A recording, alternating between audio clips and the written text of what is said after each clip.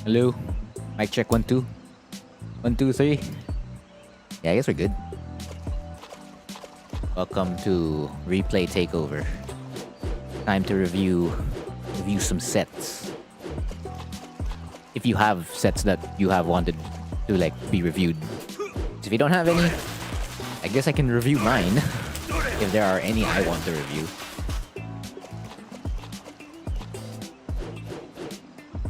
Of course, cannot go without Tekken.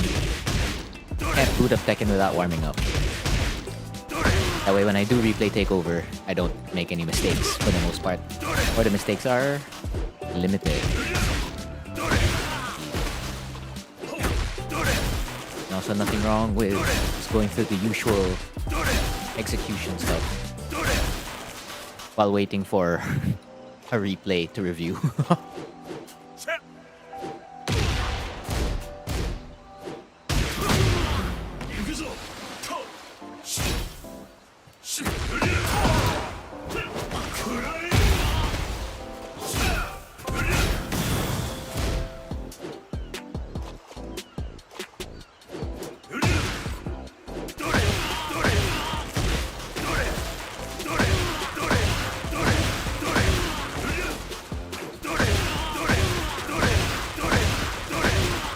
Damn, I can really get this, huh?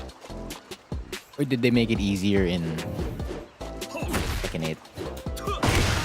I don't recall doing that in Tekken 7.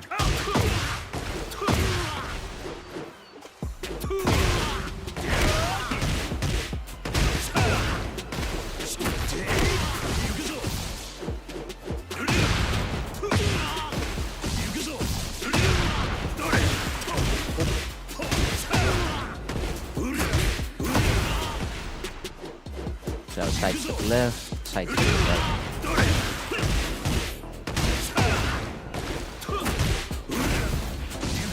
Bre.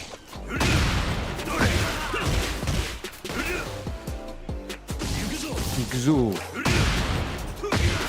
Igzu.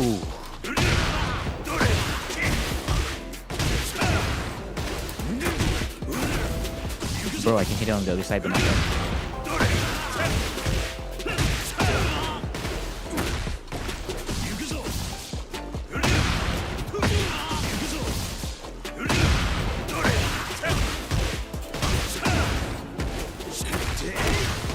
Good. Ooh, backdash looking smooth. Very crisp.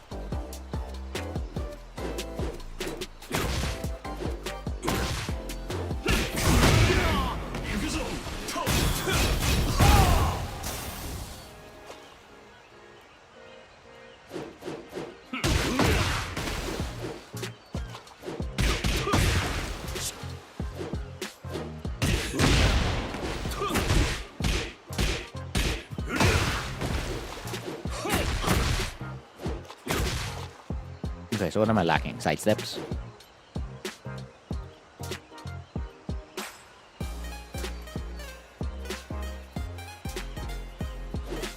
One, two, three, four, five, six, seven, eight, 7, 6, 5, 4, 3, 2, 1. 1, 2, 3, 4, 5, 6, 7, 8, 7, 6, 5, 4, 3, 2, 1. Cheese? Yes, cheese. Cheese takeover. Though it doesn't look like we have any cheese to take over yet, so warm up.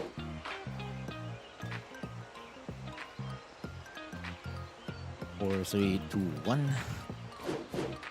2, 3, 4, 5, 6, 7, 8, 7, 6, 5, 4, 3, 2, 1. 7, 6, 5, 4, 3, 2, 1. Alright, so I finished player 1.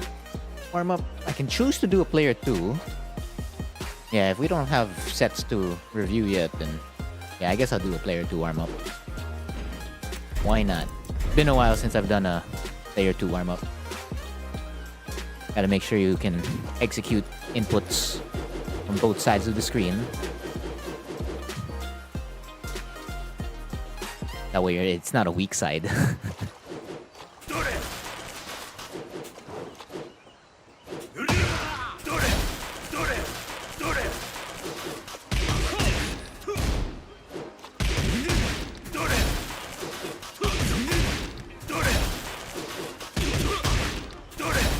Furie.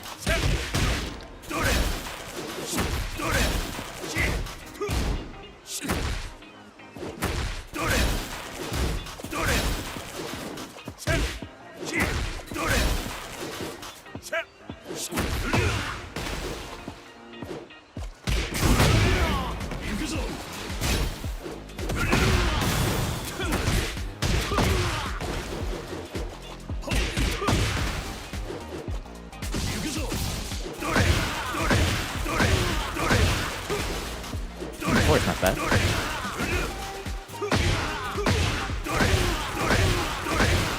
Man, 5 on both sides. Sick.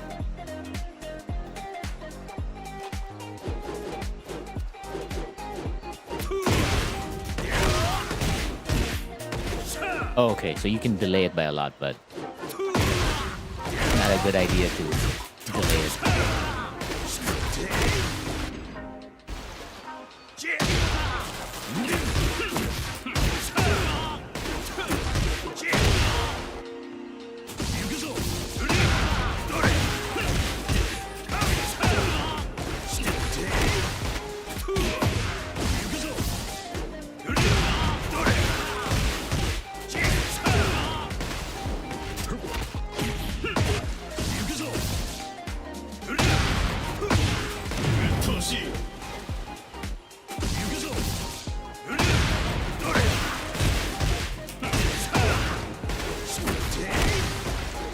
And then side steps, no?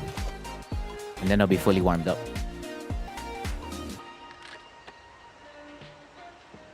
Five, four, three, two, one.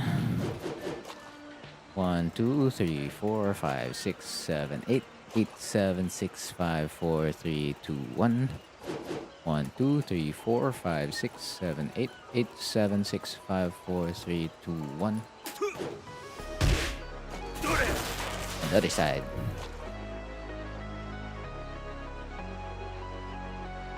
Eight, 7, 6, 5, 4, 3, 2, 1. 1, 2, 3, 4, 5, 6, 7, 8. 8, 7, 6, 5, 4, 3, 2, 1.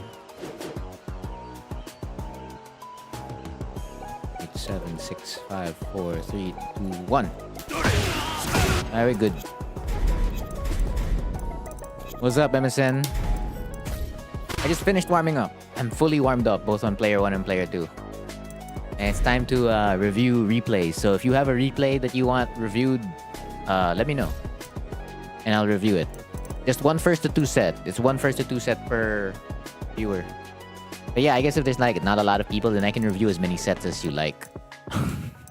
As needed, rather. I'll get the ball rolling by reviewing my own set first.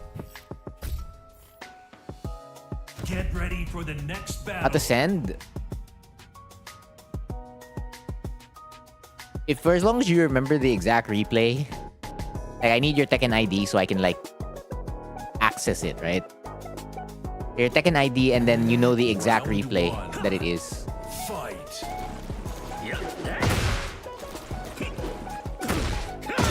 Like if you know your opponent's IGN and stuff like that, it'll help.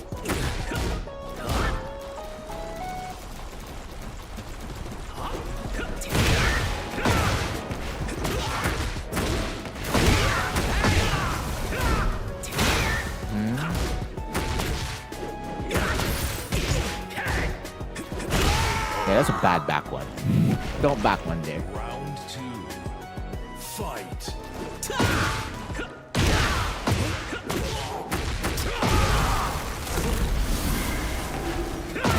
Yeah, so Tekken ID and the exact replay.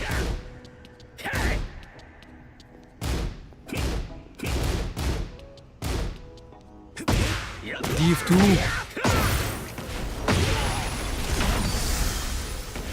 The almighty DF2.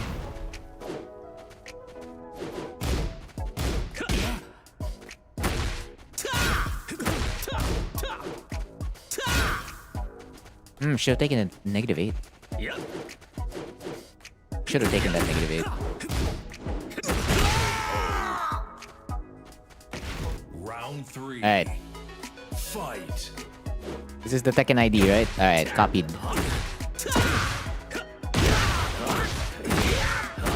And then it's a versus. Alright. I'll get to it after I finish my set first. I can clear. I mean, the problem here for me is neutral. I let them go in too much.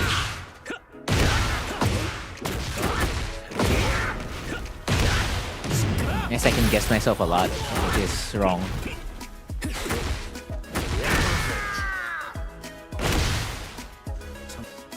There was nothing to take over there. And just like, nope, most of those situations, it's just like, no, if you just backdash or you press 4 buttons, I would have been fine. Get ready for the next battle.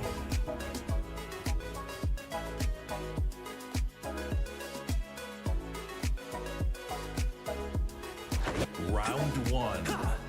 Fight.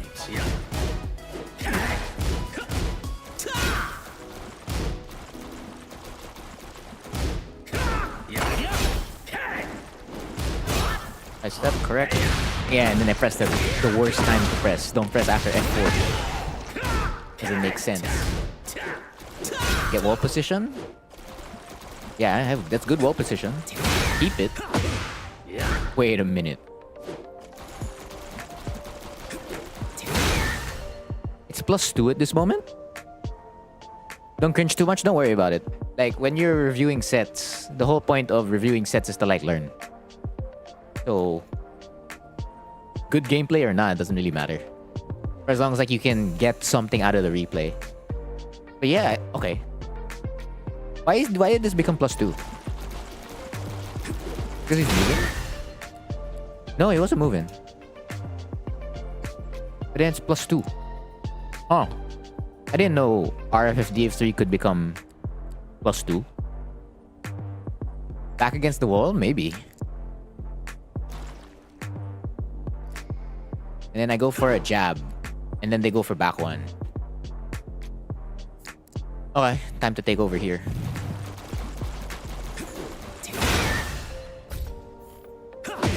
Really? So I'm supposed to lose there.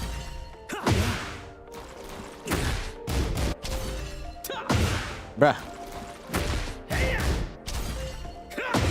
Even?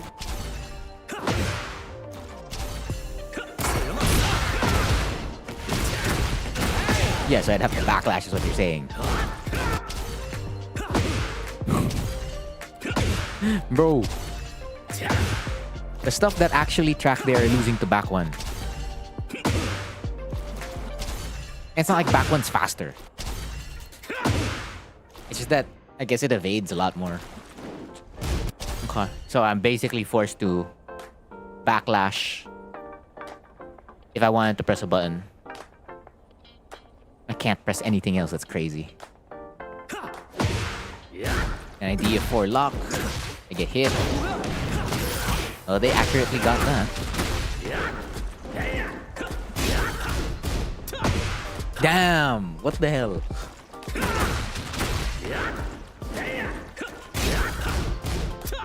Why would you? See? Don't worry about it. Even I would be like, what? This is like even my gameplay. I back 1-4-3 on block. You're +5. And the opponent's -5. And then you back 1. There's no pressure. And I back 1. See, that's cringe, bro. DF4. Back 4. Back 3? Back 3, right? Not back 4. I back 1. They panic on the back 1. That could have been a wall standing 2. Wall standing 2-3. Couch cancel back 3. I didn't trust myself again.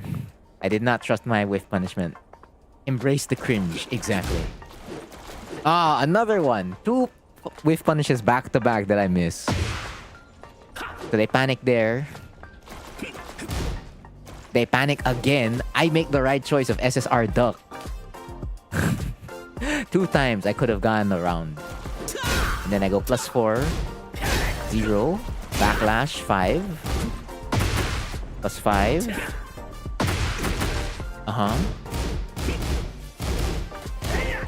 -12. They don't punish. And they commit so hard this time. Mission Barrage. Good break. I make the right choice again. Oh, this is the one where I just constantly throw, right? Like a dumbass. Yeah. Like a dumbass. This round is so bad. They don't press. I go for a grab. They down jab. I SSR. I'm making...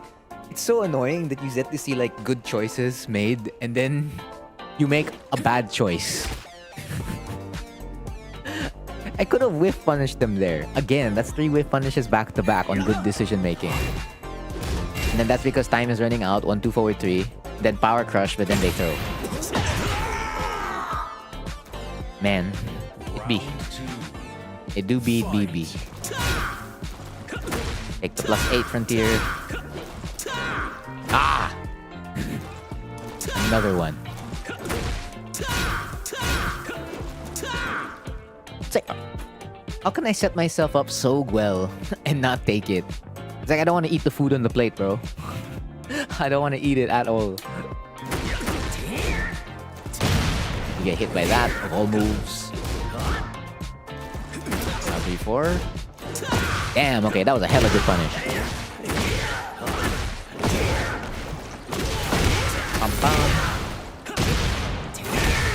Okay.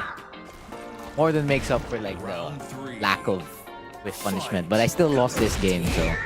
Ah! Did not punish that. Got up too early. Did not trust the evasion again. Another whiff punish. Another whiff punish. And then you randomly get hit by back 3. Lamau, you didn't even whiff nothing. You just got hit by a random back 3. Huh? Wait a minute. Down jab the +1. I'm +6. I opt the sidestep left. And I don't add a block? Damn it. And they back 1 panic out of nowhere. 1.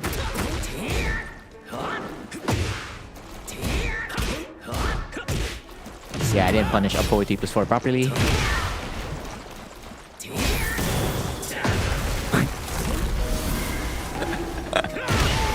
Back 1. I'm dying to back 1. The stealth needle. Round 4. Fight. That's so poor. When our OS is back 1. You either go for the OS, which is back 1, or you go for a grab punish. The fact that I'm not punishing that string is so terrible. Yeah, not trusting your back 3 with punish. Not at all. And then I die, right? Yeah, I gave up already at that point. Okay, cool. So there's like basically a lot of mistakes on my end. Good. So that means the set will always look different if I just play better. Alright, let's watch your set. Search by Tekken ID. Oh. Hold on. Copy paste. Why does it not wanna? Fine, I'll do it manually. Fine, Tekken. It's still 80%? Yeah, it's still 80%. 3DGA. Oh, not typing. Typing, not typing. 3DGA dash QTI 7 dash EEFF. Oh wait, there's supposed to be no dashes, right? Wait, how does it work again? Do I do it with a dash or no dash for the code? Yeah, there's no dash. Okay. That way it's complete. Hello, Fanorama. Welcome to Replay Takeover. Or Cheese Takeover. How we doing? We doing good. As per usual. So is this set? Just to confirm, MSN, it's this Kazuya player. It's the most recent set, not any other set. Yeah? Alright, bet.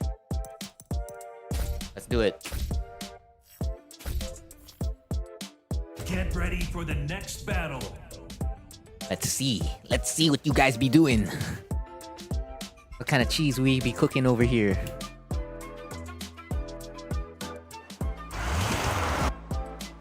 Round 1. Oh, I dig the colors. Fight. And you got the spiky shoulder pads too. Oh, okay. You already know. That's a big whiff punish. That's fine. It's just the start of the set. Get out of there. Do they break it? Oh, they don't. Okay. Round 1 already. We can nitpick a couple of things from round 1.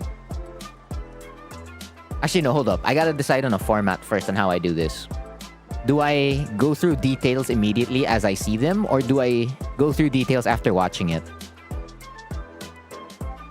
Okay, you know what? I will go through the details after watching the whole set first. Round 2. Basically, after each game, then I'll go through it. It's a lot easier that way. Glad to hear it, man. I hope it's all good also on your end, Grey Bacon.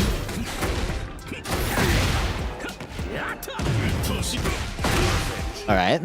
That's a Horang round if I don't see... If I know one. Definitely a Horang round. Going negative 14. Lab Kazuya, but still hard to fight. Yeah, it's gaining the experience against the matchup. It'll take time.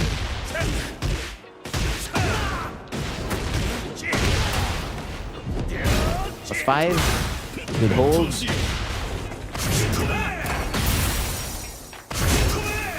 Alright, they spent their heat. Oh! Okay, that... It be. It be. They get the CD3. Alright, 1-1-2. Not a big punish. Ooh! There we go. Solid stuff. We're pushing towards the wall. Oh, I think that was an 8-hit combo. 8-hit combo? Mm-hmm. 2 whiff punishes. 3 whiff punishes. Yeah, just remember in Heat, they have 3 hits on the hell switch.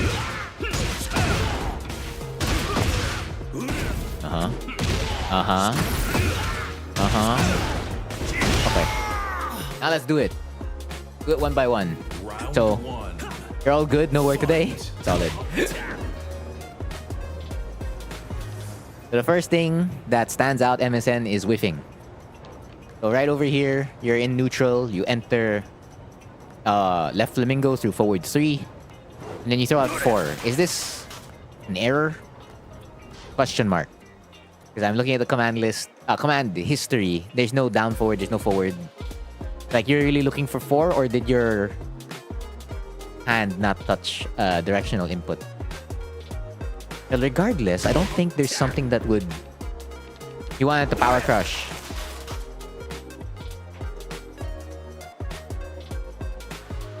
You're chillin', bet.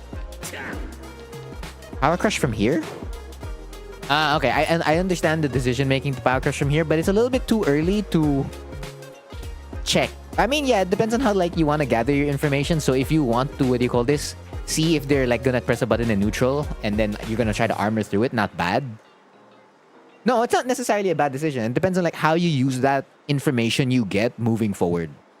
So if you back 4, right, you RFS back 4, and then they punish you with 1-1-2, then you're like, oh, okay, so I can enter Flamingo because they're waiting to like punish something in neutral, right?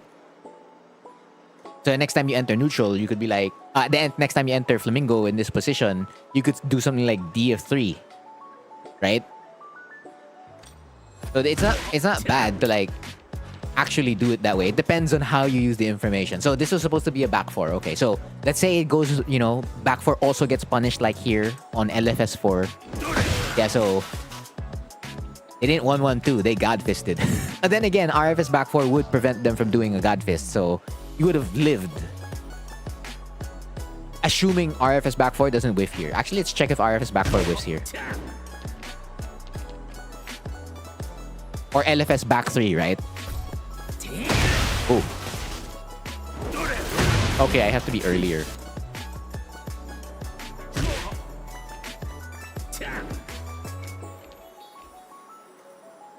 And then forward 3 comes out here, right? Oops. Oh yeah, you'd be fine. So your decision was about right. To, what do you call this? Avoid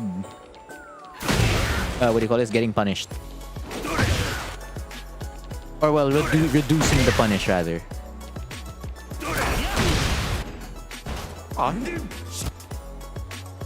But yeah. So you get whiff punished. So which means the punish would return to a 1-1-2. You still wake up somewhere in the center. Okay. But yeah, reality, we get whiff punished. They pop heat.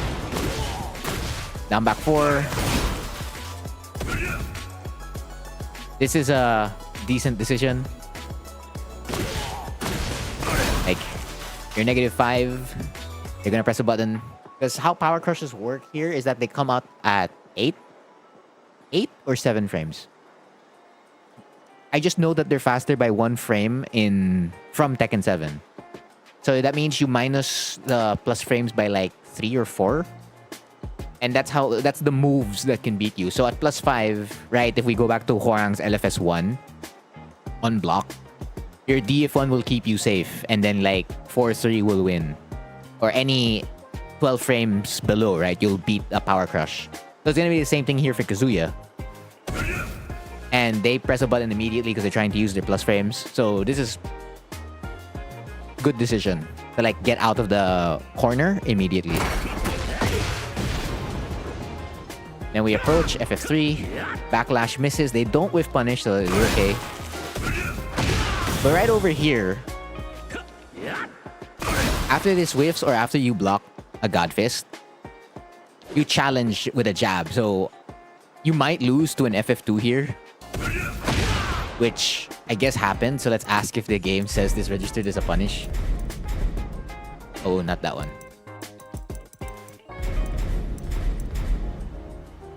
Oh, it didn't register as a punish. It's fine. Okay. So this is just that... I mean, you're holding back though. Your last input is back.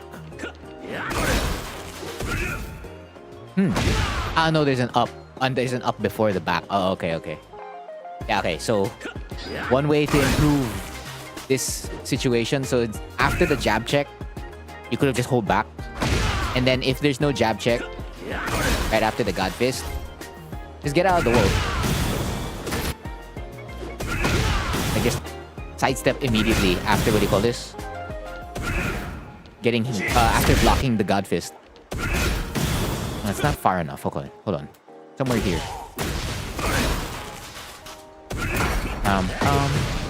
FF3.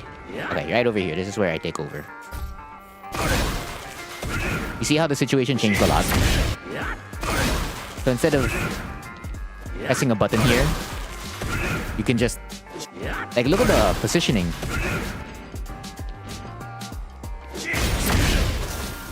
You have a way better position and you're not stuck at the corner, which is where you don't want to be. See, even if you just hold back, it'll whiff. Yeah, because if you jab, you extended your hurt box. So this is like one of those moments where you can remain patient. Wonder if you can power crush. No, it's gonna put you in a bad spot if you power crush. Yeah, so I would recommend just getting out of here immediately, because you're not at the corner, you're not at any immediate danger yet. That's why the power crush decision was better earlier. Here, we're just trying to avoid the situation, and then you can turn it into yours quickly. And then they don't break it. Wake up into 2+4 back. That's a fair challenge. Of course, naturally, you don't want to challenge there, but if they won't use their plus frames, why not? So it's just using that information. So I'm gonna remember that. Not try. I'm gonna remember that for the next game. Since this went to 2-1. This one's all Hwoarang offense. Good job. Solid stuff. DF3-4. So they don't have a God Fist punish, so it's not bad against how you use the information. So we're gonna see that later in the next 2 games.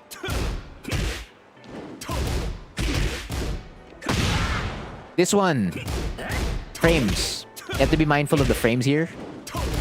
So 1, 2 forward 3, you're -8. And right after -8, usually, so if, this is Kazuya, right? Kazuya can like lock you with DF4, even DF2 from this position. Usually those two moves, yeah, but more or less usually DF4 or God Fist. So it's not advised to like press a button here. Besides like holding back and maybe do a DF2. I mean, fine, you can do like a Power Crush if they throw out maybe a 15 to 18 frame move. So like if they throw out FF2, you probably Power Crush it. And then you stand switch at -8 to like try to do backlash. But it's just like one of the things you avoid. Like don't do something too risky. Like Power Crush back one is risk, but not as risky as stand switching at -8. They're just being more mindful of your frame data. Like you don't necessarily have to know your opponent's frame data, but yours. You have to know like how much disadvantage you're at. That way you can make better decisions or like stay alive longer.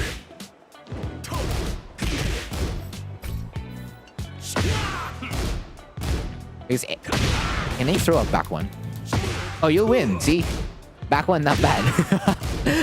Not bad here. Even back two. Like, basically, any of Hwoarang's panic moves would work here. Including the Power Crush. For as long as they didn't do, like, what do you call this? Kazuya's down 1+2.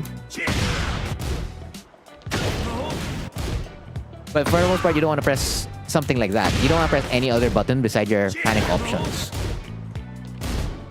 And then you'll still have time to, like, even react. Well, if you can react to it, right? And if you block it, it's like, it's not the end of the world. Like, at least they don't get a combo. And you go, like, -3. And by the point you're -3, you can still, like, SSL block. Because you're on player 1. But, of course, they did, like, the super homing while standing 1+2. It's a bad habit. Fair. I, too, love backlash. I love pressing backlash. Like, you could have not lost a lot of HP here. We're at the corner again, +5. You hold, that's very good. Power Crush, that's okay. You still have heat. This one, you went for a heat smash, right? Yeah, it says heat smash. So it's just a matter of like which decision. Actually, it's not bad. I feel like you were just like trying to reposition to like get your heat smash. So instead, like right after here, this one, right after this Power Crush, we should have gone immediately. Like go press a button. Like if it's heat smash, go for your heat smash immediately. And then look at the situation now. You still get the corner more or less. It's the same. Because if we wait and you see, look, that doesn't connect. So you'd have to do something like Peacekeeper or RFFD of 3. And you have to be like close enough to do RFFD of 3. So you get the RFFD of 3, what do you call this? Dash. So if you're going to reposition, FF4 is like your best bet. Or move faster, right? So you have to like move faster, like commit to like your decision. Or use the frames you already got from blocking that Power Crush and go for it.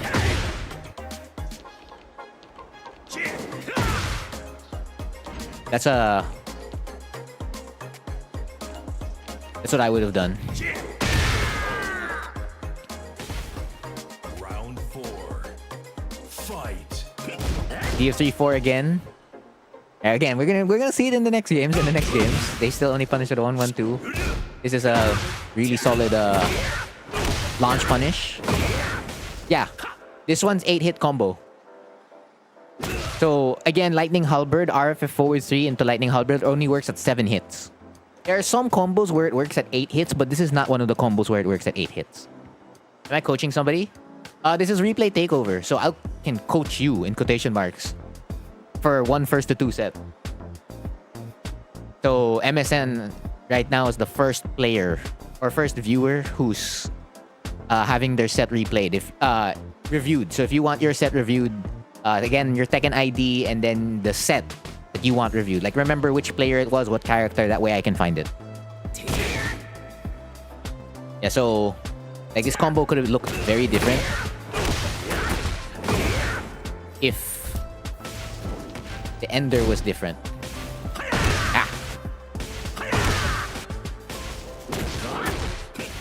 And then you can still control it a lot more. Wait, you can do that twice, can't you? Ah, no. Yeah, it's better to just do it once.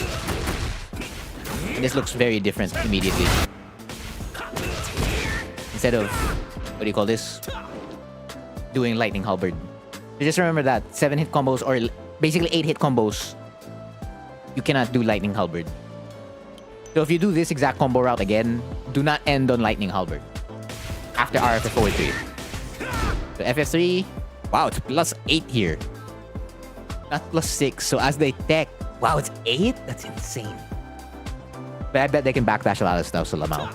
RFF D4, it whiffs. You get the counter hit on the RFS2. This is a whiff punish.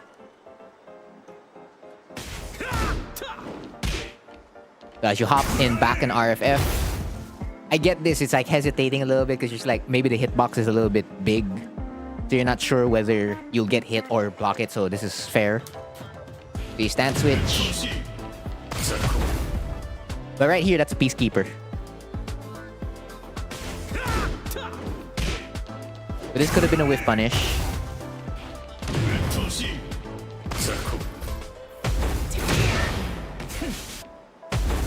I'm not fast enough. Or I should move the replay a little bit. Takeover, takeover, takeover.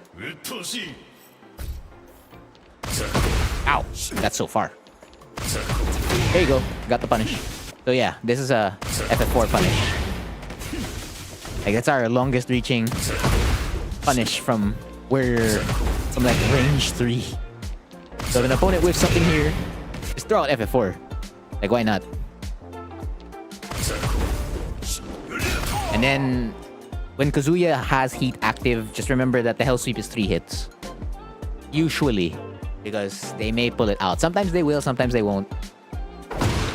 So it looks like if you attempt to punish it, you cannot, what do you call this, beat the 3rd hit.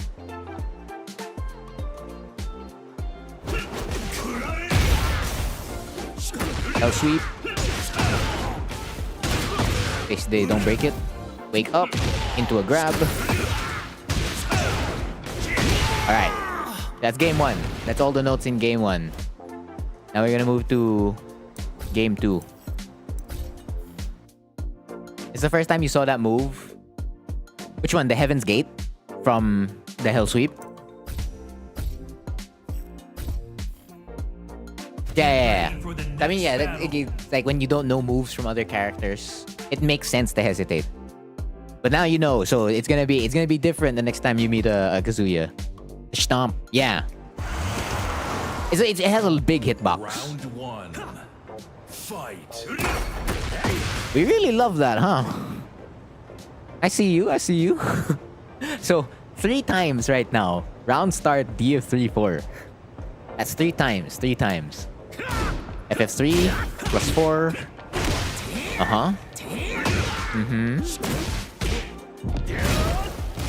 +5. Good hold. Yeah, again, all my notes have to come after the game so that I can smoothly watch the replay. Oh! Drop combo. That was the game right there, man. Or the round, rather. That was the round right there. Ah! That sucks. It be. Round 2. What happens in the next round? Orbital heal. Alright, we keep pressing buttons a lot. Round start. Your success rate so far on round start buttons is like 20%. Something like that. It's a low number. Oh, that combo can be improved. 40 seconds. That's right. Oh, beautiful stuff repositioning. Oh, back 3. Hesitated there a little bit. Just like me. Like me, for real. Round 3. Fight. Alright, but you're supposed to win this one, right? Because it's 2-1. So, miss the first punish, gets the next one. Break it. Alright, you haven't spent Tornado. Another drop combo. That's fine. Go 0 on block. +5. That's a 13 we can punish, by the way. That's a DF3 +4. Ooh, they don't. Oh, a little bit late on the power crush punish. But I like the decision to go for a power crush punish. Like I wasn't able to get my roll and chokes in the first game. I need to get now in the second game. Round 4. Fight. 25% success rate now. 25%. F4. Good punish. Ooh, you went big.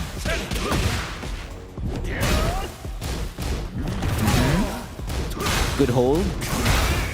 Nice. Oh, it didn't register as a punish. Okay, but it's still, you still did the right punish. It's just more or less speeding it up.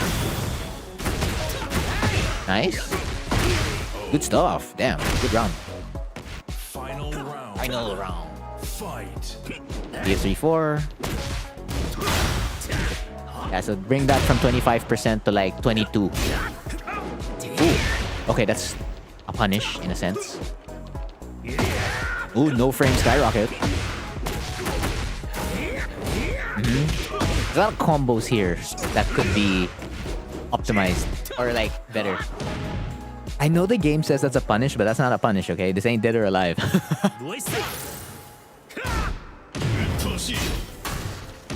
Power crush, they step that. They spend it. But that's pretty weak. Okay, but that... Okay, it's not necessarily still in your favor. They just spent their resource already. But you're still stuck at the corner. And you're now -5. Roll and choke again. Okay. Beat smash. Grabs ducked. Back one closed the round, huh? Alright. Alright, so this is game number 2. So all the information from game number 1 carries over. So we're... Or rather you are still committing to a lot of round start buttons. And it does pay off here. You get the punish.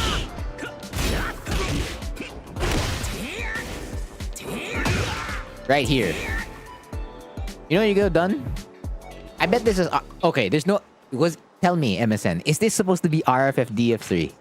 Right over here at this exact situation. Is this supposed to be RFF DF3? Because there is a forward. You might have missed the down. To get down forward. Because that is the best decision. You could... Yes? Okay. So that's 2 errors already on the books. Yeah, because your life would have looked really different if you got RFF DF3 right over here. But you don't, so we get whiff punished by only a DF2. That's okay. -4. They use their +4 to do a down jab. Yeah, it's fine. So whatever. So they go. You go +6, -5. You hold, which is great. Down jab +6. Here, every time you do 4-4 on hit, the only options you want to do are Flying Eagle. Flying Eagle. Remember, Flying Eagle cannot get interrupted here on 4-4 on hit. And down 3. Why those 2 options? Because Flying Eagle and down 3 can't be backdashed or stepped after 4-4 on hit. So these are the 2 options that are like always going to keep you safe after you do 4-4. The only time you use the others is when like they're really gonna stay in place. See right there? Because that's a whiff. This is like a god fist for Kazuya easily. But they don't take it. So we power crush. What'd you press? You went for down back 4. Okay, fair. That's the only... Usually it's 2-4, down back 4, stuff like that. So you went straight for the 16 frame counter hit low. That's okay. -3. And yeah, and then we close out the round. Or not. Right, this is the one where the combo drops. Not much to say here. It's just don't drop the combo, right? There's a forward right after the 4. And then it cancels it. It's just being more clean with the inputs. But it's still not the end of the world. 0. You try to grab, they go for a 10 frame, alright. They still go for the grab. Very persistent with it. That was panic 100% fair. Round 2. Fight. Orbital, you pay the price. if you lose the last game because of round start, I'm gonna really drill it in that you should be mindful of what you're doing round start. But so far, again, it's like more or less a 22% hit rate.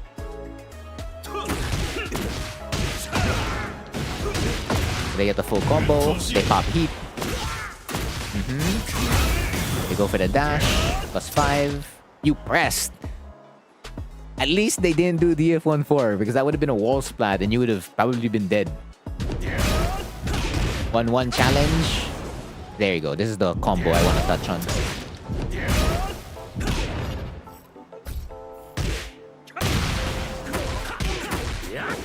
That doesn't work.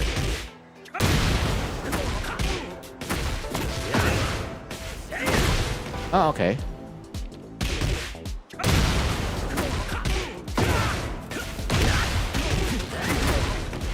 Yeah, that's a better combo. Better situation too. Or we can like insta tornado immediately. Or not. Oh no, it has to be back 3, right? And then we have more control over the combo. Of course, you just have to be ready, that's true. Which is pretty difficult. But if we do it off down 3-4, probably what I would have done. Yeah, something like that. Down 3-4 or up 4. Ah, okay, that puts you in a bad spot. So it means you really have to tornado with RFS up 4. Up forward 4, right? Backlash.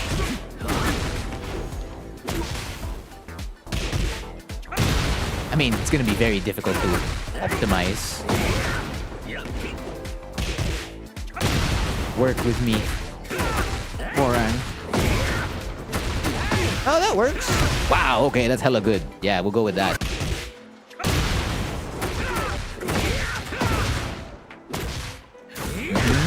That's still decent. Oh, sure, why not? That's it to see if they'll do anything. There, that's again. This is a whiff punish. Like right over here. As you sidestep left, you can still get the back 3. So we're repositioning. I love the repositioning. This is a little bit late on the whiff punish. Reposition. Yeah, the back 4 whips. You try to go for the back 3. Yeah, both you and me both. We must have confidence. They don't punish you for it, so that's fine. The 1-2-4, what do you call this? That could have been a low parry or a block. I was watching another Hwoarang, and they said every matchup for Hwoarang is a bad matchup. No, I don't agree. At that point, that means you're playing the worst character in the game, which is false. Hwoarang is not that. Because if every matchup is a bad matchup, the only thing that tells me is that their Hwoarang's not compact enough. And they're too risky. Or they can't control neutral or get the initiative. That's why every matchup looks bad. 2 whiff punishes back to back. Have confidence. Back 3. Back 3. Twice in a row. It's alright. Their Hwoarang is TGS? Yeah, I'm TGS too. So what's the difference? I don't think rank is that much of a justification to say what kind of matchups are. Because a long time ago, I was a guy who was just jumping from Tekken King, Bushin. No, Tekken King, Emperor, and God, right? And I was usually just Tekken King, Tekken Emperor.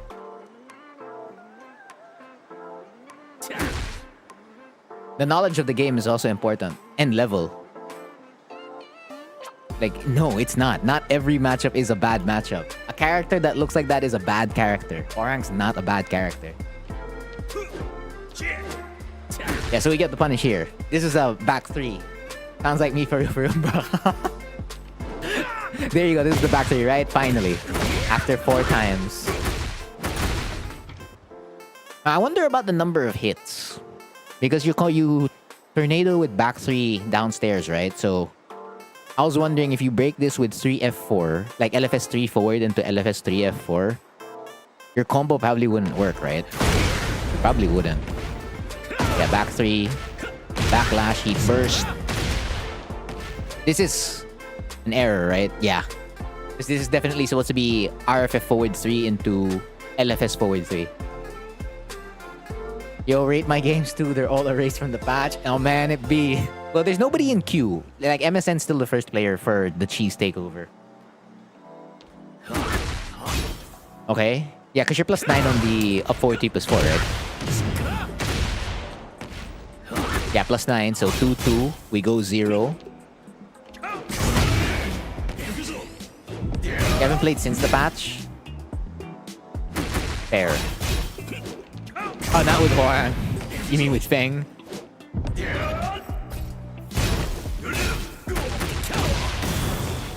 Well, you don't need to use the... What do you call this? But that's our consistent punish. Like, if Kazuya throws out F3, you can always just throw that out. Because 4-3 sometimes may whiff.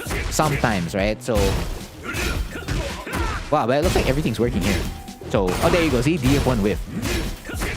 But yeah, it looks like 4-3 is consistent, including 4-4. But I would rather just go for DF3 plus 4 every single time. So you could have gone a punish here. But again, that's just matchup knowledge, right?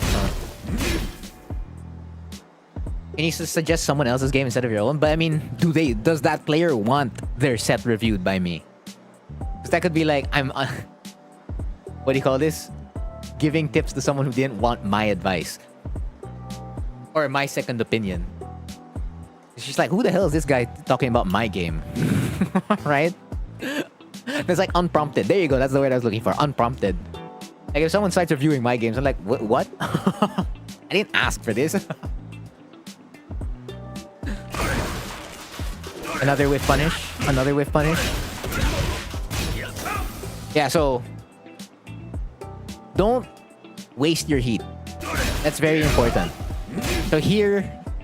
If you got the punish, we can use, what do you call this?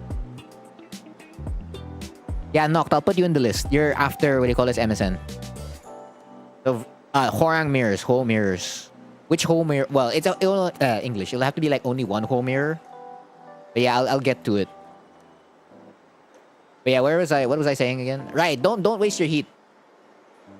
Because it's a limited resource that can like change your life, basically, right? So if you had DFT plus 4 here, life would look different, right? And then that's a whiff punish. Here, after this, you could have done DFT plus 4 immediately. I don't know if that was supposed to be DFT plus 4 because that's a standing 4. It's the latest set? Okay. Yeah, so if I take over right over here, life looks different. I like a lot. Like use your heat when you have heat. Or if you could fish. You could fish here. That's a counter hit. And they're dead. They're dead. Like try to use your heat when you have it. And you have like a huge life lead as well. Like look at the life lead here. Like it's... I wouldn't say it's a shame, but like it's something that you could have gotten to like change the situation. Like right over here, this is like the right last moment where you could like actually use your heat.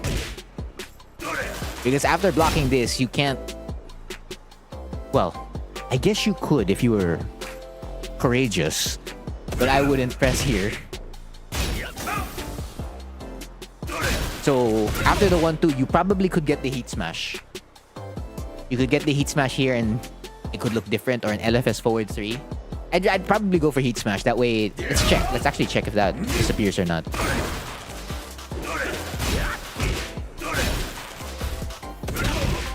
No, yeah, you can get the smash. Oh, and you can still get forward 3. Right, so you could still get both. Using takeover is like seeing yourself doing an optimized combo that does in another. Yeah. Are you reviewing sets? Yeah, we are. Oh, your sets rather, not mine. Oh, I just reviewed my set earlier, the first one, to get the ball rolling. So yeah, again, use heat. Maximize your heat when you have it. Because don't use heat all the time, right? Like, if the situation doesn't allow it, don't force it. But in situations where you can use it, do use it. +5, power crush punish. A little bit late, but for the most part, it's fine. Oh yeah, by the way, the Oki for this one. Down jab. Down jab. Your Oki here is down jab. Like mash 1. 1, a 2, and it would look different. Like, if you really want to press a button here, don't go for any of the plasma blades. Go straight for a down jab. Can you review wine? Yeah, just give me your Tekken ID and then the set that you want reviewed. Like, for as long as you remember the exact set. Like, if it's just remember the player's IGN, the opponent you played, and the character. You've been playing some Steve? I see, you've been playing some Steve, huh? Steve Fox. All your horror matches are erased. It'd be DS3-4, it pays off again. Backlash, get the FF3. Right. So after this, your Oki for FF3 is supposed to be RFF DF3. Oh. There you go. Just like that. Like from this range. Like whatever they do. Like after the run. So like you can run and then backdash into, what do you call this? RFF DF3 and you win. Instead of opting for running 3. There's so many situations on Wake Up where if not placed properly, running 3 will lose. And like, you pay the price for it. And this is one of them. Your Steve does okay. F4, good punish. This one you went big. Well, it seems like you have the habit to go big.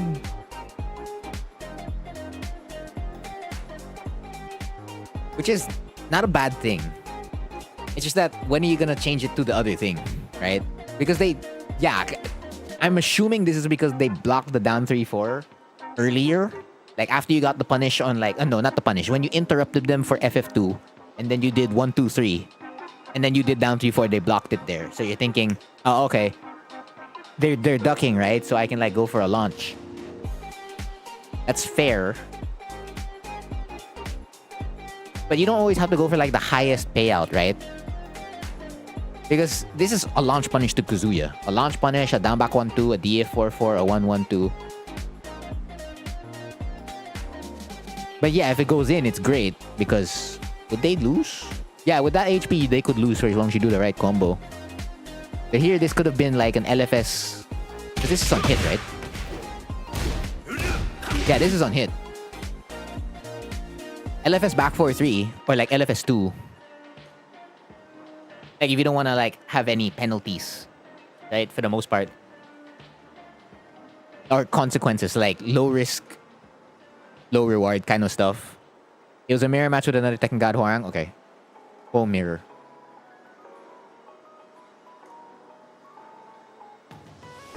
So yeah. That's the most I gotta say about this situation.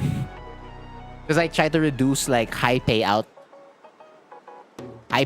for like medium payouts. Because a high payout only, yeah, you like get the win immediately on a high payout, but you can also lose quickly on a high payout. So it's just a matter of applying when you can go for that high risk and when not to.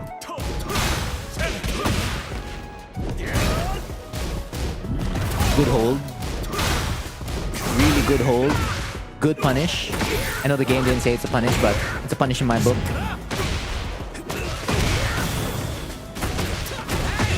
Can you get another?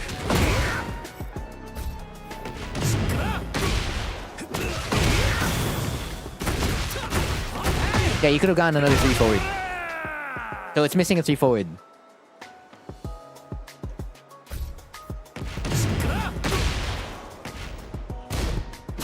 Does RFS back for low crush? It's armored. It armors. RFS back 4-3? You mean LFS back 4-3? MSN, you're plus 12 in that situation. And no, it doesn't low crush. But I mean, you're plus 12. You're plus 12 on hit here.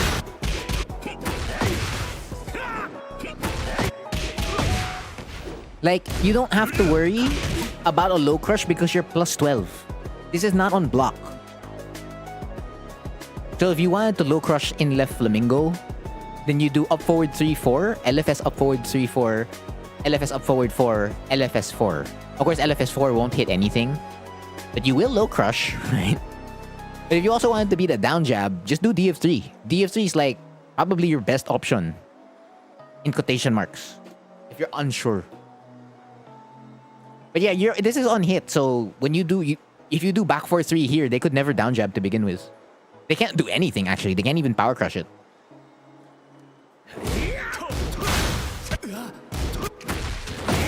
But yeah, for this combo, just add another 3 forward at the wall. I got another LFS 3 forward into 3-2. And then yeah, FF3 or that Oki. That works. Final round. Fight. Final round. I mean, if they're not punishing it, they're not punishing it. That's true. Down 4, you're plus 4. That's again another back 3 punish. That's a punish. Holding back. Get the no frame skyrocket. Bet.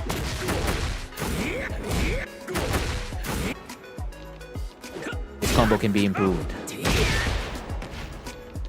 Good evening, Eagle Man. What combo did you do here? That played by itself. Okay.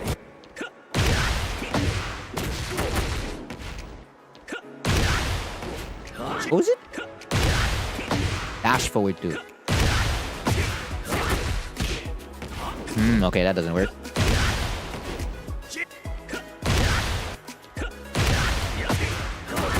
Yeah, just do it twice. And then you get it. Oh no, but that's included a forward 3. Oh, but that still works, goddamn. And that hurts.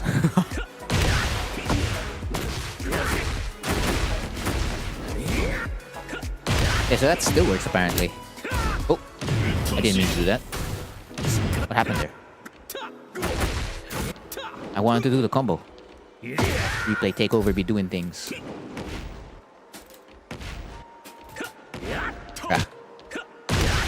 Or we can just back 3 immediately. We get it.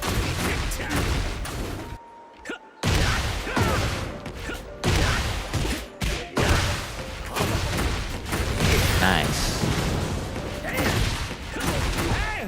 Yeah, that does a lot of damage. You want up forward 4? Oh, up forward 4?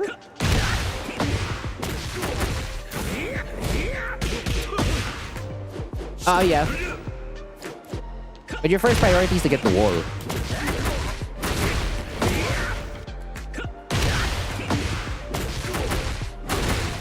Or even, what do you call this? Getting the wall blast.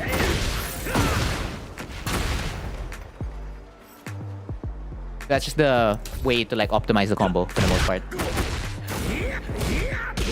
So they get the punish on LFS of forward 4. Hell sweep. Kazuya while standing 2 is negative 18. So that's a launch punish. Of course, they don't press anything on the plasma blade, so you're fine. Deep burst. They do the rage art. Yeah, and then roll and choke just pays off, right? Again.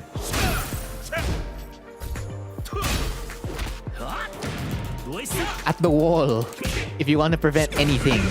Like straight up, mash your down jab. Because they will not win. That's like our only Oki at the wall. And then you can lock them while standing 4-4.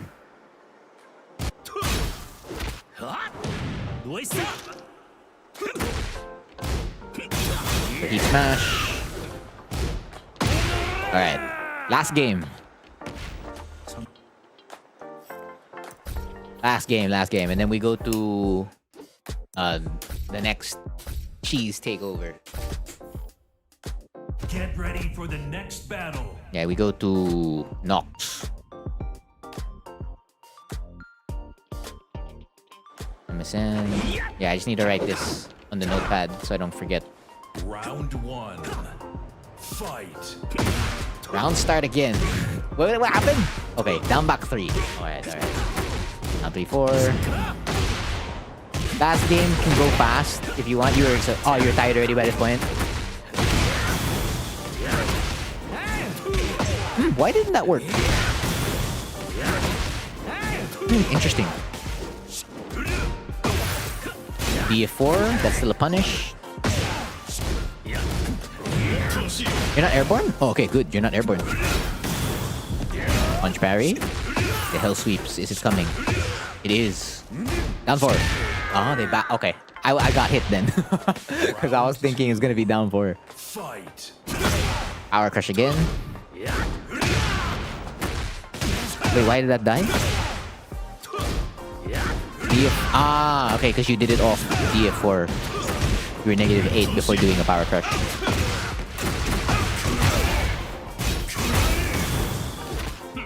No break. Although, yeah, I saw the 1+2. It'd be sometimes Tekken not accept our inputs.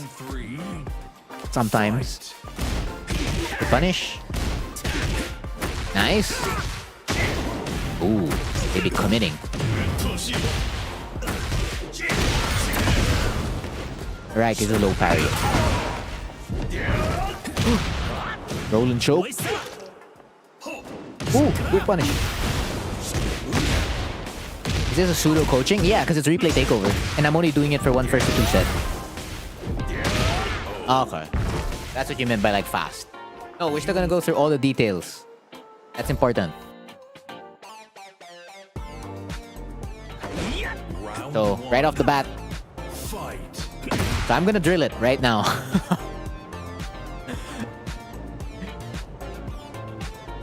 Use the information you get when you do something.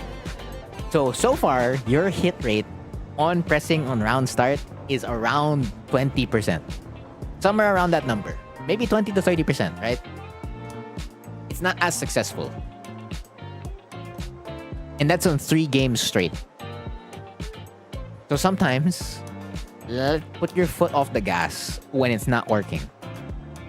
Because we can avoid getting hit, losing frames and all that kind of stuff, or losing initiative. Like, on paper, this isn't bad because if you get like, what do you call this? A while standing for punish because of this. But that could be different if the Kazuya did something else after their counter hit down back 3. And like that one small thing can easily change, what do you call this? The way the game's set up for the rest of the set. If you struggle with Kazuya, just do a raw back 3. Sure. Panorama, Tekken ID, and then the replay. IGN and maybe the opponent so I can find it. So yeah, just be very, very careful. Or like, not careful, but like, be aware of when your stuff's working and when it's not. Like, there's no reason to continue forcing the issue all the time. That's number 1. So that's a punish with the heat burst. We get this one. I don't think there's a reason to spend. There wasn't a reason to spend it, right?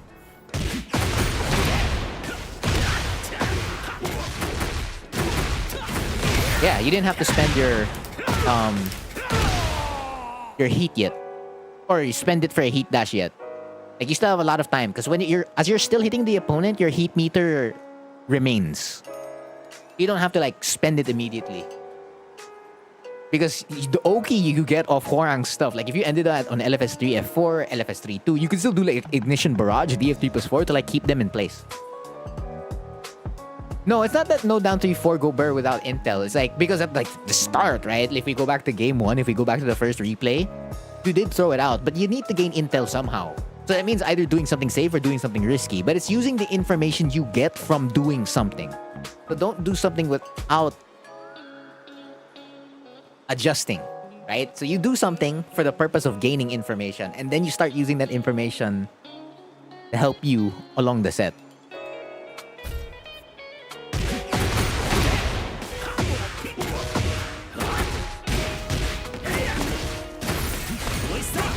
Yeah.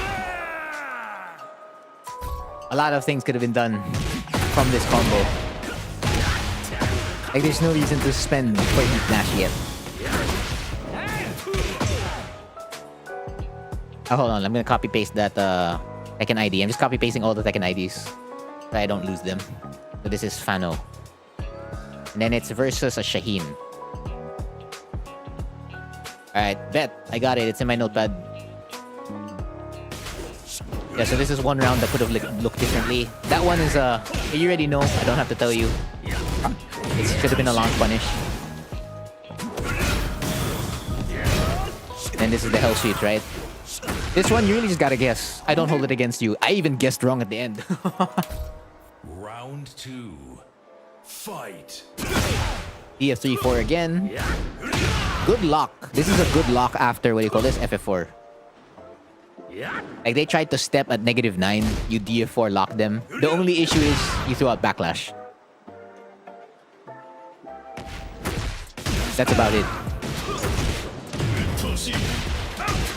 DF1-4.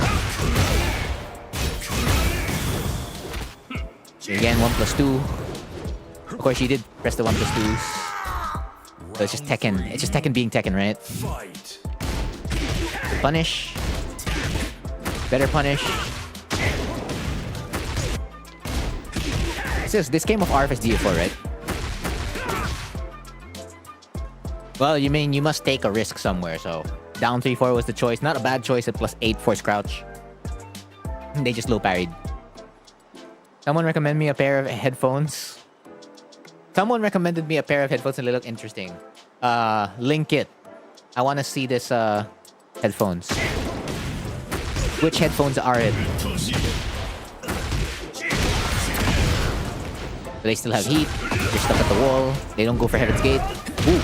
Yeah, again, that could have been a whiff punish, but we'll take that one instead. That's also another whiff punish. Right over here.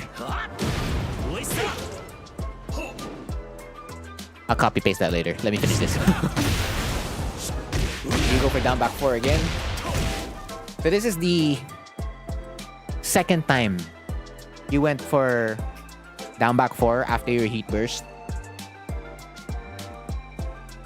I mean, yeah, it's fair.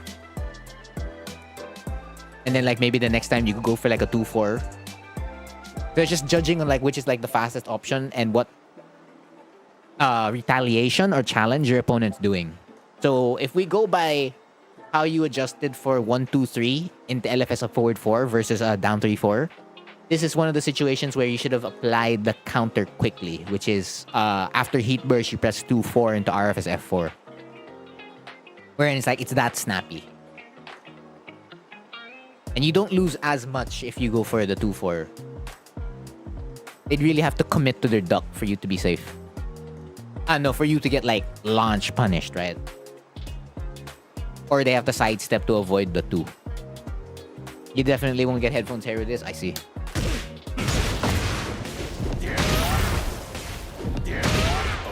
But yeah. That's all the cheese I have for this first to 2 set MSN. So if you have any questions about it, let me know. And I'll answer them. So while I wait for that, let me copy paste this headphones so I can see it. What do these look like?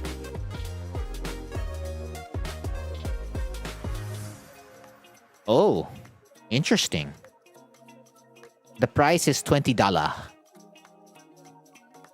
on Reddit. r/headphones. The cost KSC 75 impression. TLDR, buy it. It's just like, it's that good, bro. Ah, okay, yeah, because there's nothing on top of your head, it's on the sides. Oh, that's nice. Yeah, you definitely won't get headphone hair with that. I have a pair of costs, you just want a good mic. They snap on your ear, yeah, easy. You're gonna play this till you sleep? I guess you could. Alright. Let's move on to the next replay. So this is Nox replay. So I'm supposed to look for... It's the latest Horang mirror, right? Just to confirm. The latest Horang mirror. Oh, you also have an eye. Oh, yeah. True. True audio connoisseur. This is... Hold up, bro. I can only review a first to two set. There's a problem. The game state for this set has been affected by how many games? 1, 2, 3, 4, 5, 6, 7, 8, 9, 10, 11, 12, 13, 14, 15, 16, 17, 18. Damn, there's 18 games. And in those 18 games, that can affect like the last 3. Just choose 2. I'll choose the last 3. So this is the first to 2. I'll watch. So this is the loss, win, loss. So it's a score of 2-1. So we're in the Colosseum. So for the most part, that means no walls for the most part. The GOAT. We shall see. Round 1. Fight. We got the classic Tekken 7 versus Tekken 8. Horang. Damn, solid ass punish. Ooh, okay, unfortunate drop there. Wins 10 games, chooses the last 3 where you lose. I mean, yeah, you will see a lot more stuff you can learn from off a loss.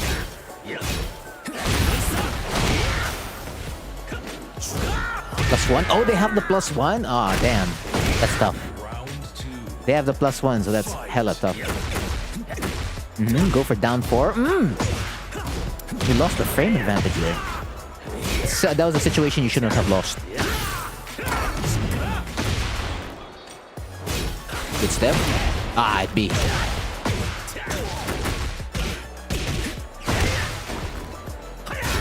Okay, straight up. Alright. Oh, nice. Solid ass whiff punish. Punish!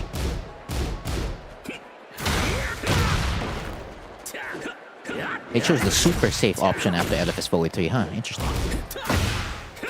You're negative 13. Great whiff punish. Stick players will lose a later. I guess, maybe.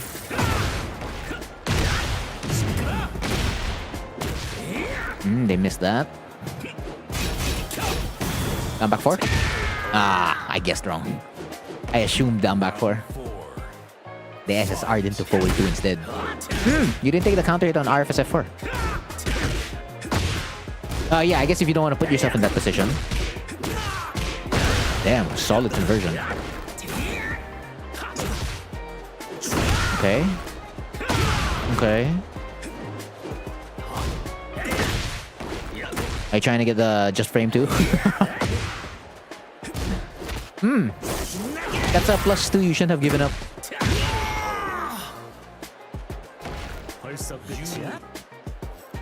So it's a lot of minute details. Very small. Round 1. Let's go to start. Fight. So both of you rounds started straight up with 16 frames. Okay, but you know how it works for like round start, right? And how inputs get accepted. Even if you were both 16 frames, well, it'd be.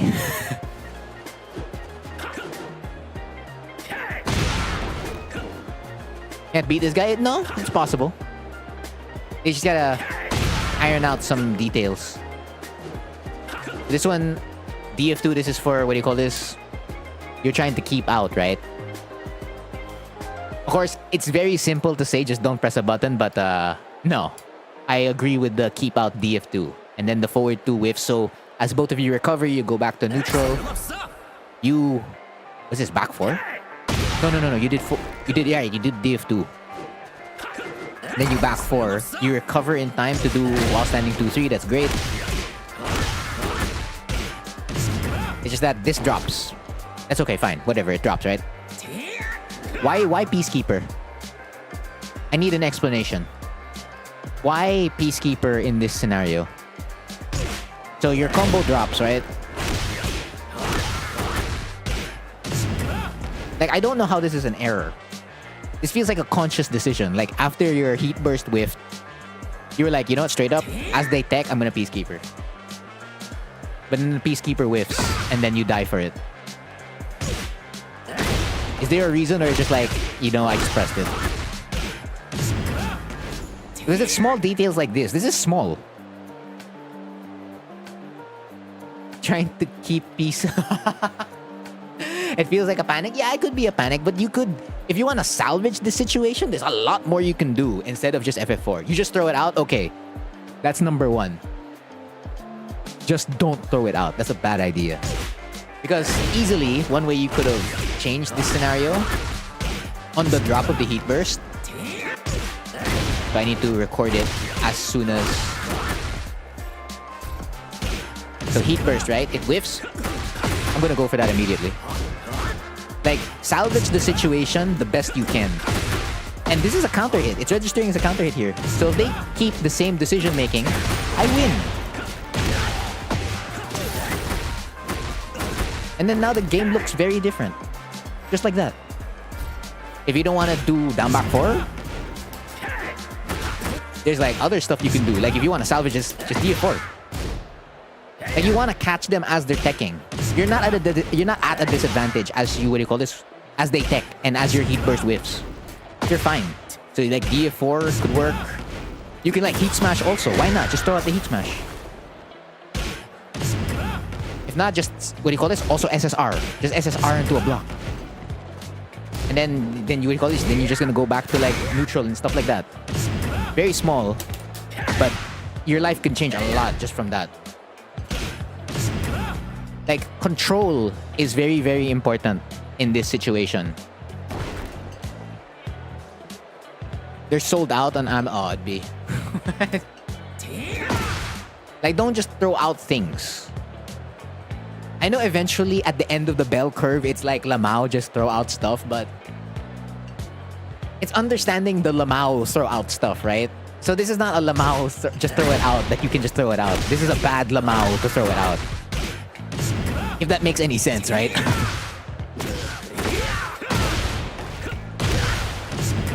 They get the burst. Here, I think they were checking to see if, what do you call this? You were going to tech. Because you can avoid back 3. So that's why they sidestep left in 2. Alright, they're waiting for like back 3. Because that's what I would have done. Like if I would have just sidestepped left into back 3 immediately. Because you can tech roll it that way. Or tech roll right to avoid it. Skyrocket wouldn't work. Not in that situation.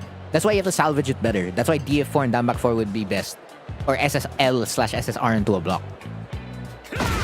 But they eventually do it. FF3. It's fair that you don't challenge yet. That's okay. But this challenge is back 4. You're trying to get the counter hit. Yeah, kind of like Steve Fox. So if the decision was done a half second earlier, that would have been a counter hit. So with quick recovery, again, +1.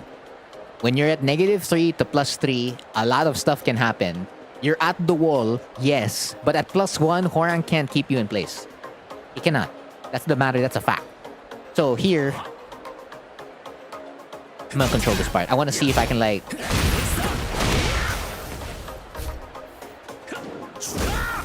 Yeah. I'm fine. I think it goes both ways, doesn't it? Oh wait, I have to block the... Yeah, you would have been fine. Like, take note of the frame advantage and then get out. Like, +1, there's no reason to stay at the wall. Why didn't I walk this? I walked this earlier.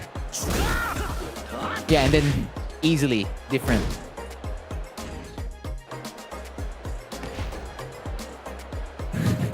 Chuga. Yeah, that is what Warren says. So you could still make a comeback here because you have a lot of recoverable health.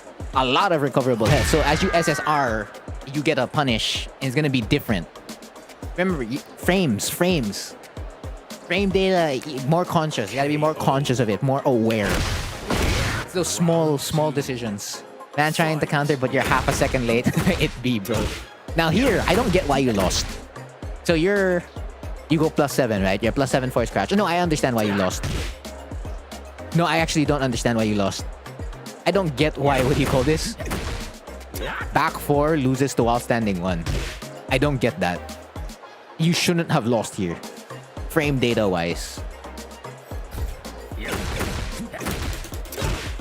I guess back 4 is not a good option.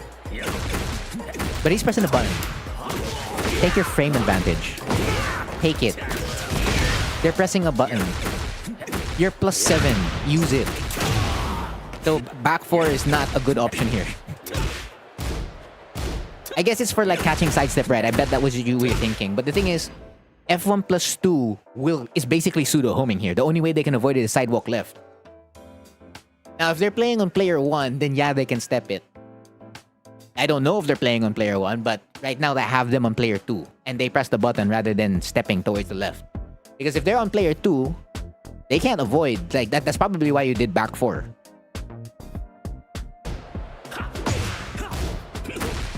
Because what else could you do?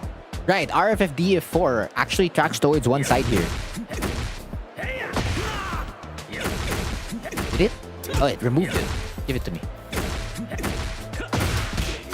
Like, there's a lot. There's a lot you can do here. It's like, just use the frame advantage properly. He's throwing out a lot of back 4 last sets. Yeah, but back 4 will not beat you here. It's forced crouch. You're the one throwing this out. You're the one throwing out back 4. They can't throw out back 4 at -7. They cannot. This is a situation that's yours. You own this. F1 +2 locks. DF2 will lock. It just loses to sidestep right and backdash. So, I mean... I think 2-4. Like, even 2-4, you'd win here.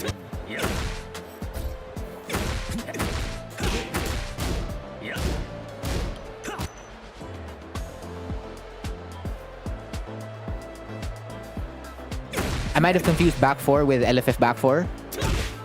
Okay, but you're an RFF.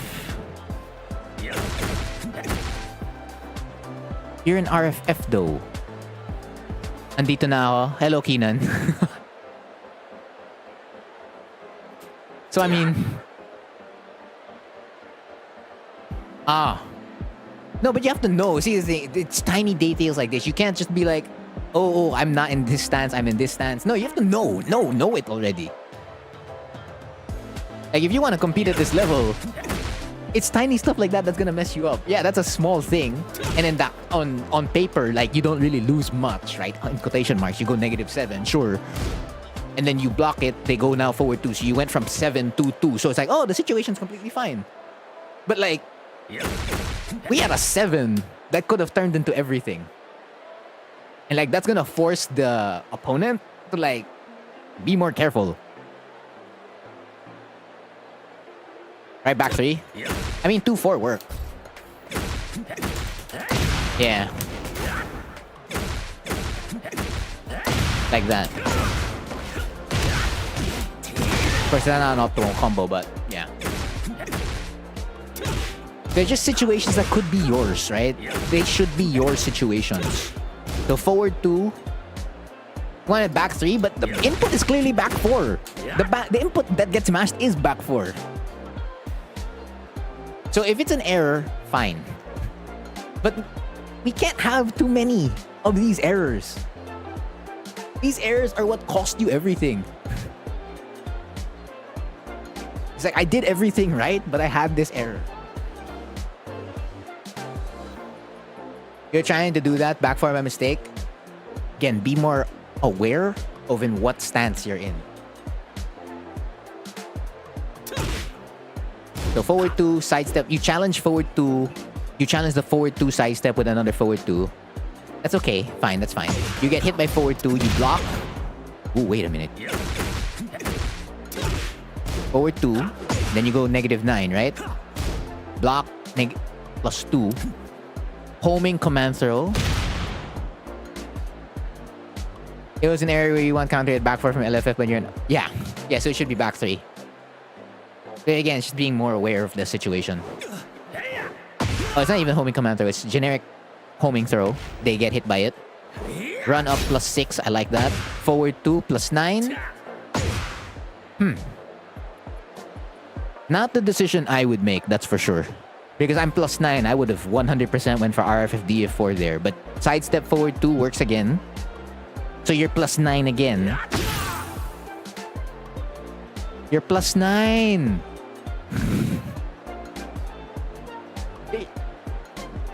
Fine. It's not bad to go for RFF back 4 here, right? You're +9. You have all the frame advantage in the world. But the thing is, highs could lose to a duck here. And they can't step at +9. All your mid options, well, okay, fine. Not all your mid options, but like the mid options you would use commonly here, like DF1, DF3 +4, RFF back 2, they would win. Why am I going for such super... Well, okay, fine. It's not me. It's you, right? But I'm trying to put myself in your shoes. Why would I go for back 4 in this situation? Bro, I could have killed them for this. Oh, well...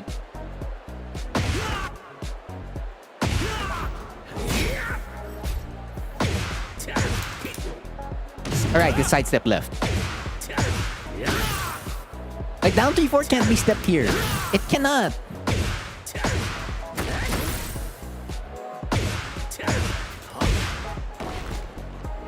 F1 +2. Forward 3. Oh, wait, that's not DF3 +4. F1 +2. I mean... Back 4 is such a safe decision. It's so safe. You could have also done RFF 2-4 if you wanted to throw a high and if you didn't want to do any of the mediocre mids. Because JFSR will still get stepped at +9. Does it get stepped at +9? Let me double check that. Right, hold on. Yeah, so it still gets stepped at +9. I don't know. It sucks at B. Let's check back 2 again. Yeah, they can't step back 2. This... Frontier's starting to sound like my math teacher in secondary school. You want to open up a business? What kind of business, Sakal? No, forward 2 into SS2 4. Yeah, that's fine. I don't mind the second. I don't mind forward 2 into SS forward 2. That's an okay decision. And it's probably a decision I would not be making. But it's this. Again, it's these small things.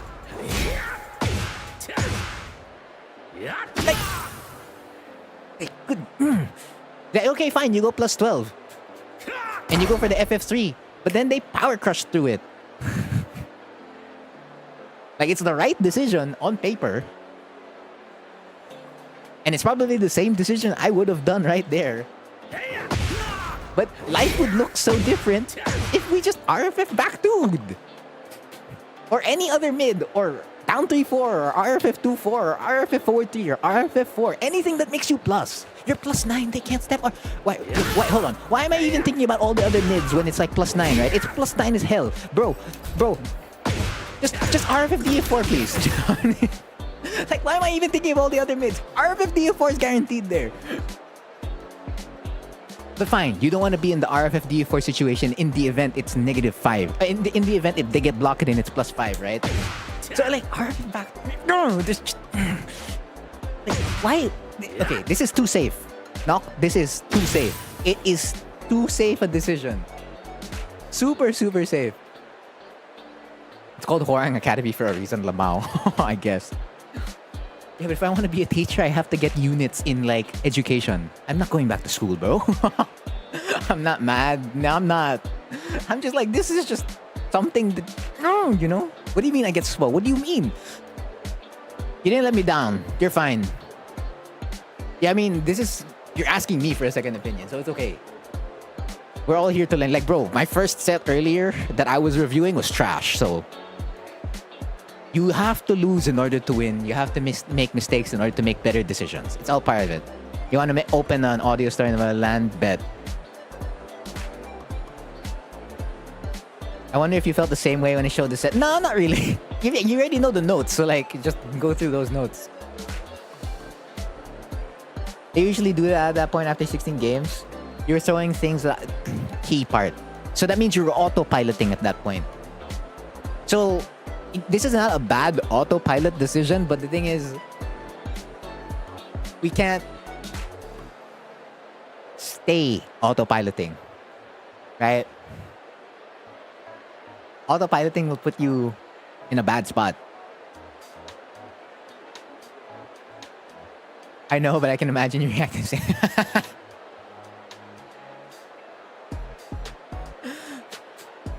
the back four connects, right? They power crush to the FS3. The only way you beat this is that you do DFT plus 4, DF1 down back 4. Decisions I would not make. And that's like, you already like have a hard read or like you're 2-3 steps ahead of them. Ain't I already a coach, Keenan? Well, I guess, yeah, my coaching's kind of like closed, so it's not open. But I mean, all these streams are for like teaching, so, or like blah, blah, blah. So I technically am doing it. If all teachers, like, we'd have flying cars, really? I don't think I have that much influence over that. But you both sidestep right. Good decision, because you will avoid the 2 jab. You'll also avoid... No, you won't avoid DFT plus 4. You have to sidestep left for that. But safe decision for both players. Air raid. They air raid. Interesting. And then you get hit. Why? So, I see the inputs. It says you did back 4. So you tried to duck. I know this works. I know that this works. When you can duck right parabellum kicks or the toothbrush, RFS F4, and then like get a counter hit and RF back 4. So it just means you have to be like more frame tight to like, what do you call this? To make that work. I don't know about flying cars, but we would have more core ranks in grand finals. Ah, yeah. No, top 8. Am I doing paid? No, I'm not doing paid coaching yet. But it's alam mo yan, like what you call this? Someone asks you for stuff and then like you help them. Ganon, yung that kind of closed coaching. Or like if someone is asking for help and I like help them, right? But not like, there's none like, we're in like, okay, hey, Frontier coach me. No, there's none like that yet.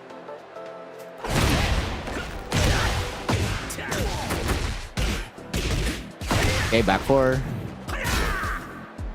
No, it's not basically never use back 4. Like in that situation here, you can 100%, what do you call this?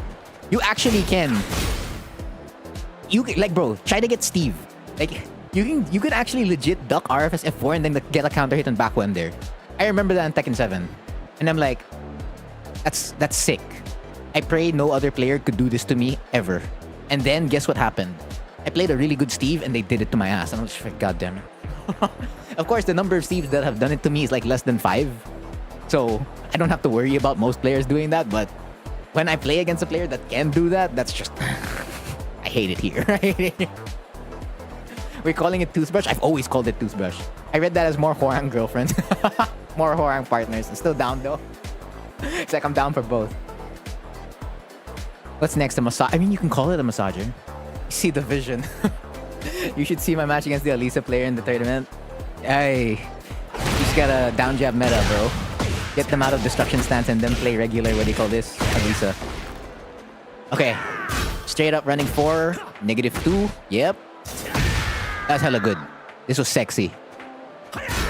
This is the stuff that's awesome. Awesome as hell. FGC paid coaching. It is? Fight. For real? That's legit? Also, what is this? I know. I know I also missed this punish, but I always drill it to myself that, hey, I didn't punish something that was unsafe. Punish. Don't keep them in check like it's a safe move. Punish the move. Actually go for it. Attempt something. Whether it be a 1-2 or 4-3. Even if it whiffs. I don't care. Attempt a punish. The only time you start doing this is when you don't trust your punishment. So if you don't trust your punishment, then yeah, I get why you do DF4. Or like if you're late on like, okay, I saw a punishable move, I'm late on it, and then I'm just gonna lock them with DF4. It's legit? Damn, okay. RFF down forward 3-4 works. Wait, in which situation? Are you talking about this situation? Or were you talking about the RFS F4 after, what do you call this? Air raid. Red has air raid. Oh wow, really? It's bad. So you can't get paid for it, really? Which, okay, hold on. I said two things. Knocked. Specific. Make it specific. I said two things. So I don't know where saying yes, where it goes. Does it go to RFS F4 on the back 4? Or does it go to like for punishing, what do you call this? Punishing? So punish, so okay, let's make sure we're on the same page here. So it's punishing LFS up forward 4. Again, LFS up forward 4 is negative 14. Yes, ignition barrage would work here. This ignition barrage is long as hell. Trust ignition barrage. What's a punish? Like 4-3 at times, what do you call this? Will whiff. It will whiff sometimes. Including your 1-2. But ignition barrage is like extremely consistent. This is your punish. And if not ignition barrage, it's negative 14. Just what do you call this? Up forward 3+4. If you are aware to like throw out awake to throw out up forward 3+4, right? But DF 3+4 is like snappy punish. You're done. Especially when they I know the esports pro license, but I didn't know that applied to like paid coaching. Isn't because that's just a side hustle, right? Here's the link. Please, it's a true underdog. I'll watch it later. I have to go through all these replays first. So yeah, this is supposed to be a DF 3+4 punish. So 4-3 to 4-3. DF2 works. It's negative 14. LFS of forward 4 is only negative 14. Our DF2 comes out at 15 frames. You're 1 frame less. It won't work. You can't launch punish this. This is not a launch punishable move. It's only launch punishable to Mishimas. Mishimas? Yeah, Mishimas. They're the only ones who are launching you for the most part. Jin, Devil Jin, Kazuya, Reina, Heihachi when he comes into the game. He needs a real Sonic leg. What do you mean he needs a real Sonic leg? Are you saying that just because you saw the Sonic trailer? And then Shadow is there. I'm not, oh no, I'm just being critical. That's it. Sonic fan, but Sonic leg. Okay, that'd be cheap as hell. So 4-3, you're +6. There's a lot you can do at +6. So 4-3 to 4-3, that's fine. They DF3 into forward 3. This is... You tried to forward 2. Forward 2?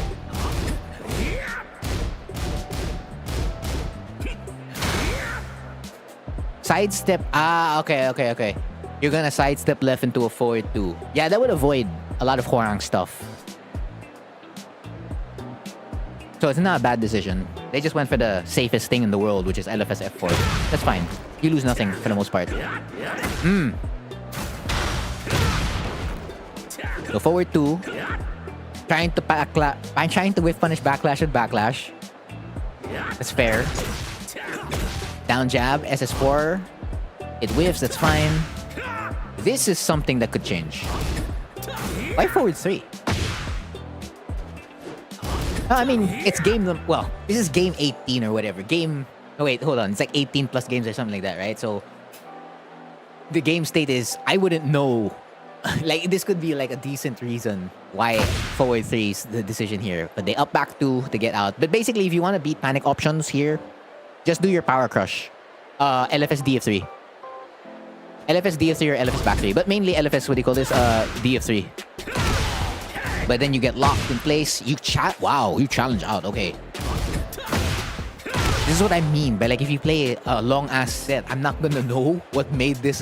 Why certain things are like this. But +4, we panic out. They sidestep. Oh no, they're trying to do a sidestep right into DF1. And then FS3, yeah, you lock in. This is solid ass punish. Why does Hwoarang bend his body in such alien ways? I don't know, man. This one's an error, right? That's fine. Except, if you wanted to salvage it,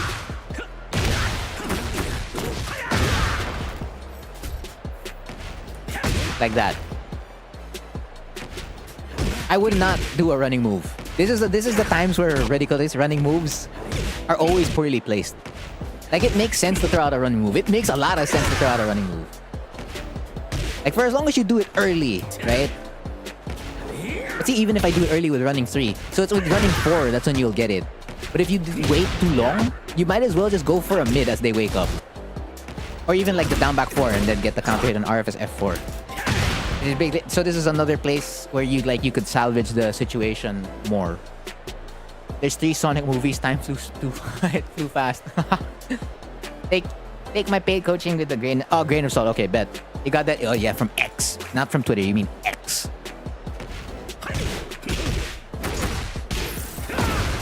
Back 3. Yeah, they pop it up. That whiffs. That's fine. We move on to the next game. Fight. Right here. Take the counter hit. Actually, no, it's fair. I get it. So, like, if you don't want to put yourself at RFS F4 because you don't like the frame data of RFS F4, I get it. But then attempt something. So, I don't think this was supposed to be LFS3, right? I think this is missing a directional input. Wherein it was probably supposed to be like RFS back 3. Or RFS forward 3. Or even RFS down 3. I feel like this is missing something. Because it doesn't make sense to throw out LFS3. I mean, if they press a button, yeah, you'll win. But they duck. Like, at plus 10? RFS DF4 would... Wow, yeah, RFS DF4 would probably be the best decision to make here. They can't beat it. RFS forward 3 which you're trying. Yeah, I don't think they can also step RFS DF4 here. So, like, you could just go for a legitimate lock instead of, like, being really, really safe. Okay, that whiffs. That's okay. Did you enter? What did you enter? No. I need this. You entered left. Okay. And then you waited to do LFS F4. Okay. DF1 3. Okay, you sidestep right into forward 3, which is a really good punish. I'm not sure how many hits is required to make this work. But I know that can work. Small thing is, again, your Oki. If, in Tekken 7, this works a lot. Because, again, movement was a little bit more restricted. But in Tekken 8, Peacekeeper's value on Okizeme has dropped. So, I wouldn't be trusting Peacekeeper a lot anymore on Oki. You can still throw it out, sure. But don't throw it out all the time. You usually get that when it's a misinput on the flank. Ah, okay. LFS 4, yeah. Or RFS 3, right? RFS 3. But then nothing bad happened out of this situation, so you're fine. SS4, they stay away. What happened here? So you got hit by SS4. They do nothing. And then, you jab check. DF4, yeah, RFS DF4. Landing 3. Trying to get a flying eagle of your own. Running 3. Right. This one, something could have happened here. Like, if you get the forward F1, if you get the F1 plus 2, yeah, this is a tricky plus 2. A very, very tricky one plus 2 because they can backdash, they can sidestep. So, you dash forward, they forward 3. So it's now it becomes their situation. They go plus 5. They're still fine.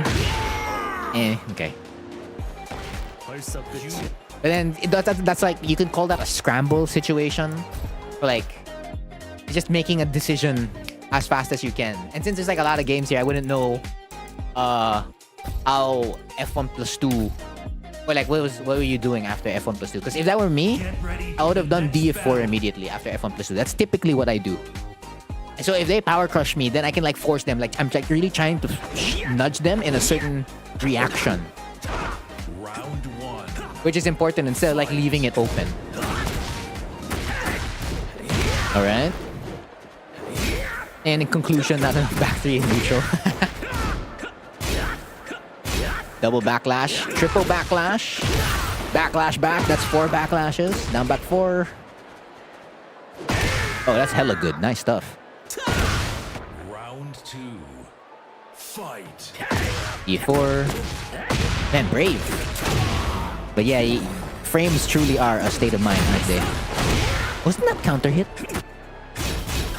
No, it was counter hit. Yeah, but that is hard to recognize in like the heat of battle. But you still get the hell sweep, so it's fine.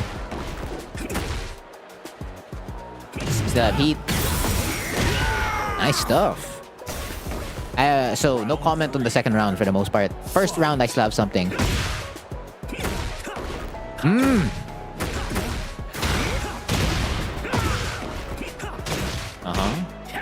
Back 4. How viable is LFS, RFS, sidestep back 1? There's no RFS back 1. There's only LFS back 1. So if you're gonna do sidestep right into forward 3, back 1, that's fine. Like it covers a lot of space. But in RFS, you don't have a panic move for the most part. But it's not something I would risk all the time. They get the back 3. While standing 1 forward 2. You guys love a lot of forward 2s. The chops. No punish. That's fine. Damn. Okay. 2 rounds won by the power crush. Round 1. Fight. Even back 2. No, you can't. Yeah. RFS doesn't have a panic move. You're talking about right flamingo stance, right? Wherein you can do RFS F4, RFS down 4, RFS D4. Yeah, there's no panic. You cannot do back 2 or up back 2 from RFS. They didn't code it in, or they're not allowing Hwoarang to do that. So maybe they'll put it in season 2, right? Down 3, 4. Oh yeah, so right. So this is launch punishable, but of course, for as long as you're punishing the move, that's fine. Because I mean, even me, I have barely launched basic down 4s. So you get the punish, down 3, 4. That connects. Running 3. 3, 3, 4 is an interesting choice. This is a fair decision. Good punish.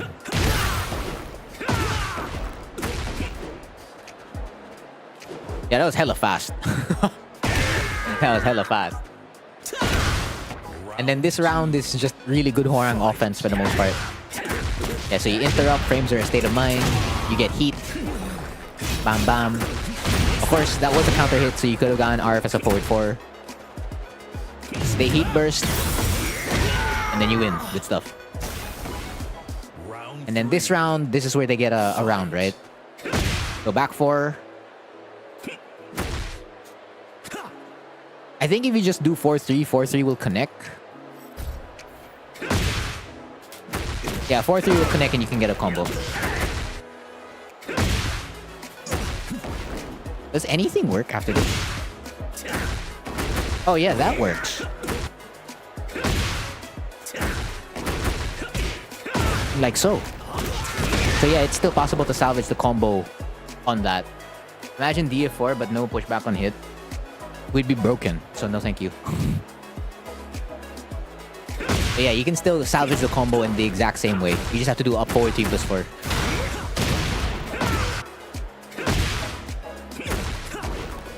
Down 4, -6, plus 4. Challenge, they throw out combat low again. Lock in place, lock in place. Wait a minute.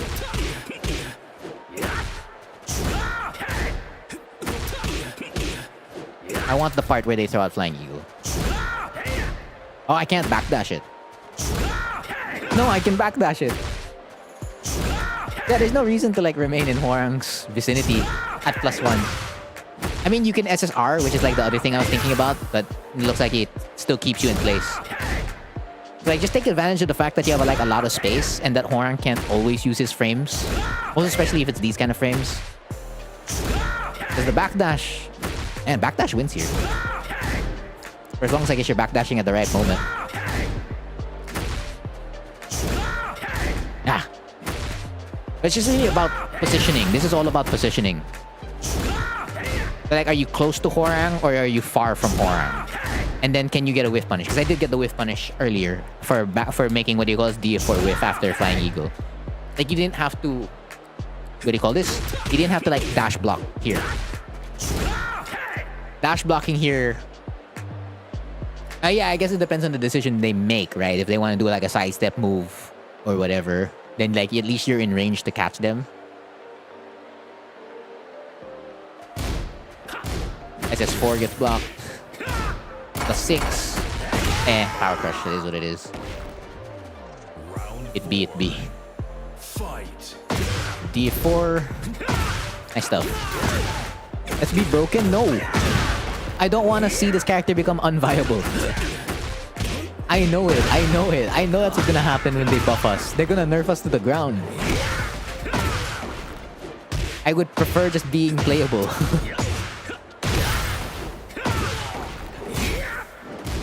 4-4. Alright, that's a fair decision. And then solid reaction. Alright, let's go to the last game. And then who's after you? Freebie.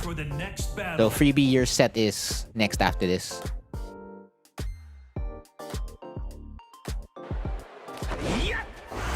Round 1. Fight. F1+2. Oh, okay, good. Okay, interesting combo. Into burst, back 3. Oh, down 4-4. Yeah, then panorama. Sheesh. Damn, alright. That's so many cancels. I've never gotten that many cancels in my life. Ever. The only time I got those number of cancels is like when I'm playing against someone who doesn't know the game. Against someone that knows the game, I've never gotten that many cancels. Like, I've gotten like maybe 5 or 6, but not that many. Running 3, down back 4. Oh, counter hit, no confirm. Good stuff. Wait, was that punishable? No, it's not. You're just at the frame advantage, okay. They get the side throw. Guaranteed back 3. Guaranteed back 3! Yeah, so off the side throw, back 3 is guaranteed, okay? So don't get up. Like, let them just get the guaranteed back 3. Damn, DF2. It is what it is. Hunting. Interesting. Good Oki. I broke that. Oh yeah, you broke that too. It said a 1. Second and a doobie.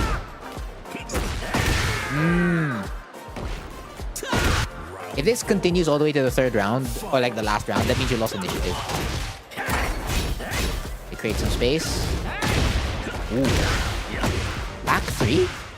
No, you're trying to crouch into a crouch cancel back 3. Okay. No counter hit. They create some space. Back 1. Okay, that's an interesting challenge. They're trying to get the jump over. 30 seconds. That was a back 3. 14, no punish.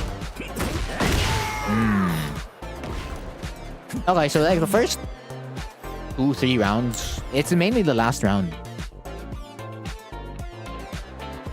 Round 1. Fight. So we started off really strong. Down 4-4. How many is this? Let me count it. We only start counting it when they stand up. 1, 2, 3, 4, 5. Okay, so more or less. Yeah, but you can't PC the... Well, I mean, yeah, I guess you can PC the PC, but... Yeah, but if they're doing a lot of power crushes, then you have to play more compact. You have to do more You have to do more jabs. You have to do more DF1s. You have to do more down back 4s. Like, you have to play... hella small Tekken. Small Tekken only. Like, they're throwing out a lot of power crushes. And then, like, movement into jabs. Movement into DF1. Stuff like that. Double back 3. Wait, 4 back 2s. I mean, that is part of the mind game. Can this...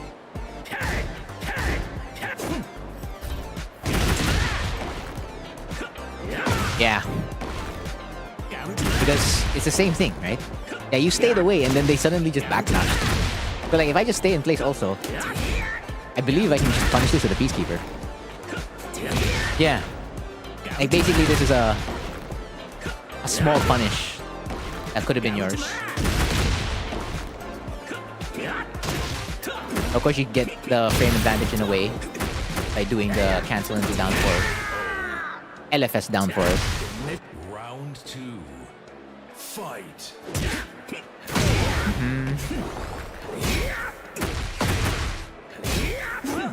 Parry. It's fine. Yeah, this one is just like, don't get up, because again, it's guaranteed. You don't need to give Hwoarang free damage. Round 3. Like, you make Hwoarang earn his damage.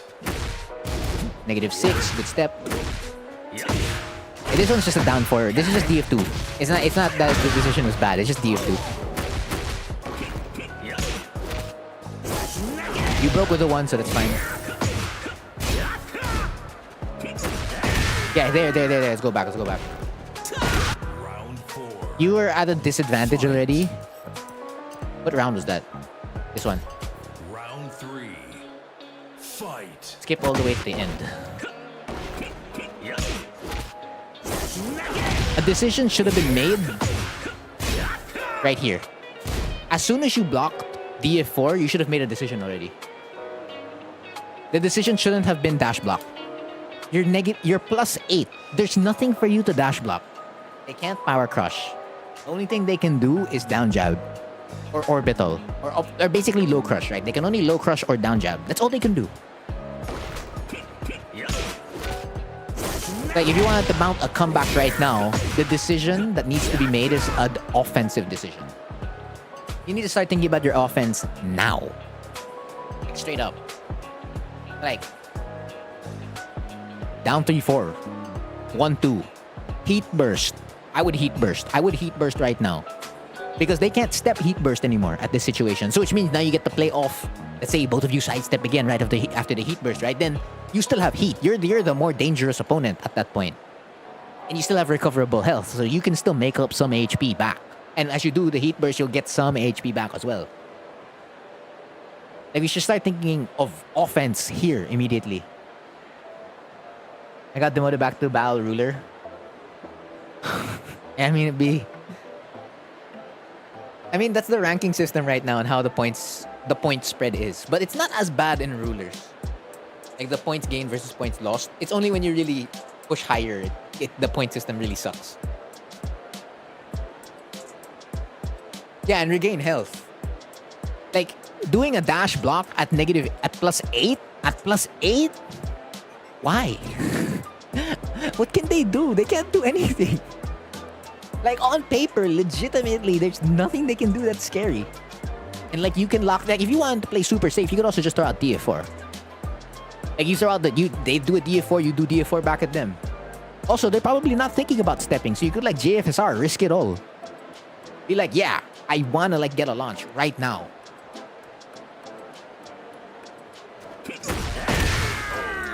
I hate it when I fight a lower rank than me at 200k prowess and then they just destroy me. You gotta, what do you call this? I wouldn't mind it as much. Just keep your composure, good chief. Because it's more on you rather than the opponent.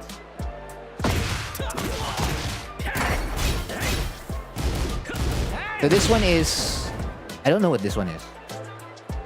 Were you trying to like duck into like crouch cancel back 3? Because that's the last input you have. Although the 3 didn't come out as you duck. But you get hit. Frame advantage. I lack. Wait, both of you lack it?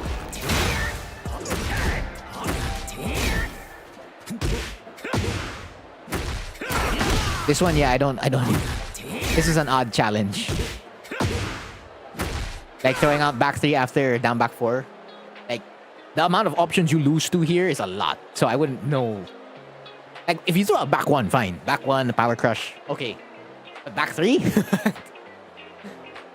Good news. Is this a new Yeah, this is a new segment. Hello, Mr. Fox.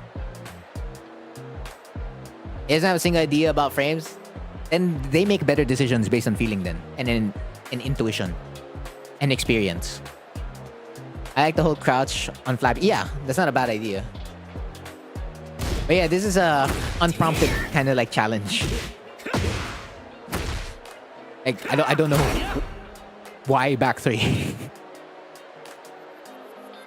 Even on feeling alone, like all the Horangs I've played would kill me for this.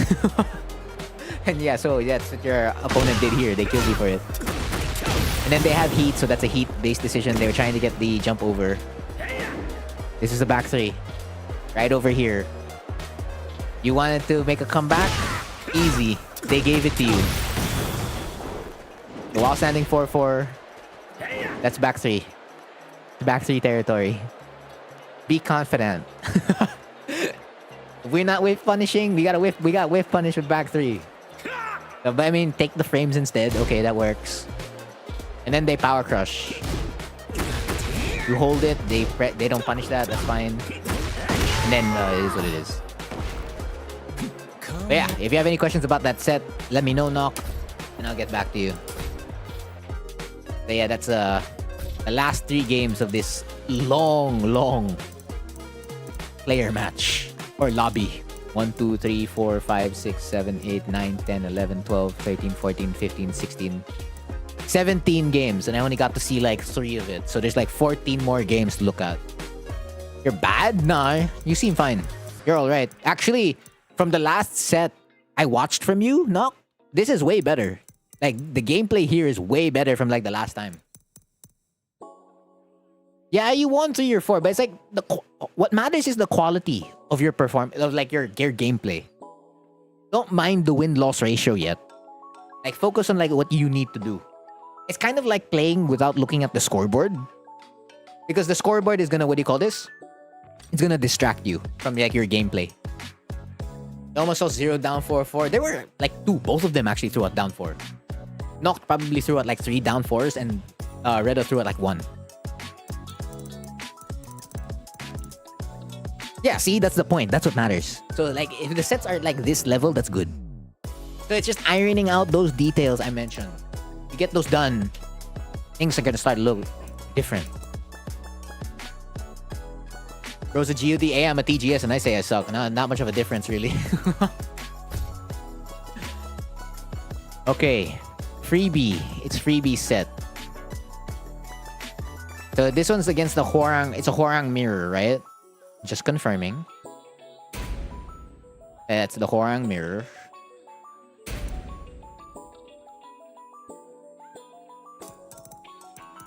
Oh, it's my boy. Hey, Rakuyo, check who it is. Check who it is. Yeah. Look who we gonna watch. Yeah. What is it? 2-3-3-2. Wow, you guys went down the wire all the time.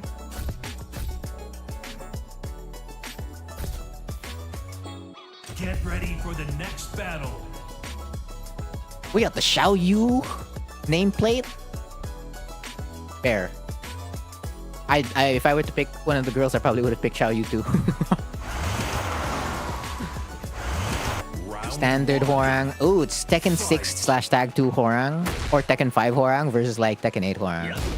Signium, yeah. Okay. Oh, you're the first Hwoarang I've seen use RFF down 3 mix-ups. Been a while. I remember the first player I saw playing around with it was like Yonaran. Of course, first player I watched. Okay. That's a punish, by the way. You had frames to like work there. Bro doesn't know the OS? I mean, yeah. You use it if they don't know. Down 3-4. You're +4. You can't do LFS of 4. Again, good chief. Put your Tekken ID and then put the set that you like reviewed. So if you remember the opponent's IGN, stuff like that, character, yeah. Okay, that's a fair risk. FF3, down back 4. Okay. So you're after Fano. Good chief. This is 4. Wait, you're +1? What did you do?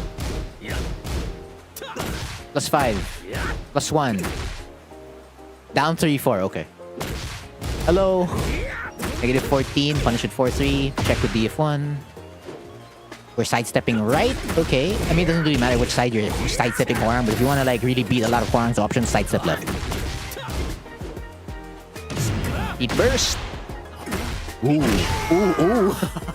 I like that decision. If you want me to watch it, just put your Tekken ID and what do you call this?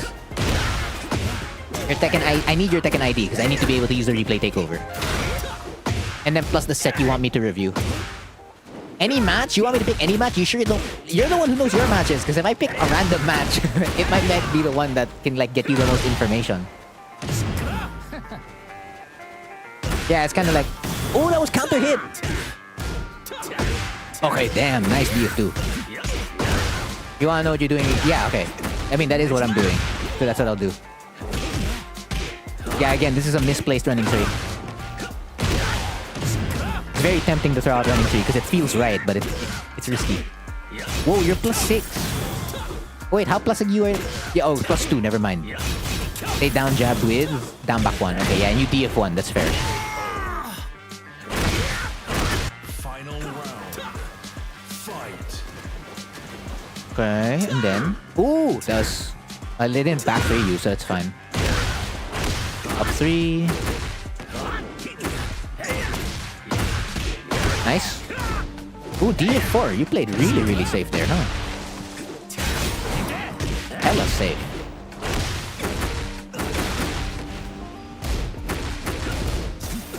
Okay. Yeah, don't back one when Hwoarang's in RFF. Yeah, I have your Tekken ID already, good chief.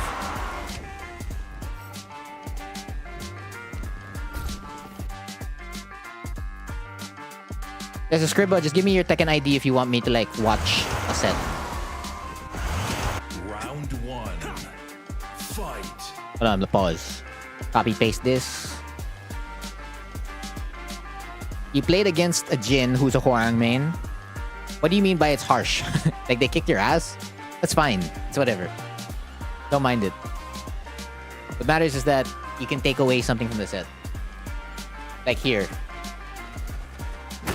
So forward 2, you get the counter hit. Hello, honey. Running 3, good decision. Up 4. They stay in place.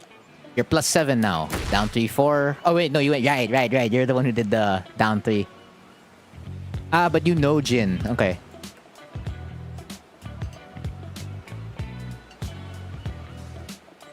He's good anti-Hwoarang wise. That means you're just a good player. Yeah, we'll get to it. Because I'm on my 3rd set to review right now. And by the way, it's been 2 hours. Wow, 2 hours to review 3 sets. And I'm not even done with the 3rd. I'm just starting. There might need to be a cap on like replay takeover. Maybe like 10 sets maximum. So they duck. Try to go for that. That's fine. They're late in the punish. This is the first game, right? Yeah, this is the first game. So I will not. I'm not a high risk, high reward kind of guy. But you can gain information by basically going low risk or high reward. So it looks like you're gonna gain your information through high risk. So it's like, okay, that's twice in a row already from like back turn 3 after RFF down 3, and then 1, 2, 3 on hit into LFS forward 4. So we're like really trying to see, are they gonna duck or not? So you're confirming that right now. Forward 2. So what did you do in forward 2? EF3 +4. That is not a bad decision. Yeah. Like, as an initial challenge, that's not bad. Because you're forcing your opponent to really do the fastest options. Okay. There's a Jun that you watched. Okay. So Jun. I have it written down in my notepad. Okay, so we're really trying to squeeze in stealing turns as much as possible, huh? Alright.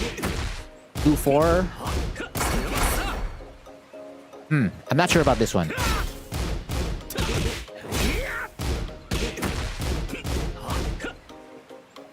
Yeah, because every time Hwoarang enters back into RFF, this is what you gotta worry about. But basically, because he can block, he can power crush. We hate taking turns.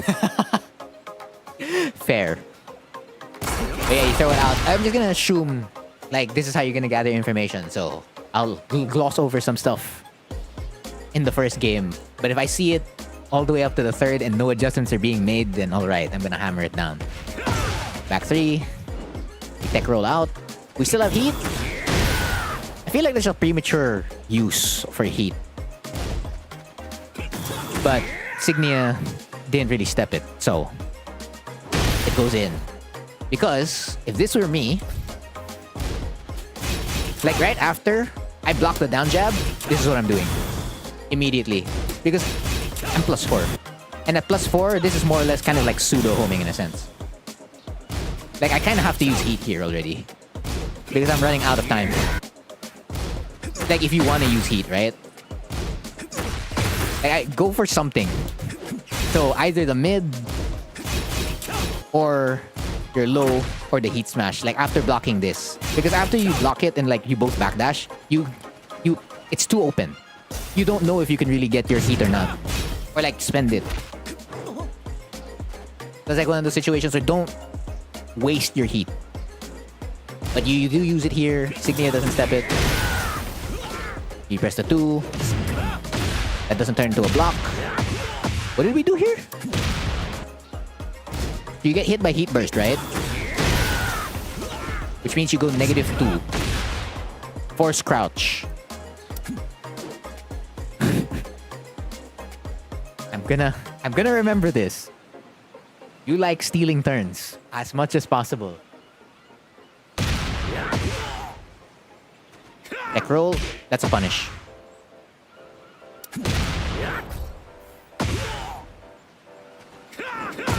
Wait, how? Okay, I need to follow the way you got up.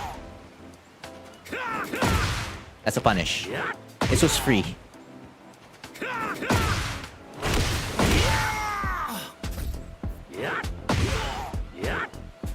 Play Ling. I cannot. I have not mastered the art. So, we didn't have to go through this hurdle. You could just like straight up back 3 with punish. Now back 4. Running 3, F4, okay. Up 4 rather.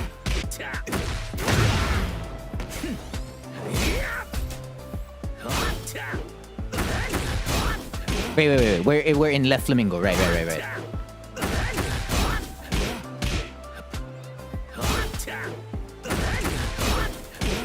Why is it not letting me take control? Yeah, there. I would basically remain more compact in this situation. Instead of going for LFS, what do you call this? A forward 4. So DF3, LFS1 would be my main options here at +4. I guess you could go also for like LFS2 or LFS back 4. Provided they're not challenging with a jab. But they are challenging with a jab. No, yeah, LFS3 would work.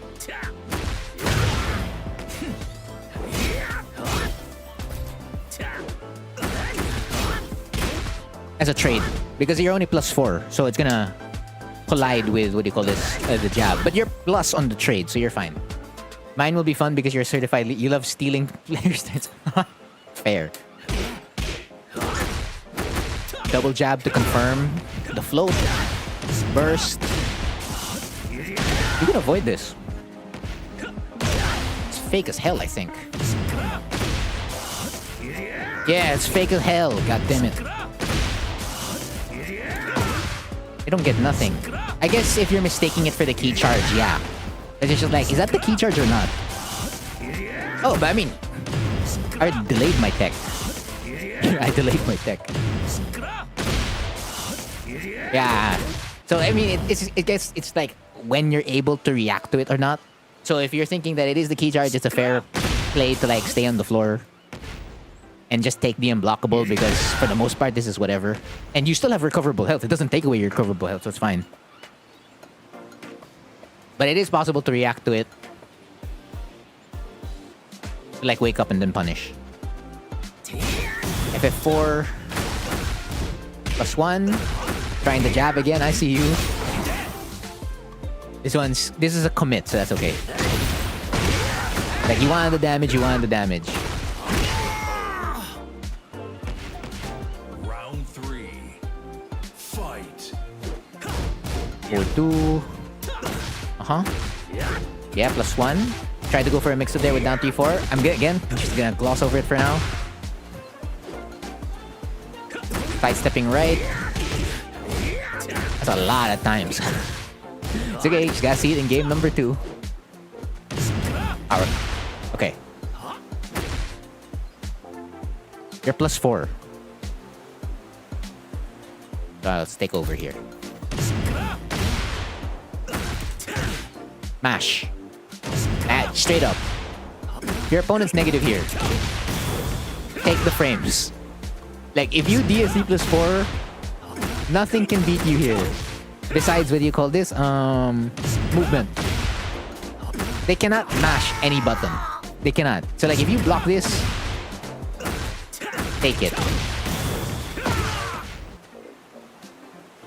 I think Devil Jin should be able to go to fly from up 4 on block, but if he does it, he whips himself. He tornadoes himself. Well. Round 4. Fight. We move on to the next one. Round start pays off. Go for the mix-up. It's fine. Back one to get out. That's late. That's the correct whiff punish. It's just late. Have confidence. Have confidence. Be confident. I've copied it into the notepad, honey. So this is Lars. Okay. I got you. So this is the right whiff punish. Just a little bit late. You don't get launch punish for it, and then you do what? So you get hit. Yeah, it's game 1. Game 1. You take the float combo. Oh, no FF3. It's a delayed ass FF3. Down back 4. That was kind of a hit, by the way. That was a counter hit. So this could have been an RFS F4 confirm. The heat dash into +5 is alright. Good sidestep there. That was hella good sidestep. Really sweet talking. That's their name on YouTube. Bro, that's the account name. What else am I supposed to say? Also, if you want to do something right after this, stand switch into RFF DF3. Just like that. Like, it's way better. Instead of, what do you call this? Going straight for running 3. Because at least if they sidestep on wake up, they block a +1. If they try to press a button as they wake up, like here, they die. The only way they beat this is that they're backdashing. Like, running 3 looks nice to do here. But it's not the best place to put it. We're gonna go against our... hey, this is the Hwarang mirror, bro. What am I supposed to do? This is the set I'm reviewing.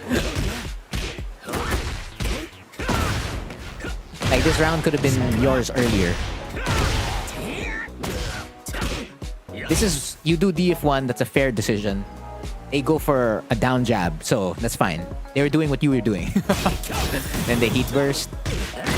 And then hella good punish on the... on ducking the grab. 97... yeah, up 3 combo. They get the whip punish on your forward 2.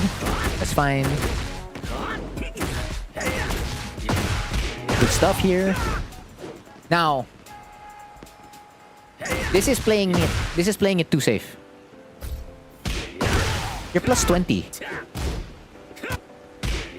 Not unless this was supposed to be JFSR. If this was supposed to be JFSR, then that's fine. Because you're trying to go for a launch. But you can go for JFSR later, after, what do you call this? Getting your plus frames. Like, there's nothing they can do here. Like, you can do FF3, you can do stand switch RFF back 2, you can do running 3. Like, or you can go for down 3-4 immediately. Like, go for a payout. Go for, like, good payouts already. But don't go for something safe. Well, obviously go for something that works, right? But, like, let's not do something that's super, super safe in this situation. But I'm gonna assume that's a JFSR because I can see the forward, neutral, down, forward 4. So that's fine. She went for JFSR. But also, you could have gotten more if you went for FF3, running 3, down 3-4, stand switch into RFF back 2. And then you could JFSR afterwards, right?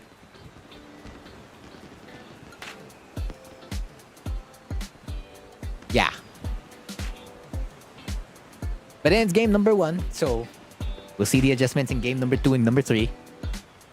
But I'm just saying, like, you can get, like, way more in that scenario. You commit here again. Down 3-4. A 7. Yeah, don't back one there. Do not back one there. Just SSR block. Game number 2.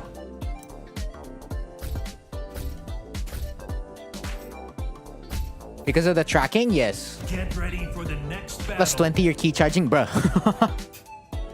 Key charge to unblockable. Fair.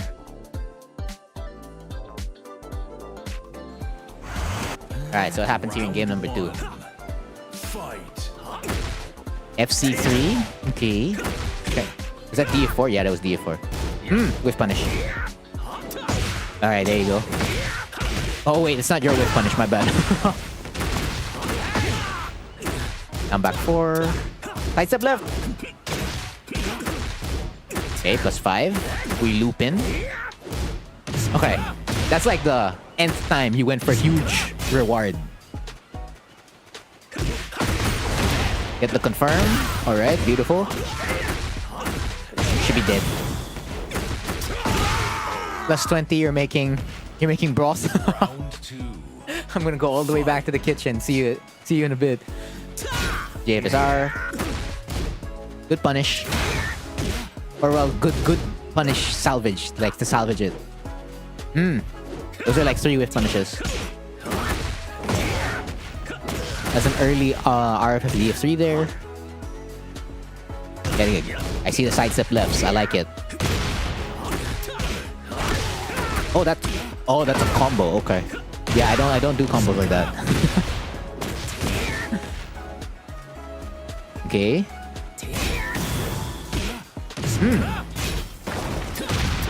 Okay. Good break on the counter hit. You go plus 5. You orbital. Okay.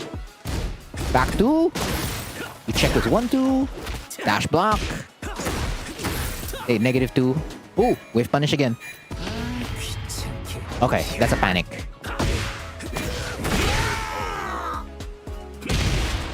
Round 3. Rest. Fight. Yeah, Sakal's an avid rest enjoyer. Yeah, panic. Peacekeeper. Okay. Forward 2. Whoa, okay. What an interesting forward 2. I would have not forward 2'd there. There you go, plus frames. Take the hell sweep. Good adjustment because they've been blocking RFS F4. Stand blocking RFS F4. Solid OS on the DF13. They walk. Yeah, this is what I mean by like misplacing the heat.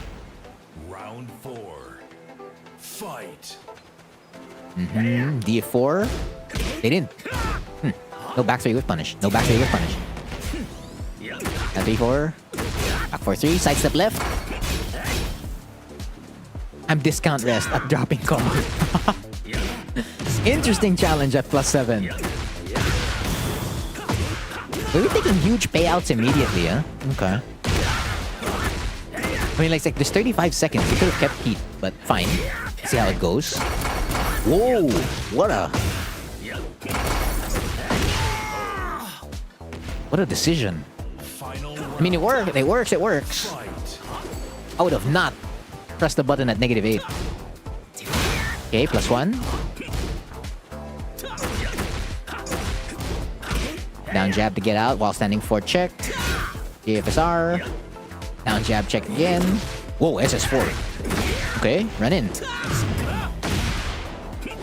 Dash in. Gotta dash in there. SS4. Dead. Okay.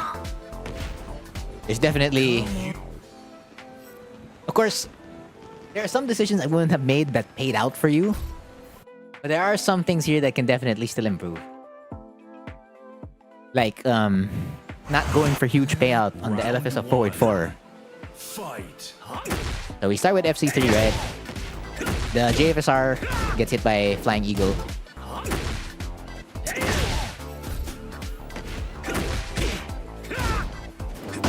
That's number 1. With punishment. So just following the same sequence. And you backdash there because the down back 4 whiffs. That's free. So that's number 1. So you didn't have to be stuck in this situation. SS4, they get the whiff punish that you should have done. 1-2. They go for the tech. The high tech. High wall splat tech. So you challenge immediately. Take her frames at -7 after the DF2. 1-2-4. Combat low. +5. Laying down the pain right now. Yeah, there you go. So, they've been stand blocking a lot. So, and you've went for launchers maybe 5 to 6 times already in stance. So, after this down 3-4 on the stance switch,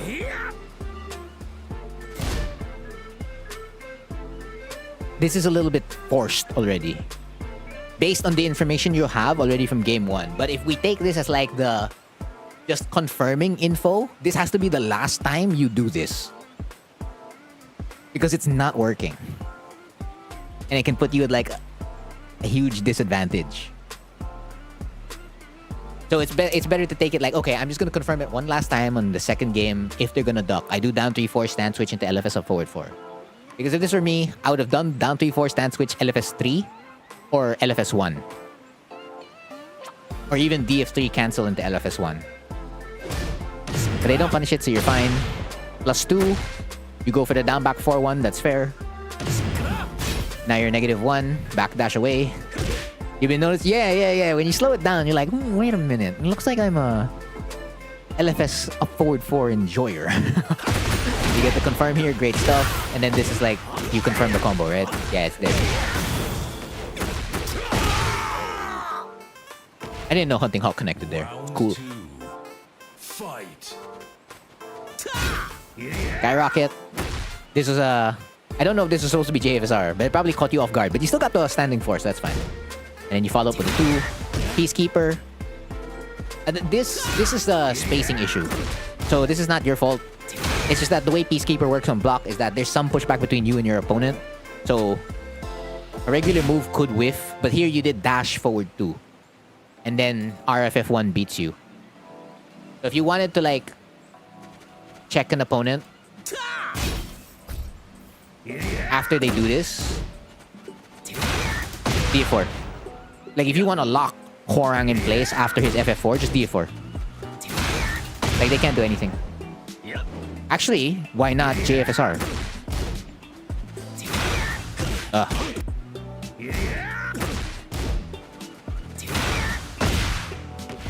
Let me try to get it. Just want to get it once. Bro. JFSR. I can't get it. That's probably why I just go for DF4. Ah, okay, I can't. Okay, my JFSR is too slow. Yeah, it's definitely possible. So yeah, if you could just lock with DF4 instead of like going for... I guess you could, if you went for forward 2 immediately too, it probably would have been fine. So basically, remove the dash and like just do your button immediately. You go -2, you backdash. These are 2 punishes. Okay, 2 whiff punishes. Of course, it's fair I get why you wouldn't whiff punish here, because as soon as RFF DF4 whiffs and you see the 2, that could become an RFF, what do you call this, 2-4-4. So if you did try the back 3 here, there's a chance you might trade with the 4. So which means you have to use a smaller whiff punish instead of back 3. So like DF1, jab, down jab would be fine. But if you backdash into JFSR there, yeah, because what do you call this? They're throwing out RFF1. You're gonna make their option whiff immediately. That's fine also. That's fine also. You need a frame perfect JFSR there. Oh wait. No, yeah, it's 18 frames. You're saying it won't work there? They're -7. -7, -6. Right, because they're throwing out RFF1, it comes out 10 frames. Yeah, it's gonna become 16 frames. Yes, hello, Flame. This is the... what set I'm reviewing right now? 3rd set, and we have like 4 more sets to go through. And I've already spent 2 hours and 40 minutes reviewing 3 sets. Crazy. How long it takes. FF3. The reason why I call this a premature DF3 is because we don't know what the opponent wants to do yet. So if you're gonna again gather information this way, that's fine. Because it's the same way when you're throwing out LFS of forward 4 and like launchers a lot at the start of game 1. So in game 2, that's the same thing. So the next time an FF3 comes out, it's just like, how are you gonna place RFF DF3? And like, what are you gonna do with the FF3 situation? So because they showed that they're gonna they actually are gonna challenge at +6, because I wouldn't challenge at +6. The best option for anyone really in this situation is to like straight up backdash, because backdash beats a lot of options. So if I throw out, I believe it's RFF 4, they lose. And then this situation looks different immediately, just like that.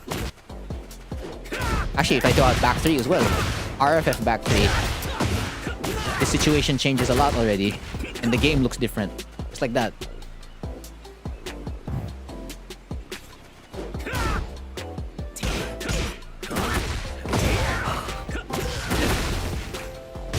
My PR manager, she's like, drop a like and subscribe. Counter hit, beautiful. I like the combo, but it looks like Lightning Halberd doesn't hit there. Holding forward, yeah. Then Peacekeeper. Now here, he went for a Flying Eagle. And then they go for down jab. Flying Eagle and left foot forward is like 20 frames, right?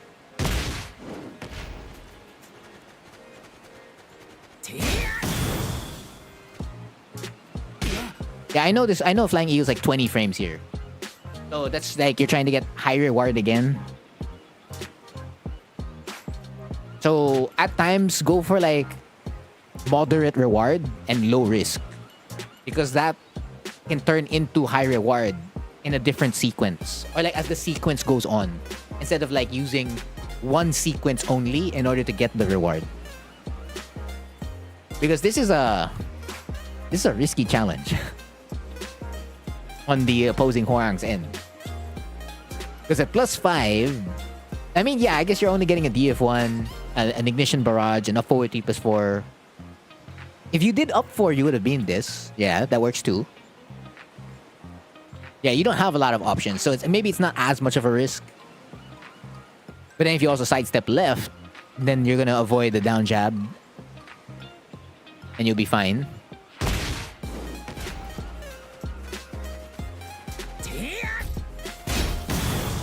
Like that.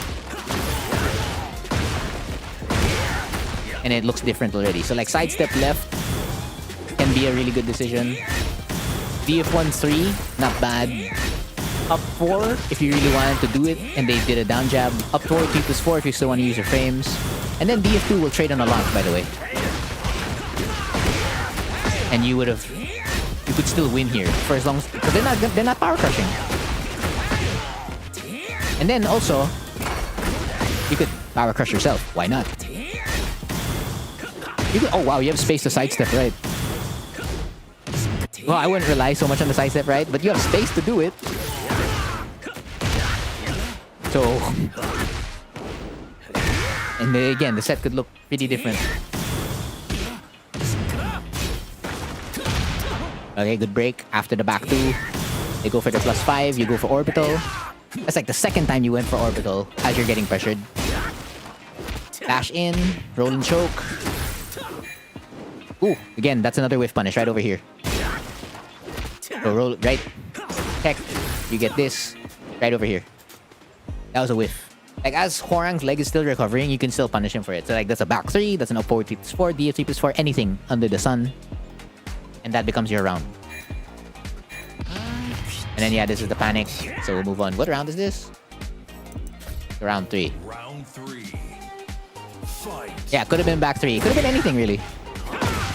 They catch you for a bad wake up. They drop the combo though.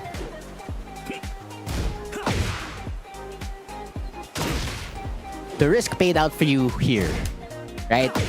As they did LFS2, LFS2, right? Yeah, as they did LFS2, you back 1. That paid out. But if they did backlash after LFS2, you died. So just like, take care of your risks. Even this. So this is a decision I would not make. So it paid out in your favor, like the risk paying out, wherein, what do you call this? You get hit by 1-2 forward 3, you go -9, and they dash into forward 2, but you just straight up forward 2. Because if they wanted to win here, they have to press a button immediately. Hwoarang cannot. Like, okay, if you get a 1-2 forward 3 or a 2 forward 3 on hit, you just know that you can never do movement before your option. You have to press a button if you want to like beat an opponent for challenging. No movements allowed. Like, use the +9, that particular +9. And then you get the back 4, counter hit. Heat's active. Nice, that's a good adjustment because they were blocking so many RFS F4s. Back 1. Because this is DF1-3, right?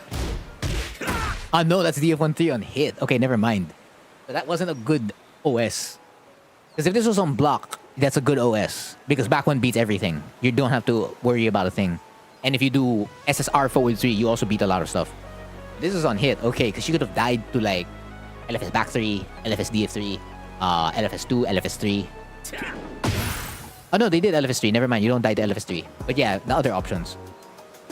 So it pays out again. Risk pays out. Jab check. Again, this is. I know this feels right. It feels right to heat smash, and like your heat meter at this point is like disappearing. So it's just like, okay, I gotta spend heat right now, right? But you just do this, and then it's done. You don't have to. What do you call this? Go for it immediately. It's like it's the same as the, what do you call this? The running 3 situation, wherein it feels right, but then we can make it safer. So it's after the tech, right? Like that. And then yeah, if you have the execution for the running 3, that's gonna become, you basically win. But even the FS3 is fine. And then what do you call this? You like have a huge mix up on your hands, and they're like loose. They have like barely any HP to work with. DF2. They get Black Kite to connect, down 3-4. 2-4, alright. Create some space with the Power Crush. Here you go, +1. Fishing. Big payout again.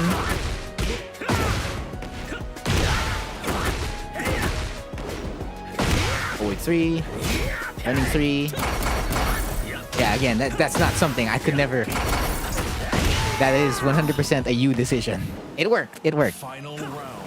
Just know the risks of like when you do English, do DF4. That was -8. And then for the 2-4-4. Panic out while standing 4. Potential lock if they were staying in place. Flying Eagle. This one you'd have to like dash in a little bit more if you wanted the CD3. After like, as they got knocked down. SS4 again. Yeah, and then that's dead already, right? Okay. Last game.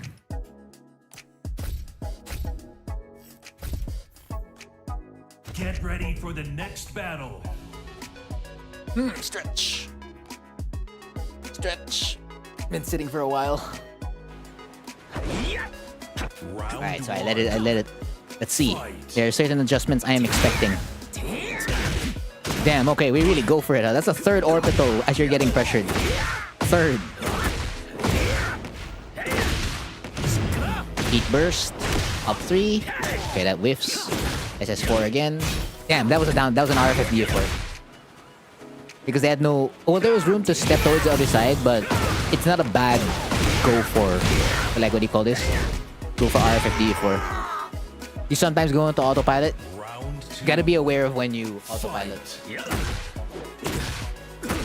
Because your autopilot usually will go against you. Like, it doesn't help.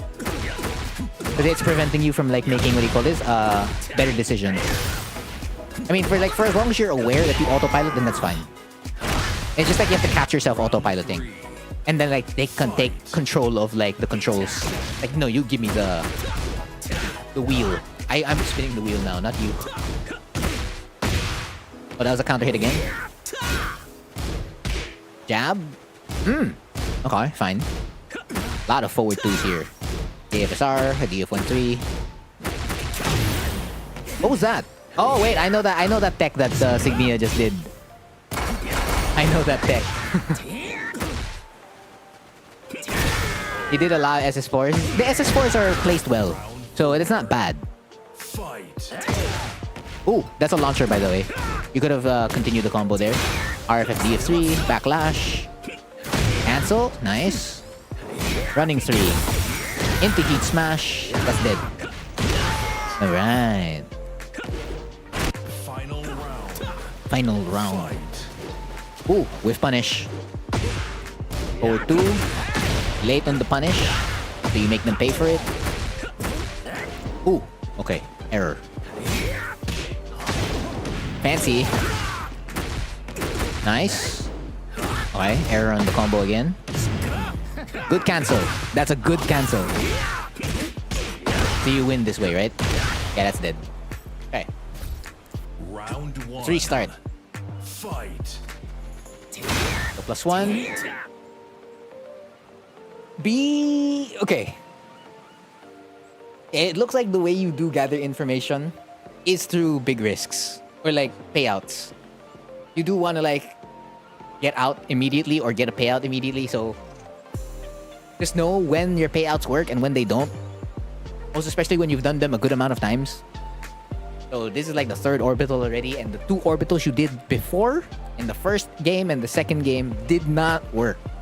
So there's no reason, or there's less of a reason rather, right? Less of a reason on paper to do another orbital, like as you're getting pressured. I mean, like there's always the saying like, oh yeah, but it could work this time, right? Sure. But like, how are you gonna play? How are you gonna make your decisions based on like what's been happening or this could potentially happen? I mean, that's your choice. But it's like making that decision and choosing which one. Because I've seen what works if you like base it off what's happening in the set and based off like, hey, this could actually work, right? Like Lamau, just press the button. So both have merits. It's just like, again, getting good results out of it, right? Down jab to get out. Yeah, this one's an SS4 autopilot for sure. Heat burst. +2. Here you go. This is the one where RFF DF4 could have connected because of course, they can step towards the right to avoid it, but it's not a bad idea to go for RFF DF4 right now because they can't step towards the left. Yeah, photo mode was available. I could see like if they could step towards the left, but I'm pretty sure they can't step towards the left. Like, I would have gone for RFF DF4 right here. Would it splat? That's the question mark. Because if it splats here, then damn.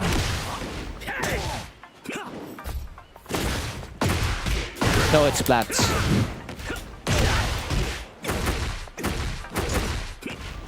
That's big. That was big.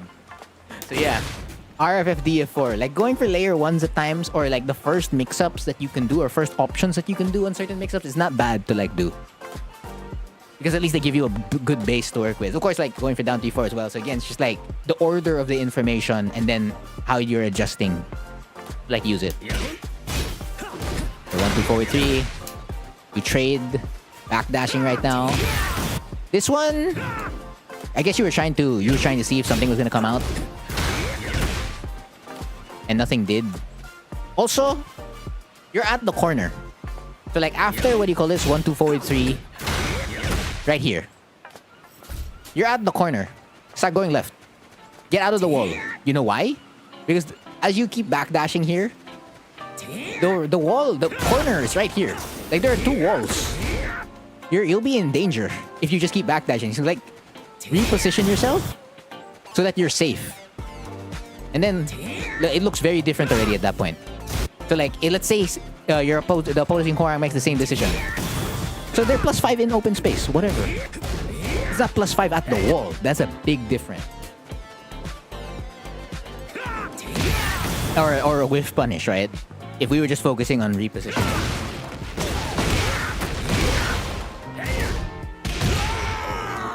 Also, that wasn't +1. Round 2. Fight. So if you wanted to challenge... Actually, you should have won the challenge there.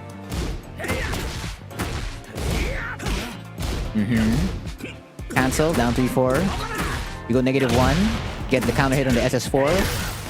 This is an error. Yeah, it's just a combo drop. And you're able to salvage it, so that's great. Round 3. Move on to the next round. Fight.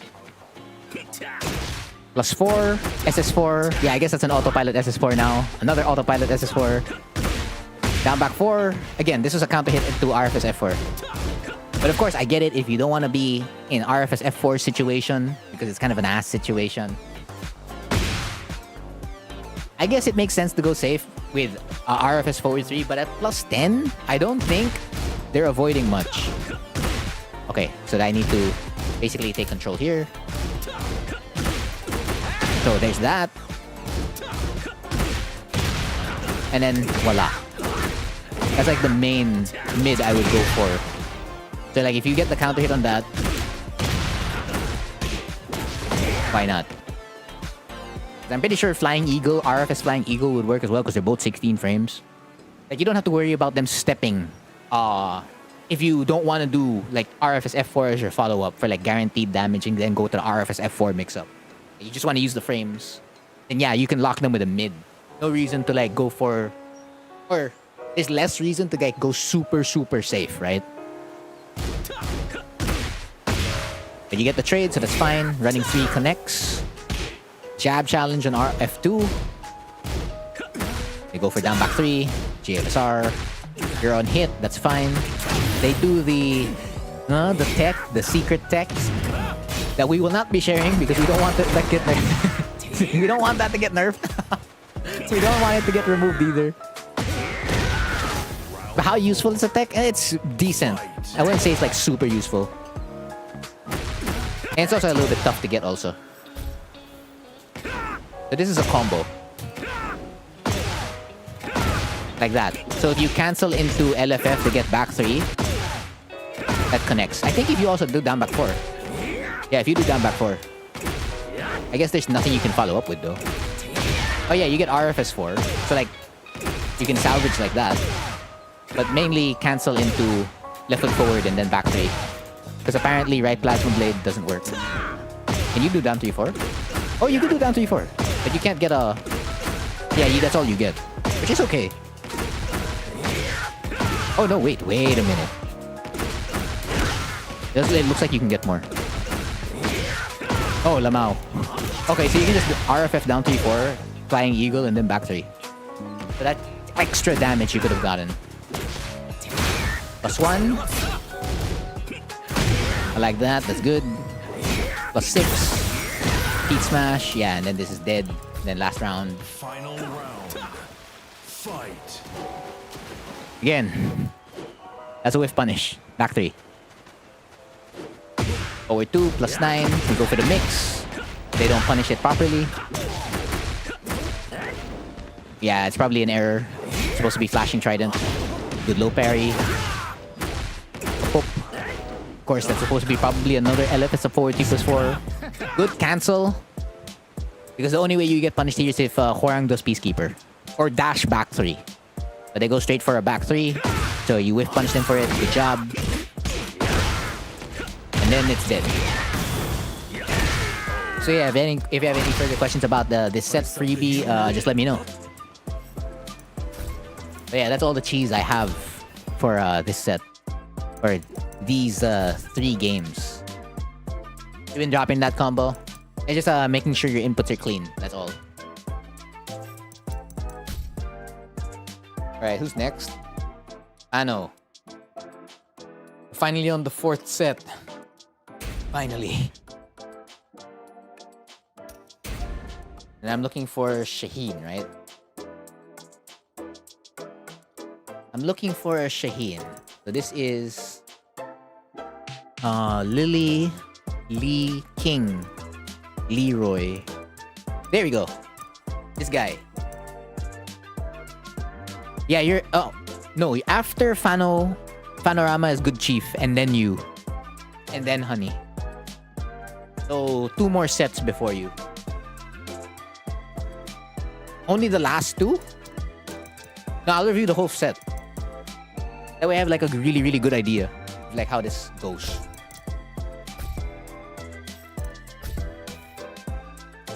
Get ready Before class started. I'm glad it helped you out. If you got information out of this. Ooh, you guys have the same colors. Twinsies. Fight. Me never? What do you mean you never? Because they weren't available for the first game. Is that what it is? It's just like we have this awkward start. Can you check the minds too? No, I can't. I can't look inside your mind, bro. This is literally Hwoarang school. I guess. Yeah, when your opponent's not available, what do? Yeah, you gotta fox step. Okay, they're here. You don't know the matchup with Shaheen? Okay. I'll keep that in check. Or I'll remember that as we go along. So you don't know the matchup for the most part. 2-4-4. 2-4-4. Just AFKs? Okay. So that string there that the Shaheen did, that's high, low, high. So every time you see Shaheen do forward 2, you can always just do down forward. Because the only options that can come out are forward 2-3, 2 forward, F2-3 or F2-4. Only those 2 options.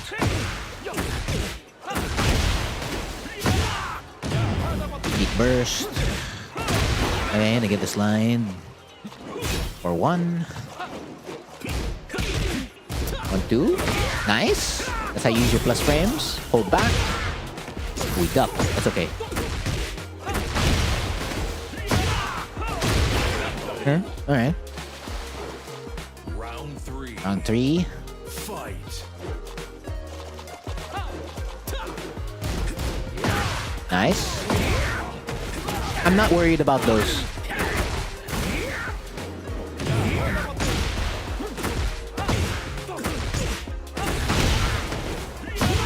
I'm not worried about those because if you just do down forward after F2, it dies.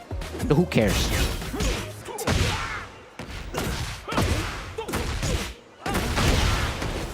Like just low parry the low. Get it out. And then duck the high. Again, Tekken ID, Eddie. I need your Tekken ID and then tell me the set that you want me reviewed. So if you remember the opponent's IGN or their character, that helps a lot. That's a good call. Oh, it's a good call, but no HP. Alright. Let's skip ahead because they were AFK, right? Round 1. Fight. Skip. Right, okay, here we go. This is where it starts. Hello, Lucindo. You got purple rank? Congratulations. You're now officially a ruler. 2-3. That's okay. Good check on the 2-3. They down jab your... So you down 3-4. Oh, you stance switch. Okay. Pano. Go for your mix-up or go for your frame trap immediately. Don't go for a mix-up when you Don't go for like a layer 2, layer 3. Okay, hold on, not layer 2. Layer 3, 4, 5, 6 mix up versus somebody you just met for the first time. Because while you can gain information that way, you also put yourself in a really bad spot. So if the opponent wants to hop kick, so if the Shaheen wanted to hop kick here for no reason at all because they just don't want to deal with your flamingo pressure, you died. Instead of like, let's say, let's use Freebie as an example earlier where Freebie was going for LFS up forward 4 on like the plus frames after 1, 2, 3. And that's fine because the most that Shaheen would get is like an F2 back, F2, F back 2, forward back 2. So instead of them getting a launch, all they get is like a knockdown punish, right? So it's like minimizing that and just like going for what's already guaranteed. So if you go for your RFS DF4 right here or your Flying Eagle in right Flamingo, this challenge would have disappeared. It actually might have been a counter hit. Yeah, it was a counter hit. And then you get all this damage. Whoops, not all that damage. All this damage. Yeah. All this damage. Yeah.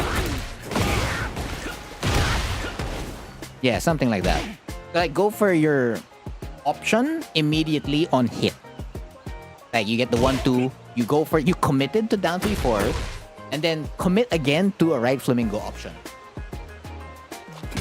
Instead of going for mix-ups that usually only exist when you and the opponent are on the same wavelength. And like you guys are like thinking like, oh, okay, he's gonna do like the first options wherein I can't challenge, right? So I'm gonna like stance switch to like I can like get ahead. So like they're gonna like fuzzy or whatever.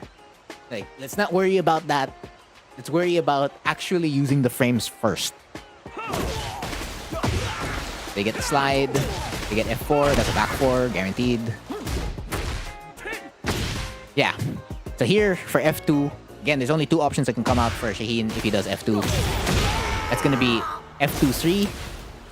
Let me go back to that round. Fight. Go back to that round. Round 1. F2, 3, which is high, which is his 12 frame punish, right?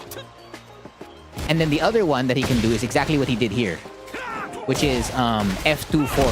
And F2, 4 is a high-low. So remember that there's only 2 options here. High, and high-low. So if you see F2 already, you see this exact animation. Like that. See him say no to your face, like that. You can just straight up down forward already. Or down back.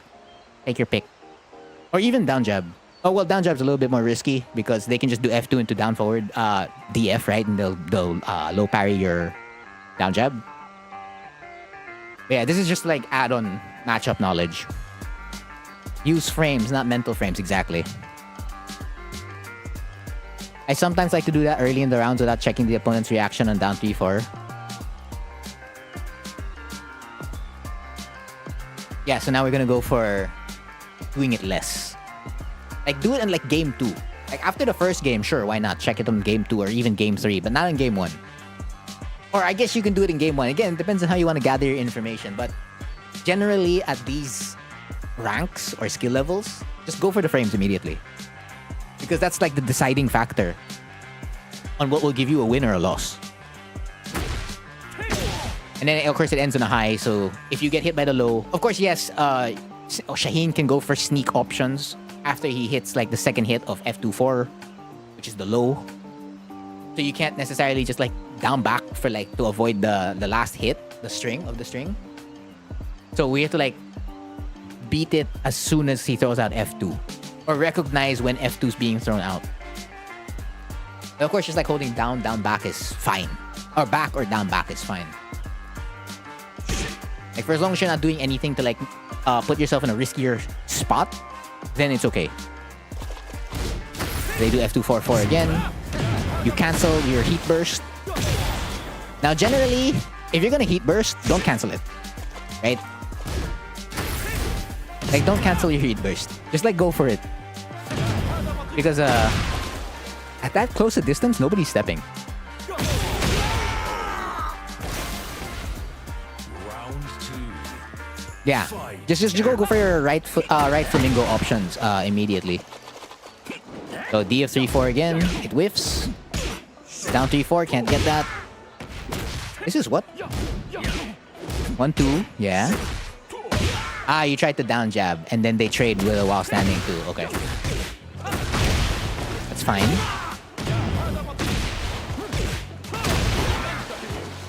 So we wake up 4-1. Good walk. Yeah, see? Like this. You went for your, what do you call this? Your option already. You went for your frame trap, your first mix-up. Because LFS 3-4 is +8 on block, and you just went straight up for Flying Eagle. And that beats the Shaheen here, as they challenge you. FF3 whiffs there, that's okay. You duck, yeah, again, it's a mix-up. You really gotta guess. It's a 50-50. The cancel is accident? Okay, good. So that means there's no cancel to begin with. Nice. 1, 2, 3, 4. There, see? You're like, okay, if Flying Eagle connected, that means I can get, you know, Air Blade, RFS up forward 4. So yeah, see? That's good. Just keep using your frames. And you go for your combo. Basic combo, 70. Wow, it's 70 damage. You're airborne, that's unfortunate. FF3 whips here. Heat burst. You tried to go for the 2-4. Alright, that's good. While standing 2, unfortunately wins there. It B.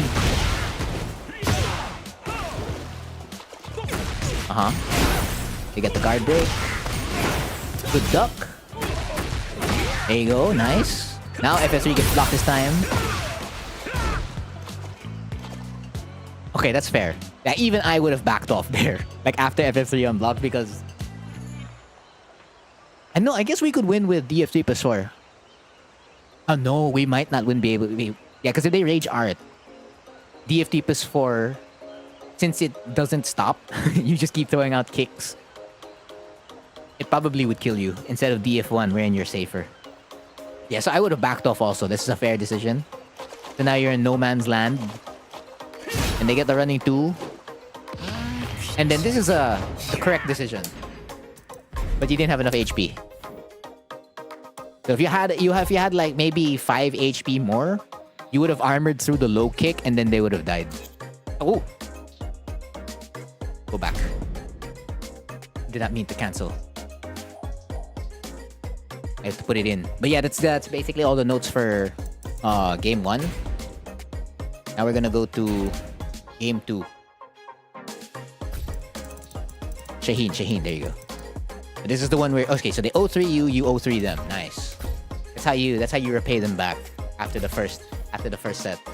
Get ready for the next battle.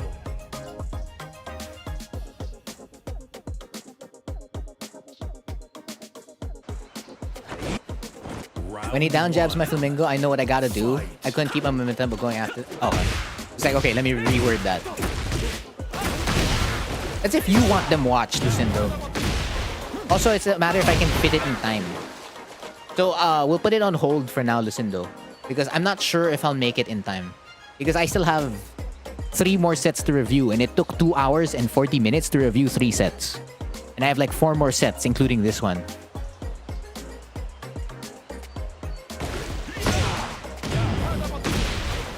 Okay, down back 2. Running 2. There, see? 2-4. There's nothing. Nothing to worry about. Flying Eagle using the mix-up. You couldn't keep the momentum. That's okay. It's just figuring out why, right? DF3-4. Alright, disadvantage. You still have heat. Down 3-4. There you go. Nice. We're using the frames. 26 seconds remaining on the clock. Staying back. Alright, they get +5. Good punish. Good punish. Round 2. Oh, you denied their promo. Hell yeah. You denied their promo. Oh yeah, if you see that 2-3, you can like DF1 it.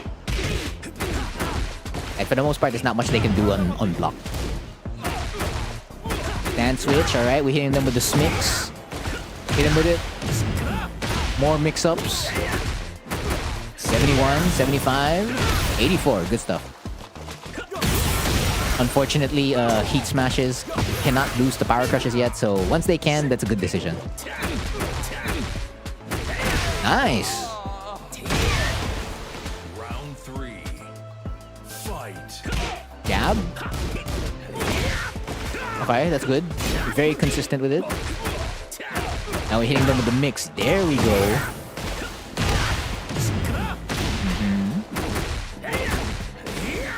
Down 3-4. I don't have much to say then. Like, the only thing for this game, I know, is if you already know that they're going to press at your plus frames, so like every time you got down 3-4, every time you got LFS 3-4, and Flying Eagle and Airblade were connecting, right? You didn't have to do RFS down 4 or RFS down 3 afterwards. Just go for the option that gives you maximum reward. Like, keep going for RFS up forward 4 every single time, because they keep getting hit by it.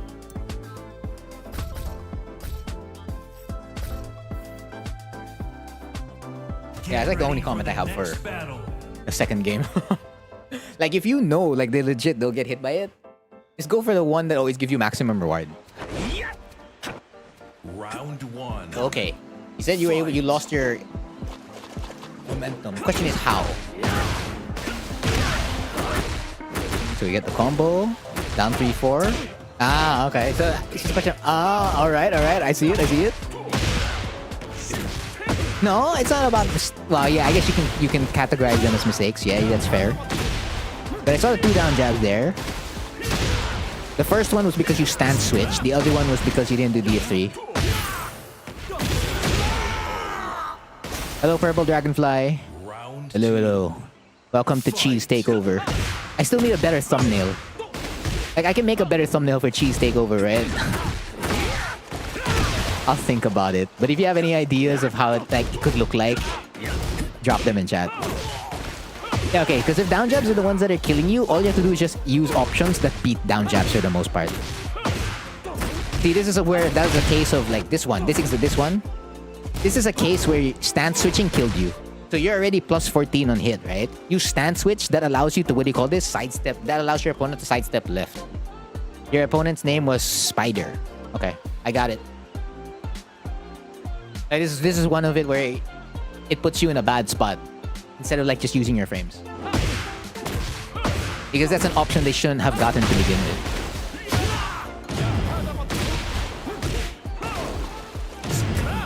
Down jabs everything, fair.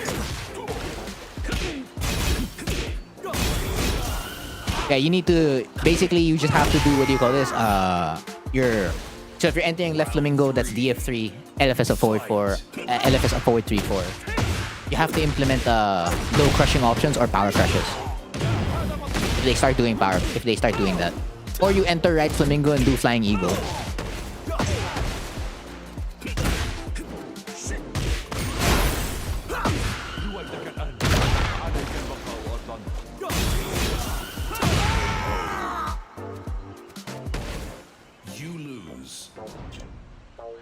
Yeah, Eddie, drop it. Put it in chat. Your Tekken ID and stuff. Yeah, so this is just down jab, right? So Round 1. Fight. where's the situation where down jab happens? Nah, it's not this one. 3-4. There, see? Stance switch. You stance switched. I know the stance switch worked at game number 2. But then that's fine on like the first mix-up here in game number 1 of round 1 of game 3. So it's just like, okay, they down jabbed me. Here, you could have won already.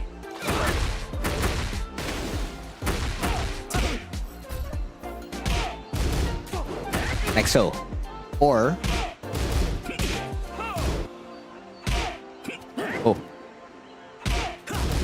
like that.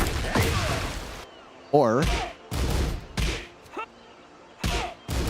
like that. Or if you don't want to commit to any of that, you may want to start implementing 1, 2, 4, 3. Because it comes out from the same string. So they see your jab strings, they're gonna be like, oh, okay, I can down jab that, right? And then like next thing they know, the mid kick comes out. And this string has saved my ass so many times. Because the opponent's like, oh, I can challenge. Like they're gonna, like Hwoarang's forced to power crush. he's forced to like do a mid that low crushes. Like my challenge is gonna kill him. Like that Hwoarang's gotta make that guess. But the house always wins, bro, so I'm gonna win. And she's like, no, you won't. 1, 2 forward 3, and I steal all the money. Like, that can win. Like if you're not, if they keep down jabbing you, those are your options in left flamingo and like in left foot forward. Whether you're entering left flamingo or right flamingo, 1, 2, 3 or 1, 2, 4, like you just do 1, 2 forward 3. Because if you're gonna do right flamingo, right? All you gotta do is RFS 3 slide 4, RFS up forward 3, RFS up forward 4, and then RFS back 4. Who's next? It's Good Chief. Good Chief, then you, then Honey, then Eddie, and then Lucindo's question mark if I still have enough time.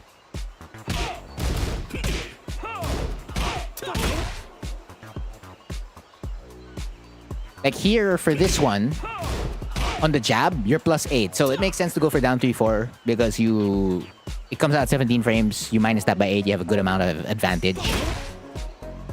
It's just taking note of that at the first game of this last set. Or the last game of the set, right?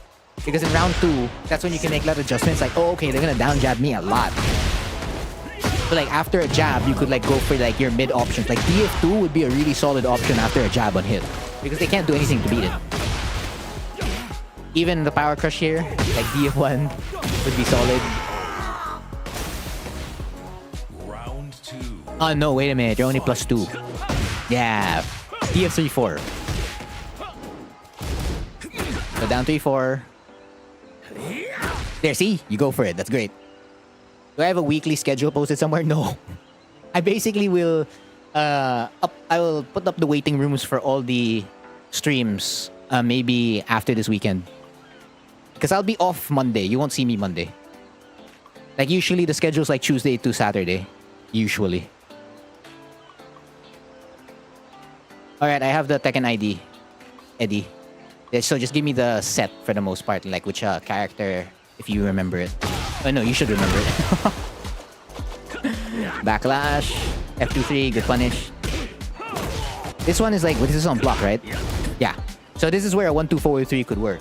Or like the same options I mentioned earlier on block. Because if they both work both on block or on hit. But on hit, you could do way more if it's on hit. Like you could just do LFS 3 and you're fine.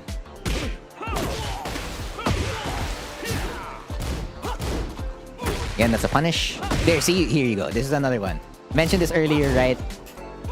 The stand switch killed you here. After this set, I'm laughing how to solve this down jab problem and found what moves. Yeah. Like, just take it away. Like, for as long as you are using your frames, you'll be fine. Set 46. Number 46. Number 46. Okay. I have it written down on my notepad. Yeah, don't stand switch here. Like, go straight for your frames. Because it worked earlier with, like, Flying Eagle. Oh no, after this set, you got the win streak. Okay, solid.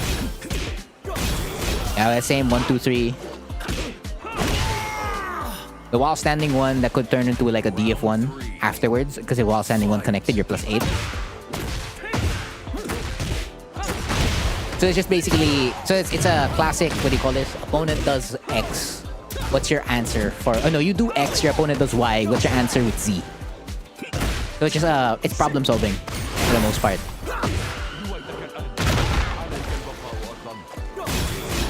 Like, cause they didn't hit you with, they honestly didn't hit you with enough knowledge checks. It's like classic Shaheen.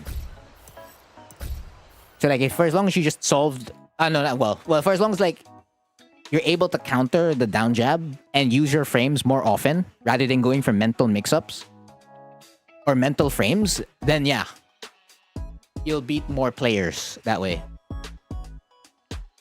Yeah, so just know like if your opponent's challenging or not. So like the next thing you should check is power crushes. So like if your opponent does a power crush on like your down 3-4, your 1-2, both on hit and on block, like what can you do? It's a Nina. Okay. Nina. Okay, so next is... Yeah, so again, Fano, if you have any other questions about that set, let me know. And I'll get back to you. But let's move this now to Good Chief. You lost to the cat. No. That was a player thing, not a character issue. Yeah, you gotta keep finding your scissors, basically. So I'm looking for a Jun. This one. This set, right? Yeah, it's let me double check with the notepad. Yeah, the Jun's IGN is Reed. Alright, so it's this set. Damn, it's close. 3-2-2, 3-2-3.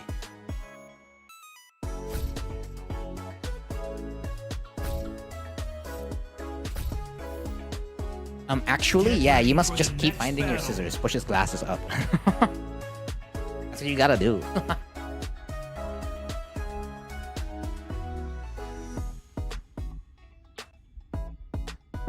Alright, let's see this. This is set number what? This is the fifth set I'm reviewing. Fifth. And it's already, time check, it is 12 midnight for me. The stream's been up for 3 hours and 26 minutes. So basically, whoa! Alright.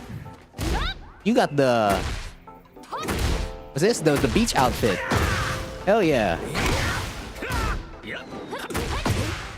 And your opponent is bread. Interesting outfits we got here. Let's see. Okay, wake up into heat smash. Heat smash again, alright. Round 2. You were forcing the heat smash there. 4-4, nice, they didn't backdash. Ooh, drop. There you go, heat burst. Go for 4-4 again. Uh-huh. Ooh, another drop. That should be dead, that should be dead. Nice. Damn, midnight. Yeah, it's midnight over here. Round 3.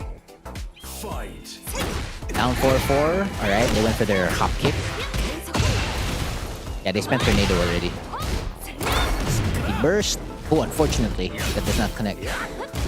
Okay, you went for the same option like 3 times in a row. I mean, okay, nothing wrong with it, but... gotta change it up from time to time. That doesn't break, right? Oh, god damn it. It breaks.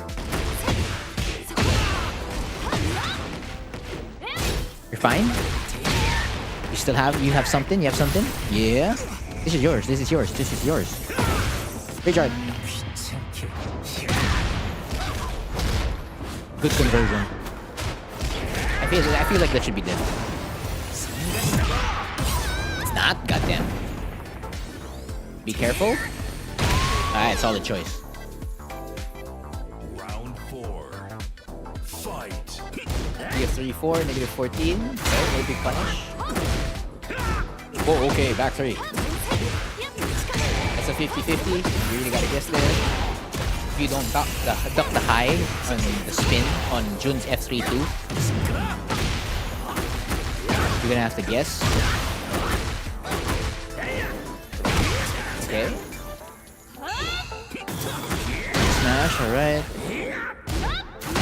Oh no. Oh, it's not a wall spot. Okay, you're fine. Oh, a little bit late.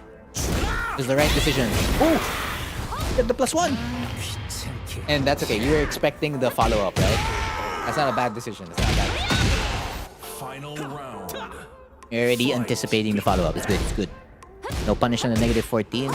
That'll hurt a lot for Hwoarang. Yeah, because Jun's just gonna do 1+2. Then she has heat active at that point. Drop combo. That's a lot of drops. So we pop heat. Home surgery. Heat smash. Flying eagle. Okay. Punish. Good punish. Okay.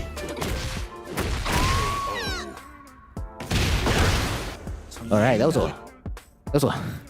a wild set.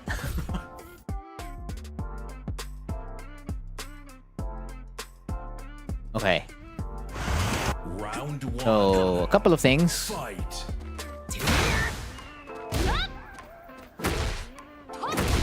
Can. Full string on the FF444, running 3. Right. This is the one Jun move you're probably gonna want to remember a lot. This Jun did press it a lot, so that's back 4-3. So this move, where she does a knee and then she does like an uppercut with her right arm, that's a counter hit launcher.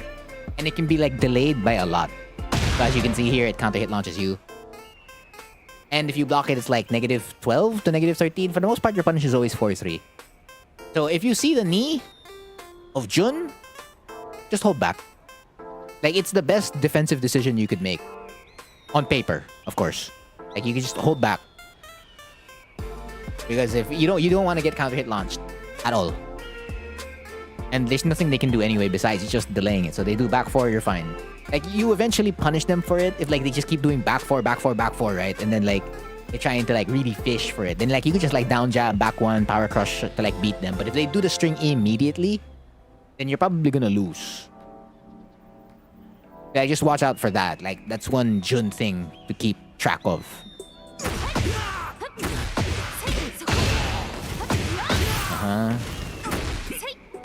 And then this one, you were forcing heat smash. Like, every time you were getting hit, heat smash, heat smash, heat smash. Of course, this one is heat smash, back 1, then heat smash, right? I understand that your heat meter is dropping and that you probably won't have heat soon, right? But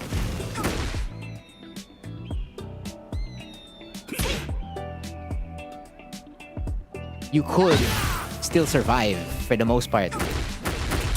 So, like, this is one. So if you wanted to use heat badly, right? So after you did quick recovery, you're +5. So you can just ignition barrage. And if not ignition barrage, you could have, what do you call this, fished. Like, this will be yours. And, like, you'll get a lot of damage off that. Or you can also fish with, like, down back 4. You're +5. Just remember that. If you do, like, that small kip up, you're +5. It's like any button for the most part. And if you were afraid, like, they were gonna reversal, then yeah, you can just, like, up 4. And then it'll counter hit, and then, again, they're dead also. Like so. Like, off that 1 +5 quick recovery on holding forward as you get hit, it could look different. Okay, but let's say heat smash. If you just held back and then you sidestep right, you're also fine. Or, of course, again, this string ends in a high, so this is just matchup knowledge. But let's say again, you block it. So instead of back 1ing, since heat smash does have priority, you can just smash it out already here. Because when you block this this elbow, they don't have that much frame advantage for the most part. And of course, also, if you do block this, you can just go for this. You could also go for DF2. Yeah, you could also go for DF2. And you'll get a lot of damage off it. But I mean, if I went for going for heat, I would have killed. Like, there's multiple things you could have done. So sidestep right after blocking the elbow. Heat smashing immediately after blocking the elbow. Like, pressing a button after you got your kip up. That's your +5. Yeah, those things. So I'll move on to round 2. Round 2. What is this Hwarang? He's free. That's what this Hwarang is. Of course, that's a drop combo. So that's just cleaning out your execution. That's 2 drop combos. And this one's good. You should always get launch punish. That wasn't a launch punish earlier. You were just getting interrupted for the most part frame-wise.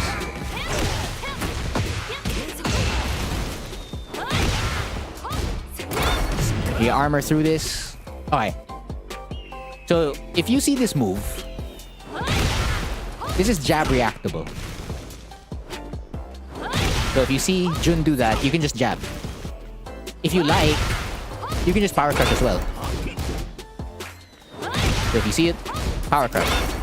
Instead of doing heat burst. And you'll still win. Like, for as long as you have enough HP to work with, the second hit. Like, if you're afraid of, like, what they could do follow-up, like, if they just don't do the first hit, because they're like, maybe they'll avoid your jab, then yeah, you could just, like, power crush as well.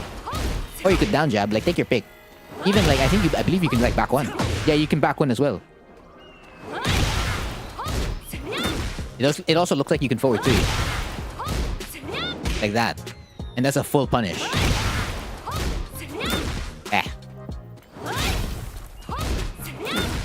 But yeah, that's not an easy punish, so don't mind that. So basically, you can jab float this, you can power crush, you can back one. Instead of going for heat burst. And those options, that way, because the Jun baits you for it later in the set. Because if you do one of those, it'll put the Jun in a different spot. So 4-4 again, RFSD 4. Trying to get something, more frames, nice. Unfortunate whiff there, and then you panic. You panic here. You get hit. And you press. So let's see if you can block here in this scenario. Yeah, you can block. So for as long as you hold back right afterwards, after getting hit back turn, you're fine. Like, you didn't have to press a button. But if you wanted to press a button, down jab. Like, straight up turn around and press a down jab. Like, mash down. Down one. And you're okay. And I guess you can hold forward as well. Yeah, forward and then back. Which is like the proper way to like realign yourself. Crazy whiff? Yeah, it was a crazy whiff. That way you could avoid this particular situation. F2-3. I believe you could have knocked down. Oh.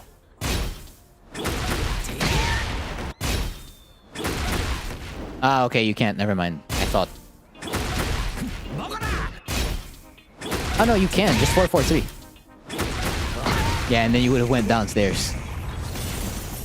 Of course, you have to commit to 4-4-3. But yeah, for the most part, yeah, 4-4 into RFS4 is the right decision. Down 3-4. Then you get downstairs. Back 3. Okay. So, optimize combo. Basically, you can do the same combo you always do. And for the most part, you should win. Because this is the starter. You floor break with, what do you call this? RFS DF4. So just do a couple of hits first before doing the Rage Art. And that should kill, I believe. And just do your regular combo first before doing the RA. Yeah. So don't do the RA immediately. Yeah, so the RA hits and then you get the FF4, right? Okay, next. Round 3. Fight. Wait a minute, it's the same one, right? Yeah, next. Round 4. Because we're supposed to be downstairs. Fight. Power Crush, negative 14. They don't punish it.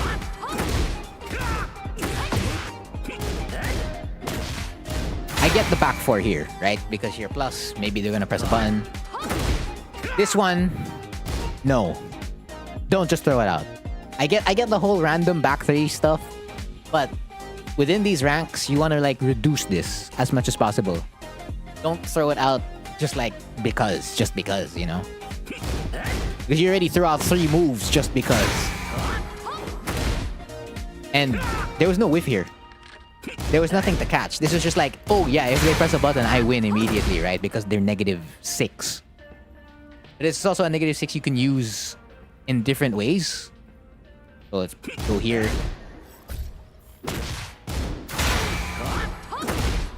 I can sidestep, right? So you can step, move. Or I can lock them with DF4. If you wanted to lock them in place, right? It didn't have to be, what do you call this? Back 3. And if you were afraid of the power, what do you call this? The reversal, you could always just do an airborne move and you'll be fine. I would 100% prefer movement here and DF4. I mean, those are decisions I would make. But there are others you can do as well. Like, you can do FF3. Like, FF3 is a decent choice you can do here. Of course, you can potentially lose to the reversal, but they haven't been throwing out the reversal as much. The back 3 is just like, yes, it's an option that can really keep them in check, but it's just very, very risky. They get the punish on back 4-3. Again, this is a 50-50 on F3. F3-2. Get the kip up. Heat burst. Almost getting the wall. Ooh, that's a whiff punish. Like right over there, that was a whiff punish. Like as soon as they whiff right over here, you're in a distance where you could like just whiff punish with back 3 easily. Back 3, if you also wanted to just heat smash, that would be a heat smash whiff punish. Hi, Pedro. So yeah, the heat smash connects. 1+2. Good duck. A little bit late on the punish, but it's the right amount. That's the right decision. Here, you get the +1. You could jab. So take control right over here. And you'll win.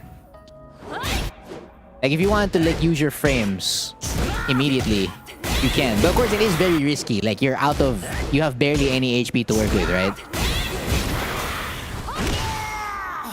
So backdashing or like sidestepping right afterwards is a good check to like avoid, what do you call this? Any potential challenge. I'm just wondering if like you can step the heat smash here. I think you should be able to. Yeah, like that. You could easily avoid the heat smash here.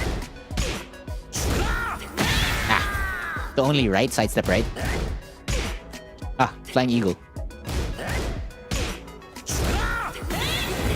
Yeah, you can also just side walk left. Like that's something, that's an option to like keep track of. So like sidestep left, sidestep right, into blocks of course. Just in case like you still get clipped.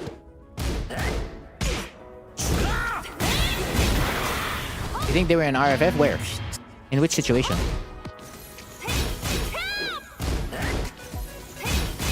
You mean the whiff here?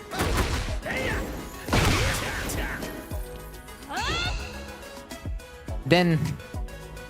Hold on. Fine, I'll control it.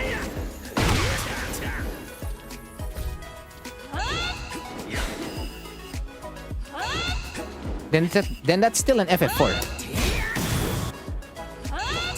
That's still an FF4 punish. Back 3 probably still hits. Yeah, it does. Yeah, okay, fine. It'd be difficult to get back 3. Yeah, but FF4 you can get. FF4 you can get. A forward 3+4 you can get. So like, there is still punish options you can still have. And heat smash. Like if you do heat smash immediately, I believe. No, it's too far. Okay, fine. So FF4, up forward 3+4. Even maybe RFF DF3. For the most part. And then this is you thought you were trying to call it out, so that's fine. Round 4. Fight. DF3-4. Wait a minute, I saw this round. Final There you go. round. Last one. Fight. DF3-4 again. There you go. Good whiff punish. LF is a forward 4. That's fine. Go with the burst. Heat smash. Again, I already mentioned how to keep them in check if you want to press a button after can. Yeah, so that's fine.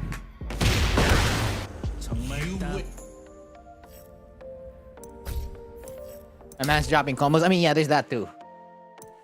So it's just cleaning up your combos and inputs. I normally struggle really bad against Jun, so the fact that it's just minor adjustments I need to fix tells me a lot. Kind of.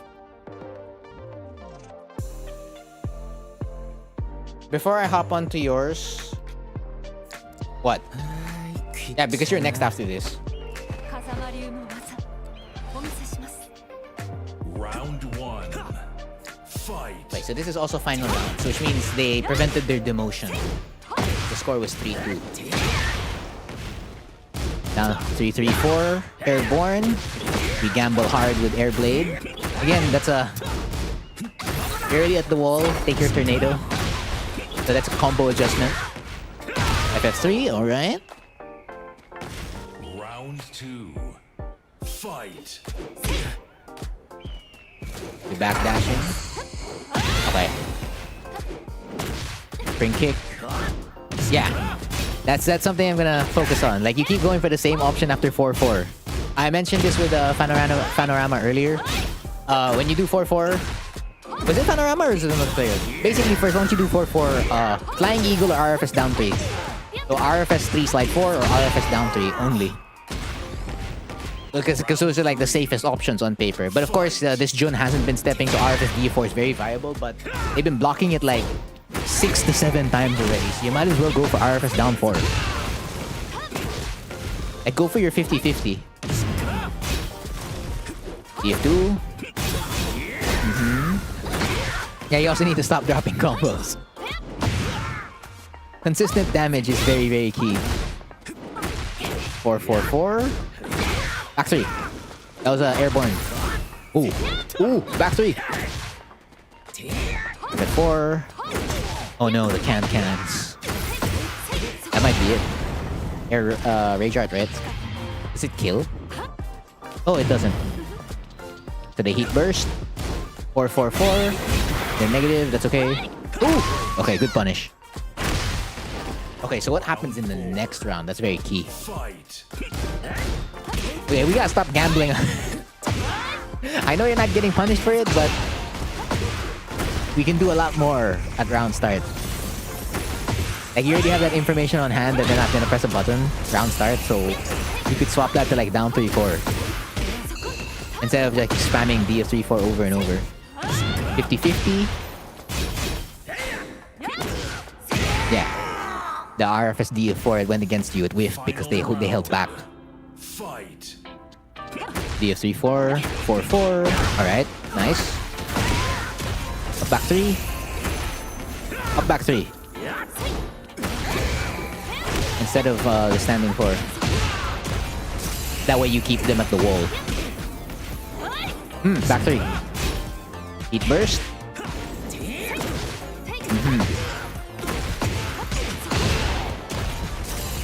That's fine. 30 seconds. You still have heat. The 4. Heat smash. Damn, okay. Damn, alright. Alright, let's go through that. I mean, I was already mentioning a couple of stuff, so I'll just go into detail for some of them. Round 1. Fight. Peacekeeper start. That was a good choice to like potentially pick it up. Right here. So this is just a matter of combo awareness. So right after the Flying Eagle, they do splat. I know it didn't splat immediately, so that's why you probably went for up 4-3+4, but maybe give it like a half second a bit to like know if they're at the wall or not. Or even by this point, as they're up all the way in the air, you could already see from like the stage where like, oh, they're at the wall. So like your first decision now should be like to Tornado. Like go for back 3. That way you can like get a full combo. There, see, you go for that once. Once. Gotta go for that more. If they're staying in place after your RFS DF4.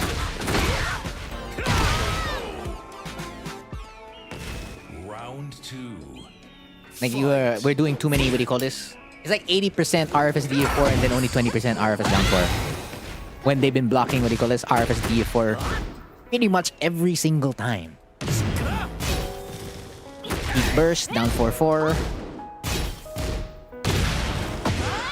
Never knew her parry can... Yeah, it can. Heat smash, you spend it. Flying Eagle. Yeah. So you're... What do you call this? You're -3. I get the decision to Power Crush. I just know against matchups like this, like Asuka, Jun, characters that have a good low-high string or move, just know you're taking a risk. because they can just kill you for it like that. So you're like, oh, okay, I'm gonna keep them in place. And then apparently you can't, right? So let's check if you can like sidestep.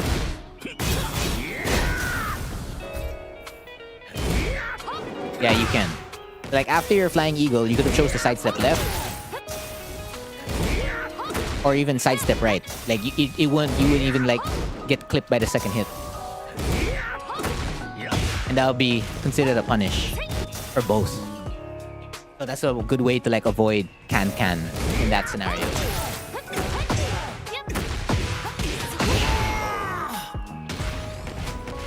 Round 3.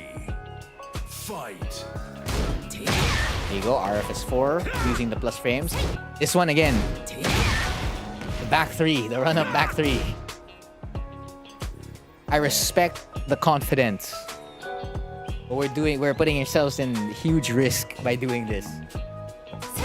It'd be great if it connects, but if it doesn't, you play against an opponent that actually knows how to punish it, then yeah, you're in trouble.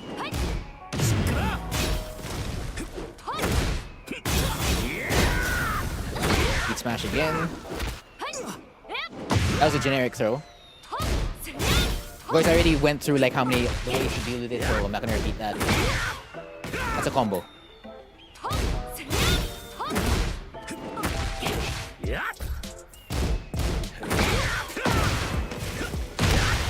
That was a combo. Like it was airborne. And then you can like mash jab also. Like sometimes you can just do like a jab float check and then like what do you call this? Go for your back 3 afterwards. If you don't want to do like your jab check, another one's like down back 4. Like those are like your two options besides back 3 to like confirm something's airborne so that you can continue the combo. 4-4-3. That's a back 3 punish. So like if you block, what do you call this? If you block Jun while standing 3, that's a back 3. Always a back 3. If not back 3, DF3 plus 4. Those are like your only punishes for it. Also, you did get the, what do you call this? You got the RFS DF4 to connect here. You can press a button afterwards. So like DF4, DF3 plus 4, AFSR, FF3 question mark, up forward 3 plus 4, down back 3. So like you can get W quickly. Because you're plus 8 and they're in force crouch. So you wouldn't have to go through this situation. Wherein it's just like they can get something. Round 3. Oh, wrong one. Fight. That's the same one. Here you go, round 4. Round 4. Fight. DF3-4 again. You've gathered information that they don't like pressing buttons round start. And DF3-4, just again, it's just the same thing with RFS DF4. It keeps getting blocked. Start hitting their legs. Because it's just like, oh, they keep stand blocking. You already have information on hand, like 5 to 6 times that they're doing that. So it's just like, on paper, it's a good decision to like go for a low. Like you could round start down 3-4 now, round start down 4-4, round start down back 4-4, right? Round start down back 3. That way you can get something and like move the game state further in your favor.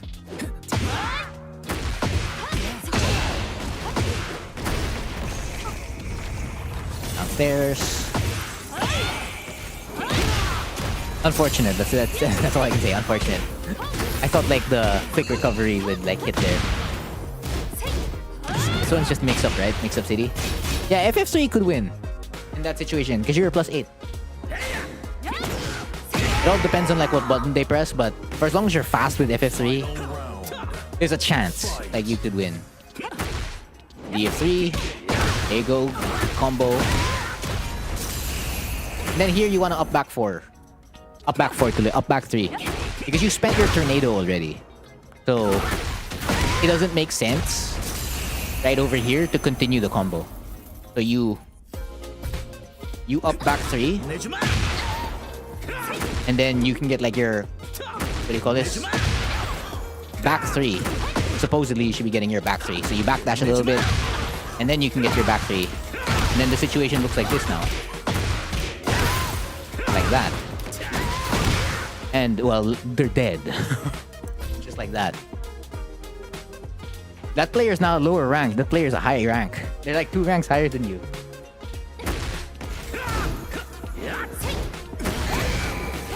You can't power crush Jun's hop kick, so just block it for the most part.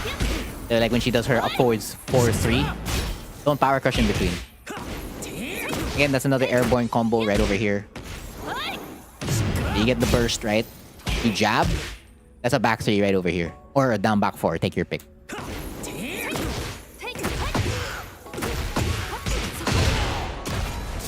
Flying around. Yeah. Peacekeeper. Peak smash. Yeah, okay, it's just what it is. That's not a bad decision. It's just that the reversal. If you don't want, again, you don't want to deal with Jun's reversal, you use airborne moves, and the airborne moves you have in Right Flamingo are gonna be RFS 3 slide 4, the Flying Eagle in Right Flamingo, RFS up forward 3, and RFS up forward 4.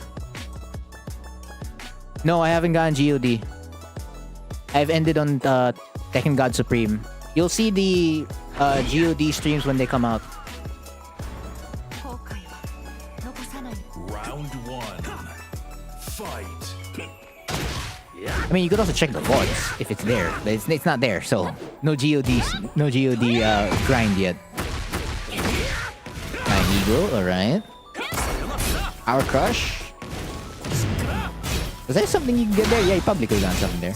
Lay away from the punish there, but that's fine. Round 2. Fight. Down 4-4. There we go. That's what I'm talking about. Is one. Yeah, but okay. That's a bad mindset to get into. Like, I'll only play better if I meet a higher rank. Keep your gameplay consistent. That way, whoever you meet, you always play well. Because it's just like, oh yeah, I can get away with this, get away with that. But the moment you meet a player higher rank, right? Regardless of what they know, it's just like, oh no, I don't know what to do anymore. Because I've only been doing this.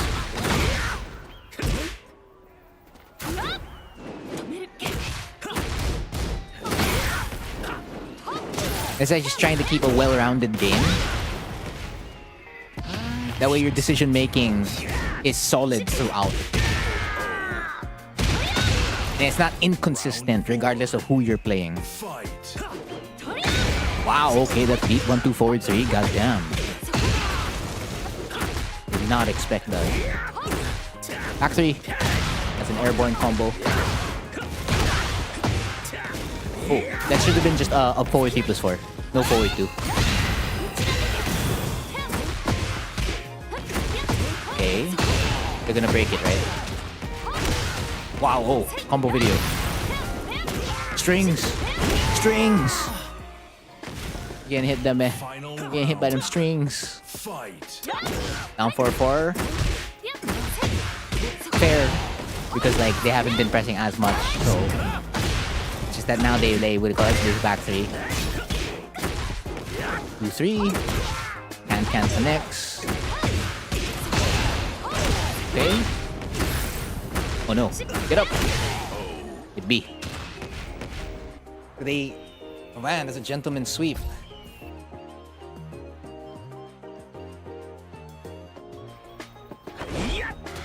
Yeah, just like try to stay composed. Be aware of like what's happening in the set. Okay, again, that's a combo right over here. The airborne combo. Again, choose jab, back 3 or down back 4 to continue the combo. That's a back 3. Of course, you got it with a back 4, so that's good. Down 3-4. Good follow-up. Unfortunately, they recover way earlier. That would have been a solid backlash. Okay, now let's see if there's anything you can get here. No. No. No. Ah, that doesn't hit either. Bruh, nothing hits. Yeah, I guess all you're after is like a mix-up at that point. That's all you can get, okay. So there's nothing guaranteed here for the most part. First.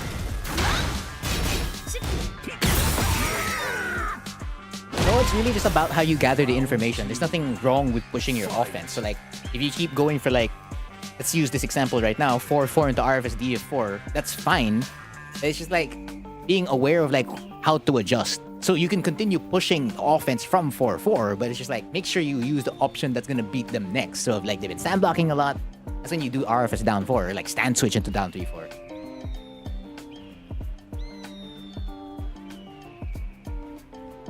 Pushing your offense it's a matter of like pushing your offense mindlessly. You have to be mindful of like what you're doing. Down 4-4. Yep. I gotta just keep it simple. Yeah, when in doubt, again, just up forward 3+4 forward every single time. Backlash, nice. 1-1-3-3. Yeah, okay, that's good. And then this is where it starts to go down, right? Yep. This is where it starts to be. E3-4.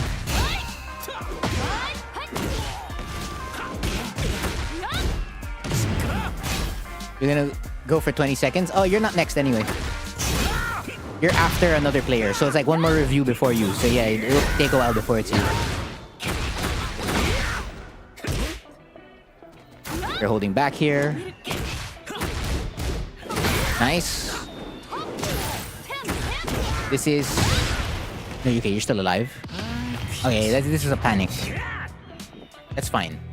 But just like, at least you committed to like Rage Art. Are all the reviews you've been doing? It's all been Hwoarang players so far. I mean, this is a Hwoarang channel, right? So far, it's been all Hwoarang. You get the counter hit here. That's good. Right, okay, here.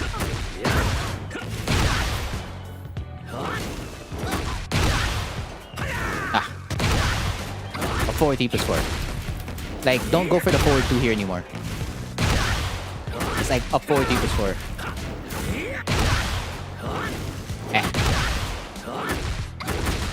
There you go. And then it looks different. And then you can do way more. Like forward 2, it pushes them way too far. So I'm not even sure if like a forward T+4 would have hit. Next stream, bet. 1+2. Yeah, so this one, if you didn't know, it's plus as hell. So basically, this is like Jun's running move. If you block it, you're -6. Or just think like, I can't press a button, right? That's the better way to think about it. And then they go for like their fastest move. This is 12 frames. Then, yeah. Just remember the next time you see this move, like use like 2 hands to like push towards your chest. It's plus. Plus as hell. Yeah, this is String City. Final round. Of course, the down 4-4, I don't blame you for this one. That's fair choice based on like the information you have on hand. Back 3. Yeah, okay, this one, again. Right here, I think you could have done RFS of forward 4.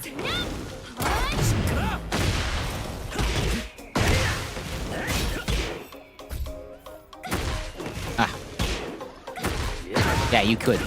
But this is just more of like combo awareness for the most part. Because there's a lot of airbornes, a lot of drop combos, stuff like that. And then of course like making sure it's properly wall splats. That way you can get consistent damage. And then that is that you have to get up. Because some of those moves hit really low, so like you have to wait for Jun to like not press forward 3. Because if you're gonna tech, you might get hit by it at your head. Your head will get hit by it, right? You have to wait for them to whiff forward 3, and then you mash tech roll already so you can get out. But yeah, good Chief. If you have any other questions about that set, let me know. Alright, let's move on to the next set. So this is Scribus. So it's against Jin. Okay, Jin. And then the Jin's IGN is Oh, okay. For the set, it's Tony. It's not, what do you call this? Spider anymore. Okay. I'm looking for Tony. Tony Stark. I'm looking for Tony. Tony Stank.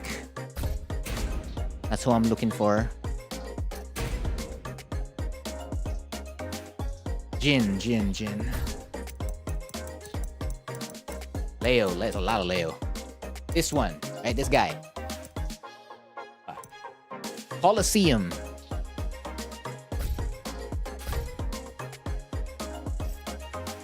Right. You're also the first player who's playing on player 2. Everyone else has been playing on player 1. Tony Bamanabo. Round 1.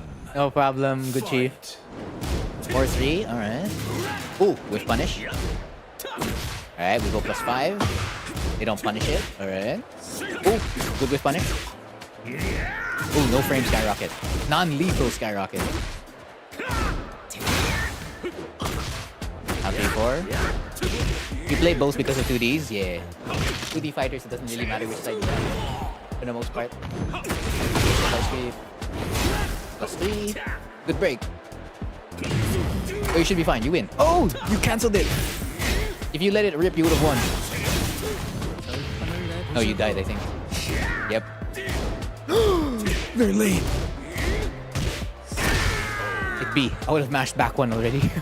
Round 2. Fight. No, there's nothing wrong with round start PC. It's just that, again, it's how you're gathering that information. So if you do round start PC, what is the opponent doing? And if they get hit by it, okay, you can keep doing round start PC. But then if they're not getting hit by it, what can you do to adjust it? So are you getting hit for doing round start PC, or are they just blocking round start PC? That's the important details.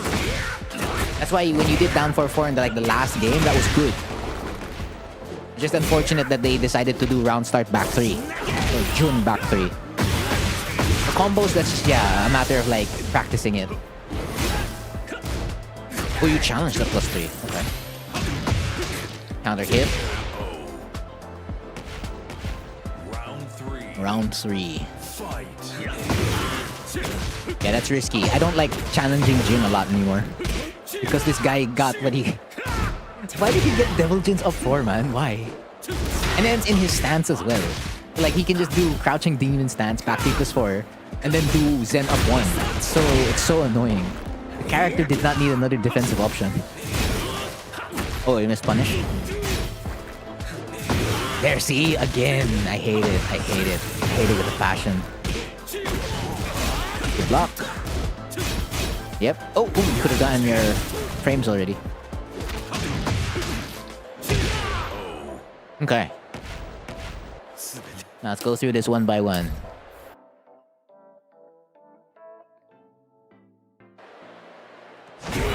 Round 1. Fight. So round start 4-3. We backdash right over here. That's a whiff punish. As you backdashed and DF2 whiff, this is a back 3 right over here. Back 3, DF3 +4, up 4, 3 +4, whichever you want. Even 4-3. Small whiff punish, big whiff punish, all of it will go in. Right over here as Jin whiffs DF2 and channels his demons. You go for down 3-4, trying to take plus frames, +5. Good whiff punish. Keeping the frames, non-lethal skyrocket. That is a challenge, alright?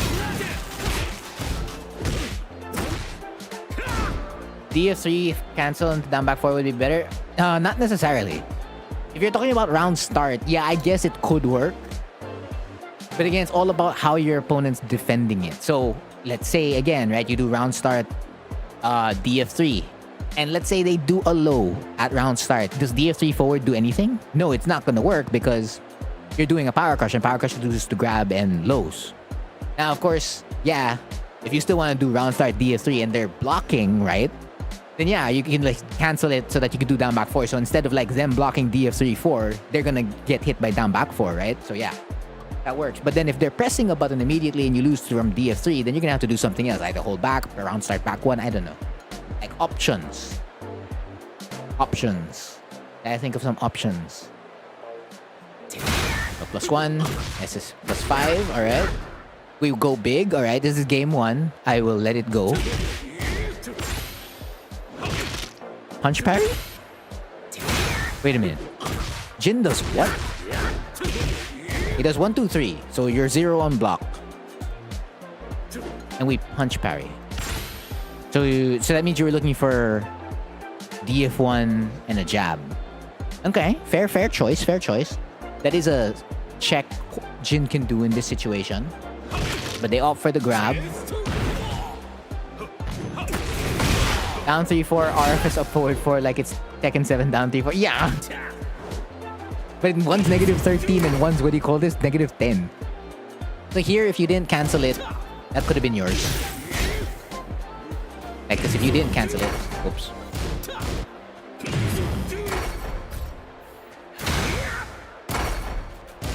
Ah. Oh, okay, I have to reset earlier.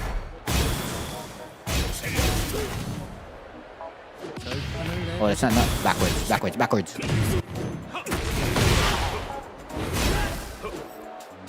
Is it this one? Yeah, it's this one, right?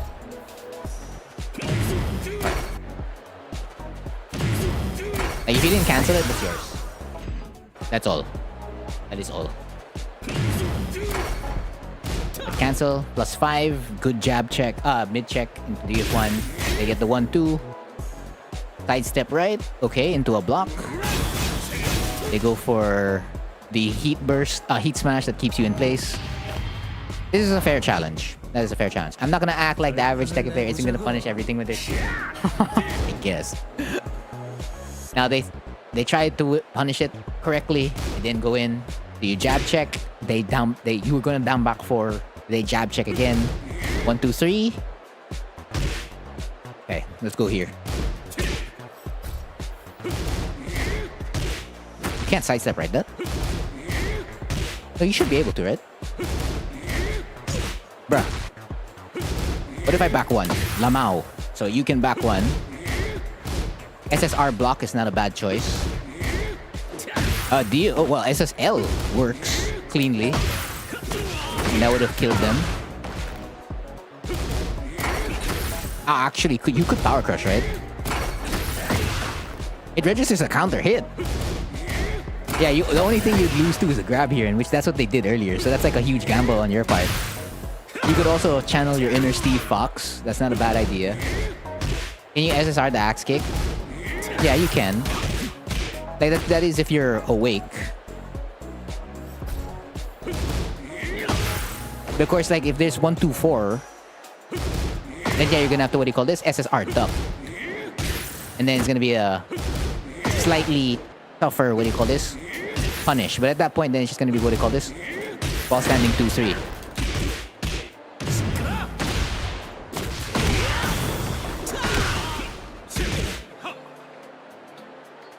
But I was just focusing more on like after 1, 2, 3. So you can SSL, SSR block, DF3, 4, back 1. Heat burst, actually. Heat burst would have been a really solid decision here. Or as long as they didn't do the grab again, right? I hate sidestepping Jin because no, it's doable. You just gotta pick your spots.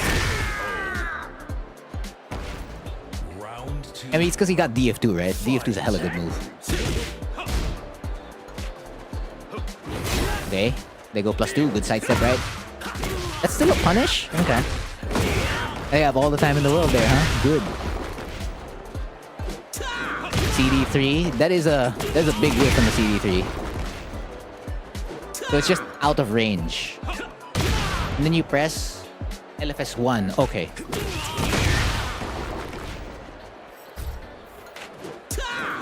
Yeah, but if you power crush, you'd be safe. Or if you do CD3 into DF3 forward, yeah, you could also be safe. Basically, for as long as you do a power crush, you would have been alright. But of course, that's a decision you have to make here. And the only reason why I recommend power crush is because if they try to whiff punish you, you'll be safe if you armor, for the most part. Again, there's no such thing as JFSR setups. For the most part, you set up a JFSR by doing a frame trap. So long, if you do LFS1 on block and you do F1 +2, or DF1 and the opponent is losing to those options, right, they're gonna stop pressing a button. So they're gonna stand block now, right? And then that means you're gonna hit them with down 3-4. So the next time you do LFS1, you're not gonna do F1+2 or DF1, you're gonna hit them with down 3-4. You hit them with down 3-4, they're gonna start looking low. And at that point, you've done 2 options in your mix-up, or 3, right? So that JFSR becomes your 4th or 3rd option in the mix-up. So when you do an LFS1 there, that's when you can throw out JFSR. That's how you set it up. Every single time. Use existing situations, existing mix-ups, and add JFSR as an option. DF3 would be better, suppose? Yeah. You scout for the... Yeah, that's what you should do. There, you could keep yourself safe with the armor there. 1-3. This is a mix-up. Good with good standing block punishment. Right? Flying Eagle of Lightning Halberd, right? Running 3. Yeah, that's not guaranteed. If that's the go-to option you're always gonna go for, it's not... Like, you can go for down back 4 instead. Back 3 is like really, really risky if you want to go for it.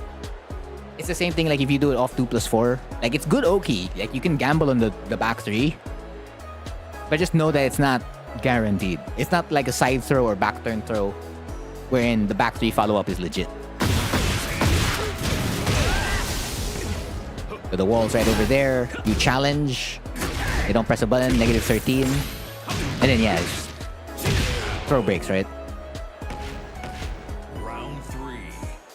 Fight. Eh. Round 3. Wanna know how that look round starts. Fight. So, okay, there's no saving. There's no saving this. Like, they immediately go straight for it, and yeah, that's it. That's it. So just know that round start the next time you play against a Jhin. Know that they can just do some whack stuff like this. You love Jin's heat? Yeah, it's dumb as hell. I hate it. What if he does the combo with heat? You mean here? Round 2. Fight.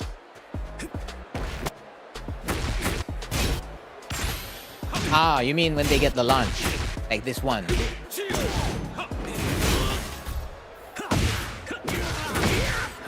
They can certainly put themselves in a better spot if they use heat here. This is exactly what I would have done. So if they don't break it, I get roll and choke, and they're basically on a deficit already. So it won't kill, yes, but it can put the game state in their favor. Round 3.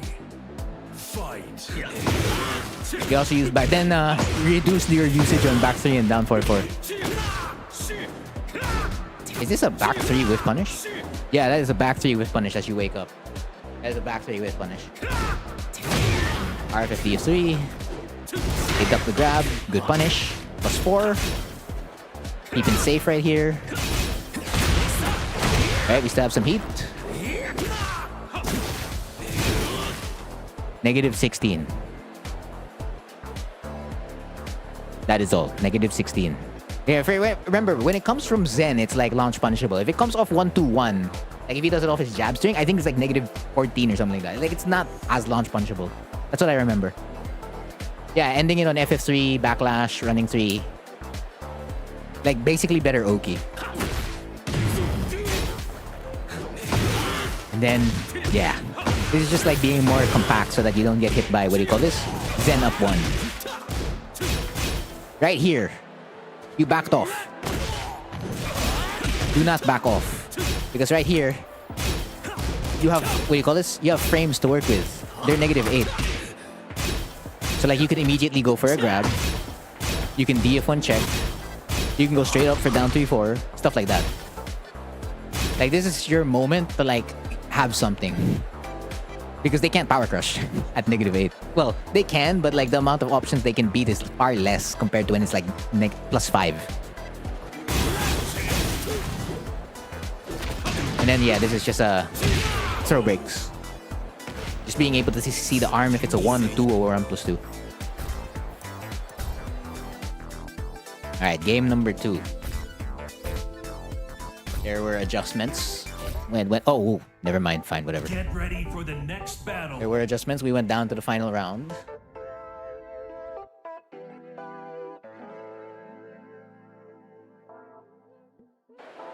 is loading. Round one. Fight. So what happens here? Oh, straight up Steve Fox.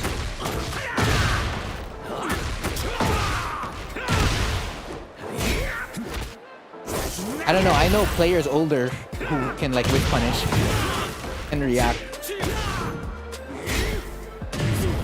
I mean, it's really just a matter of practice. So if you want throw breaks, you're gonna have to like spend time to like get it down. And if you don't want to have throw breaks, or like if it's difficult to get throw breaks, right? What do you call this? Just gamble. Like if you get grabbed, choose 1 or 2, or even just mash 1+2,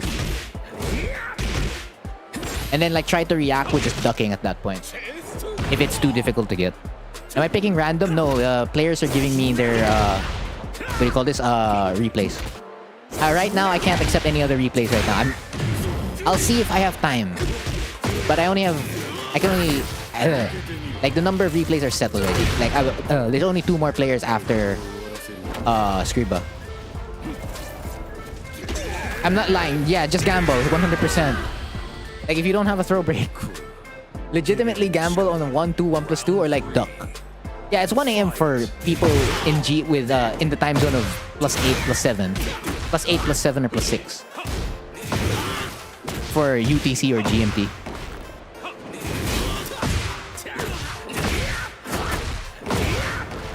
One, alright. While standing 4, I like it. You're in +7, yes. That's fine. That's okay, that's okay. So they'll basically regain the HP that they lost.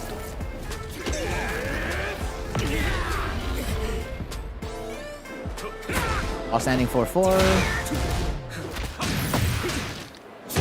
That's fine. They're gonna down 4, right? But they don't. Ah! SS4, it was short. That's unfortunate.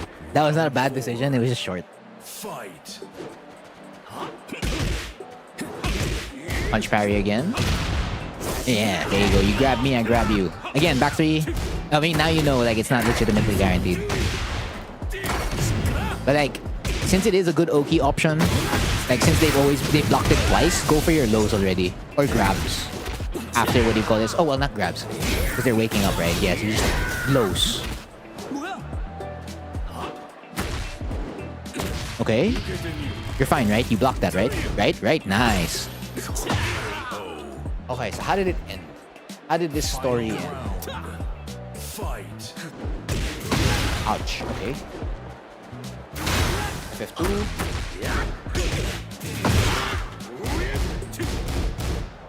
Okay.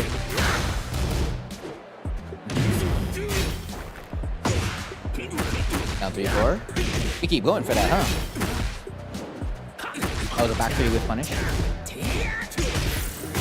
So they know it's punchable.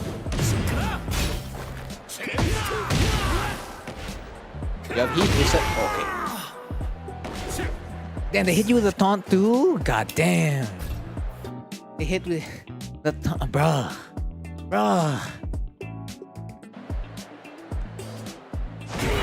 Round 1.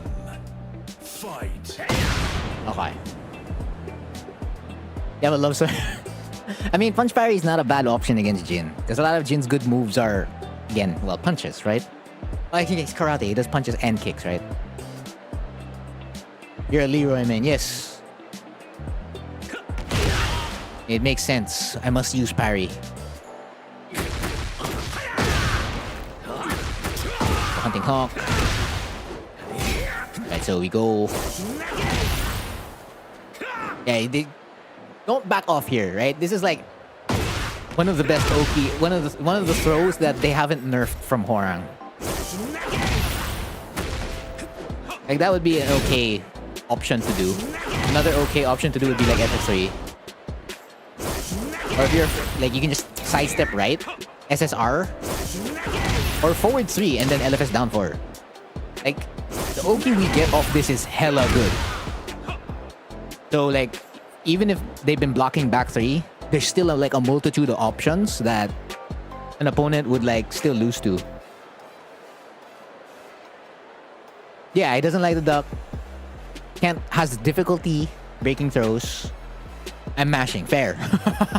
So it's just like being aware of like what's happening. He's not sidestep. Yeah, because some of the running threes could have been sidestep. That's true. So so you've noted all this down. That's good.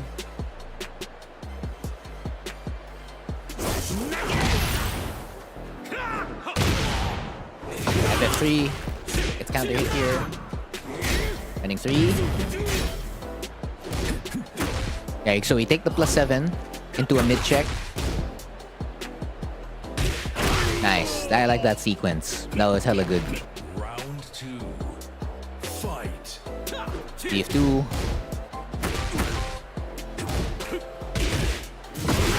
Punch parry. They didn't get to punish that.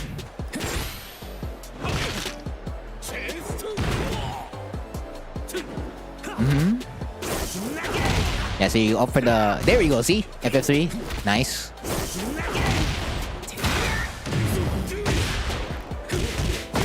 Actually, if you just continued spamming the grab, you would have been in a good spot. Okay. So this is off while standing 4-4, right? If you want to beat the Rage Art, RFF2. Ah. Okay, hold on. I gotta move back a bit. So don't do RFF DF4, it's 13. But if you do, I believe, while standing 4, DF1 rather, it shouldn't activate, never mind. Yeah, so basically keep it at 12 frames under. So down jab, if you want to do a mid. Oh, there you go, right, I was correct. It shouldn't activate if you do DF1 immediately. But the problem is you can't, what do you call this, RFF DF4. Or you can, lamao. I just don't trust my RFF DF4 a lot because every time I RFF DF4 after while standing 4-4, I'm not fast enough. So DF1, I'm usually fast enough to like mash it compared to RFF DF4. So you can do a DF1, 2-4, 4-4, down jab, grab if you want to like beat a Rage Art. Round 3. Fight. Is that a fancy way to say lamao?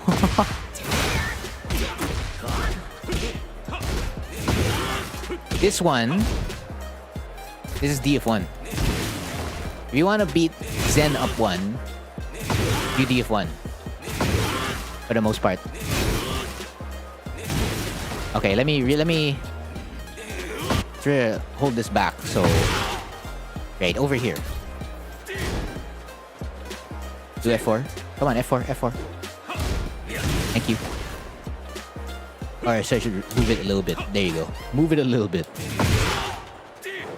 Up kick, and then it's the jab, right? Ah, okay, it happens after that. Right over here. DF1 will always win here. For the most part. So if you don't want to deal with it, DF1. Because if you're using highs and stuff like that, you're gonna naturally die for it.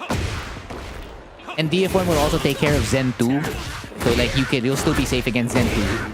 Jin will absorb DF1, but you're still safe and you can duck it to like launch punish it. There, see like that, DF1 3. That works. And this was how many hits? Oh, 7. Oh, it's correct. Why did that not? Oops.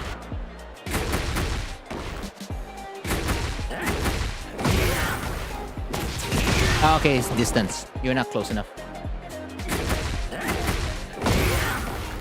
DF1 against Jin and Lars for happiness.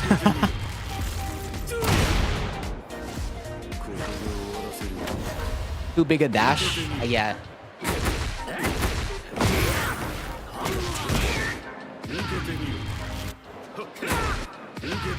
Yes, they get the RA.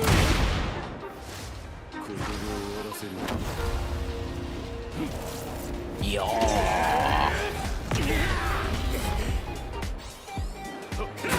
While standing 4-4, that's fine. Yeah, that's just... I don't have any other answer besides like throw break. And then that's just SS4 being too short. So let's check if, what do you call this? Down back 4. So if we replace it with like... down back. If we replace it with down back 4 or down back 3. Fight.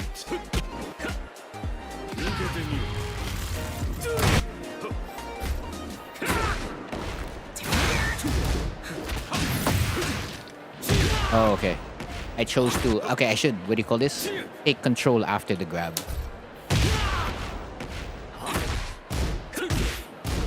So it's after the second DF1. Okay.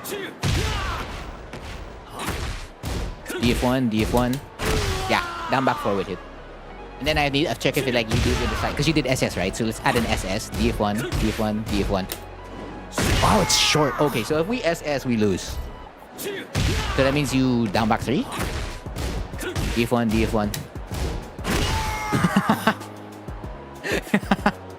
Well, it looks like they were ready to block it, Lamau. But yeah, so if you're gonna sidestep, down back 3, down 4 would hit. Not down back 4. But if you didn't do a sidestep after the second DF1, then yeah, down back 4 would have won. Round 4. Fight. Punch parry. Yeah. Standing 4-4. Alright, they power heat burst, heat burst. Back 1, get out of there. 1 month of Horang. Yeah, this is pretty good for more or less 1 month. Alright. This was okay, okay. Let's take a look at the situation. Both of you have rage. So you run up, jab, it whiffs. They don't punish you for it. Okay, you're safe. You run up, down back 4. And then you RFS F4. They backdash. You just died. That's how hard it is. Like, if they just mash RA here, there's nothing you can do. Like, RFS F4 is the right call if they stay in place after down back 4. Because it'll prevent an RA challenge. But if they backdash right over here, right after, well, we're dead. That's it, we're dead. And then they duck, right? The RFS DF4. Right here, you should have taken your frames already. Like, they shouldn't have been able to get away scot-free. Right here. I DF4, that should win. Like that. Okay, so again, you're +8 when the axe kick connects.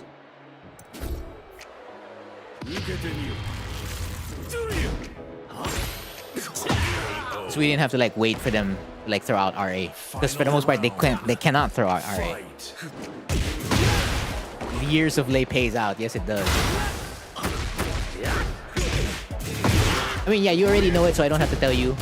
You like this. You don't have to keep going for the mids. Like, go for the lows when they're stand blocking a lot. Or the grabs, right? One of the two.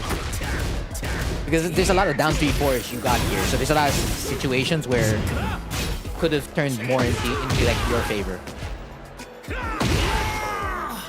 Yeah, so for the most part, it's like being aware and like applying the right option on like how your opponent is reacting. And you're already aware of that, so that's good. It was the no mix-up, fair. Fair point. You committed. For as long as you committed, we stick with that.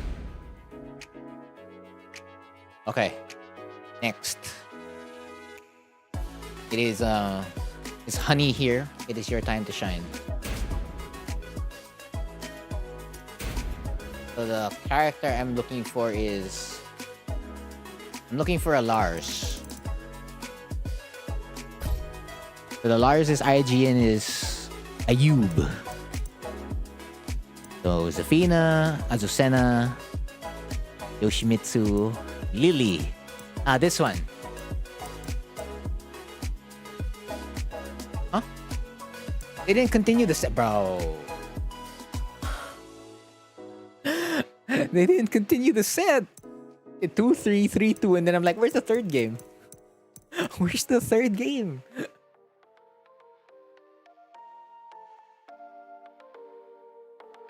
Have a good night. Yeah, I'll have a good night. You too, Scriba. Alright. They didn't continue the set, so... Alright, fine. Fine. Oh, the second Horang, by the way, that plays on player 2.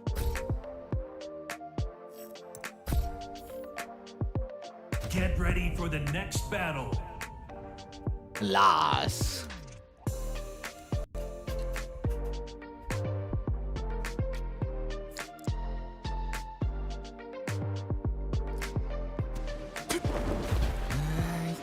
Default outfit, alright. Fight. Man, they got a gun to punish. Into 4-3. Into DF2. Alright. 5 plus 1. Okay. Alright. I like it. It's way better than me already in regards to reacting to DF2. Oh! What happened there? Okay. Oh no. Challenge. I'm back. 2-3. Alright, we're still stuck at the corner. Alright, at least they don't get a combo. Huh? That doesn't sound right.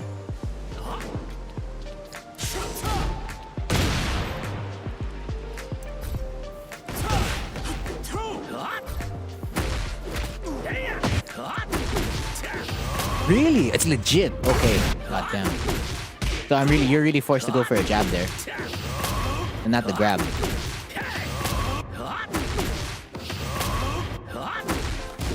Oh, standing 4-4. Really? Didn't we just test this with Jin earlier? Like the DF1 went in. Okay, well, I guess it'd be. Rage Art's forever be Horang's worst opponent. Ever since they've introduced this mechanic. She's like, how did I lose? Rage Art, bro. Rage Art. I'll go back to practice mode when I'm done with all this. Okay, well. Not a launch punish, but we'll take that. Hello, Alax. Alax lol. RFF 4-4, yeah. I would probably go for like RFF 2. Just the jabs. Okay. 1 plus 2. It's 1 plus 2. It's 1 plus 2. Smash. Okay. I guess so far I haven't seen like a Horang that likes to like take the RFS F4 after the down back 4 counter hit. Y'all want the plus frames. Oh no, the drop. Okay, we get the punish, so it's all good. It's all good. Back 1-3. Okay. You're fine. Homing. 1 plus 2. Oh no. Nice block. Okay.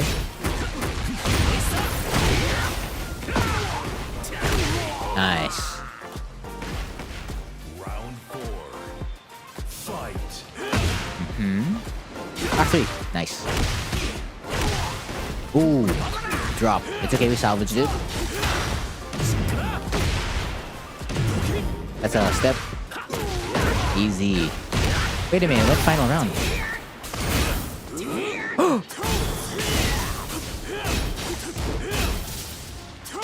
Okay, back 4.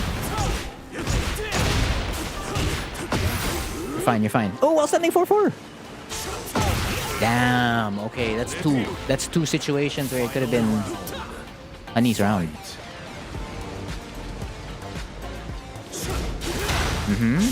DF1, that could have been a DF1.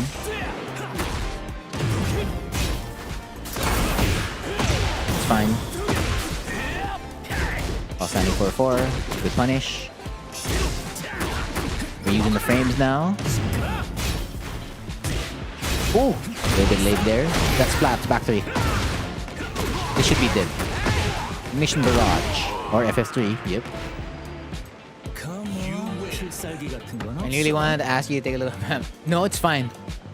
Don't worry about that part. Flip? You can back 1 it. But for the most part, I usually just tech. Like if he grabs me, I tech. If he doesn't, I just hold back. Yeah, so I already replayed the first part, right? Which is the... Yeah, because for the most part, these are all okay. It's just this part, wherein... For the RA. The flips are so annoying. Yeah, they are. So, yeah, besides back one and just teching it and like defending it really, really well, the other thing you can do is just like walk. Like start side walking. I don't care which direction. I think for the most part, what was I doing? I think it's like sidewalk, right? Like you'll be fine. Like stay away from the range where they can do it. Or like if you know like they like doing it at this certain range or after these certain moves, sidewalk. Or like sidestep. Like it's gonna lose. And then you like get a free back three. So this is like, yeah, okay. I already took over there. Obviously this is a launch punish, but a punish is a punish. We'll take that. Punish. Okay, we're going for the DF2s. Punish.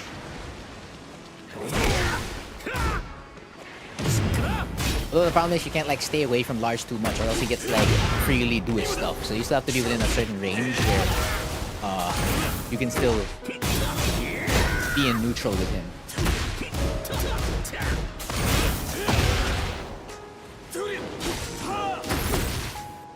Wait a minute.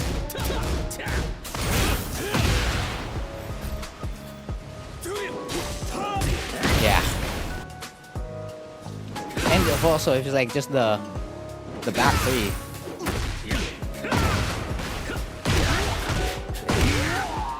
You should have pressured more. No, not necessarily. Because let's say we'll go back, right? So somewhere around here, right?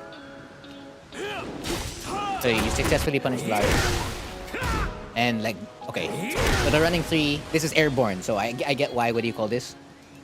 You go for back three because you assumed it's spiked. And then you heat burst.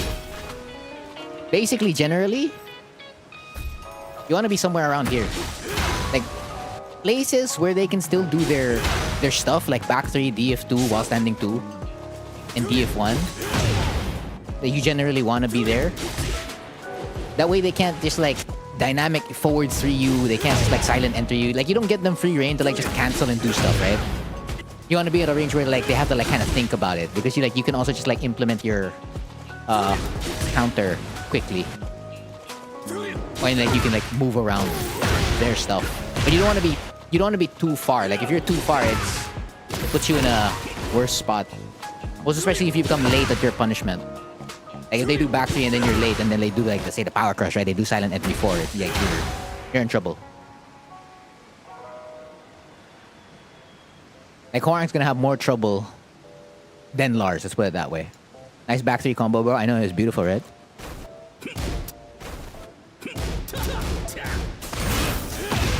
Yeah, because here, yeah, that was a back 3 quickly, or even just a sidewalk.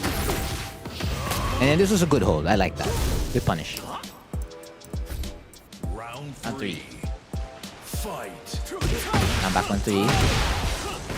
The orbital, fair challenge. This one, see, your punishment was there for game 1 and game 2. But here, slowly but surely, you were avoiding punishing this. So don't be afraid.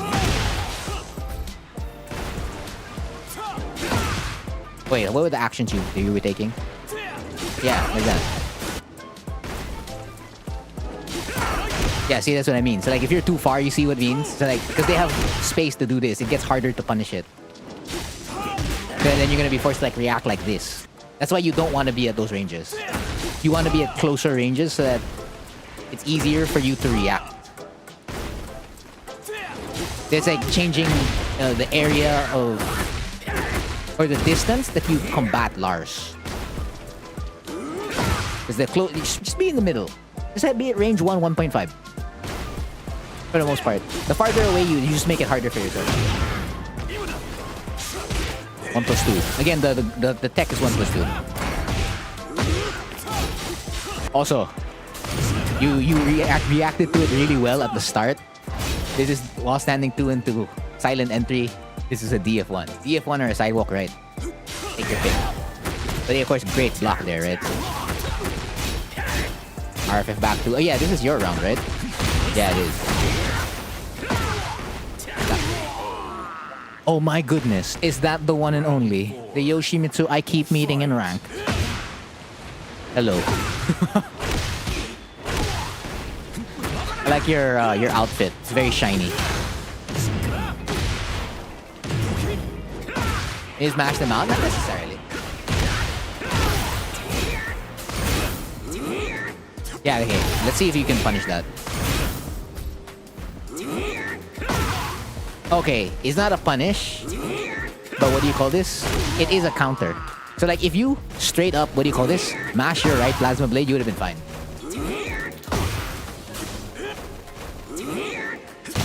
Oh wow, that's a counter hit. Okay, yeah, so going for a back turn low, you won't win. When I meant back turn low, like the generic back turn low. But if you did like back turn down 3, back turn jabs, and then right plasma blade, any plasma blade from back turn, you'd be okay. Like right after here. So like, because they pressed the button, and it's registering as like a counter hit. So you would have won. It's you? Alright, bet. And then of course this one, you have to respect it. This is 0. Alright. Back 4. Where's the situation? I think it's this one. Yeah, this one. Wait, tech roll, right? Yeah, as soon as you woke up, this is like a, what do you call this? You could have punished him for it. Actually, how much can you punish him for it? Oh, okay, I bet you can get a launch. Oh, you can't get a launch. Oh my god, though, it's Flash Shimizu. Yes, it is. Can you do up 3? No, they're crouching. Oh, okay, back 3 is a punish. Lamau. Yeah, so that you could have gotten a while standing 4, a while standing 3, and a crouch cancel back 3. Oh, right.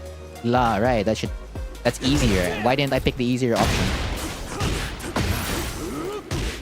Oh yeah, they're dead. You didn't expect it to whiff? Fair.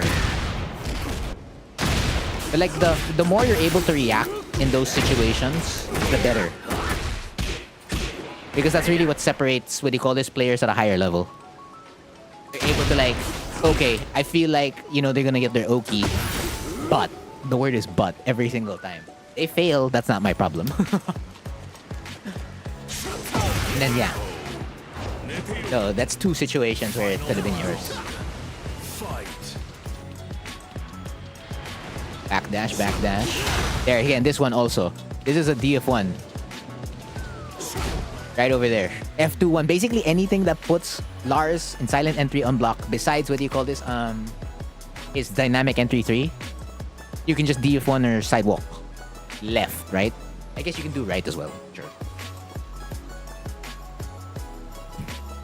I don't think I will be free. But I play against viewers every Friday. So if you're available Friday, Flashimitsu, I can play you. But so far I'm not doing, what do you call this, offline lobbies with online lobbies off stream with other players yet. You didn't know. Now you know. Because you did it round 1, so I kind of assumed you knew. But okay, now you can like confirm it. Okay, so like the cool thing I did on round 1 against Lars, that's actually legit the whole way.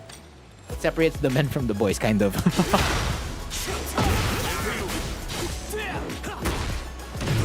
Deep burst. It's fine. Friday, yes. Yeah, when the stream starts. Hey, Keso Dojang. Because I've moved it from Facebook to, to what do you call this? To YouTube. Alright, game number 2, and then they don't rematch. Oh, thank you for the super cheese. I don't know if I'm calling it super cheese, but yeah. Much thanks, MSN. Where's the... I'm clicking. Ah, because Tekken 8's not highlighted. And then they don't rematch. Bruh. What time? It usually starts around 8:30 to 8:40. 8:30, 8:40, 9 o'clock. Those are usually the times it starts.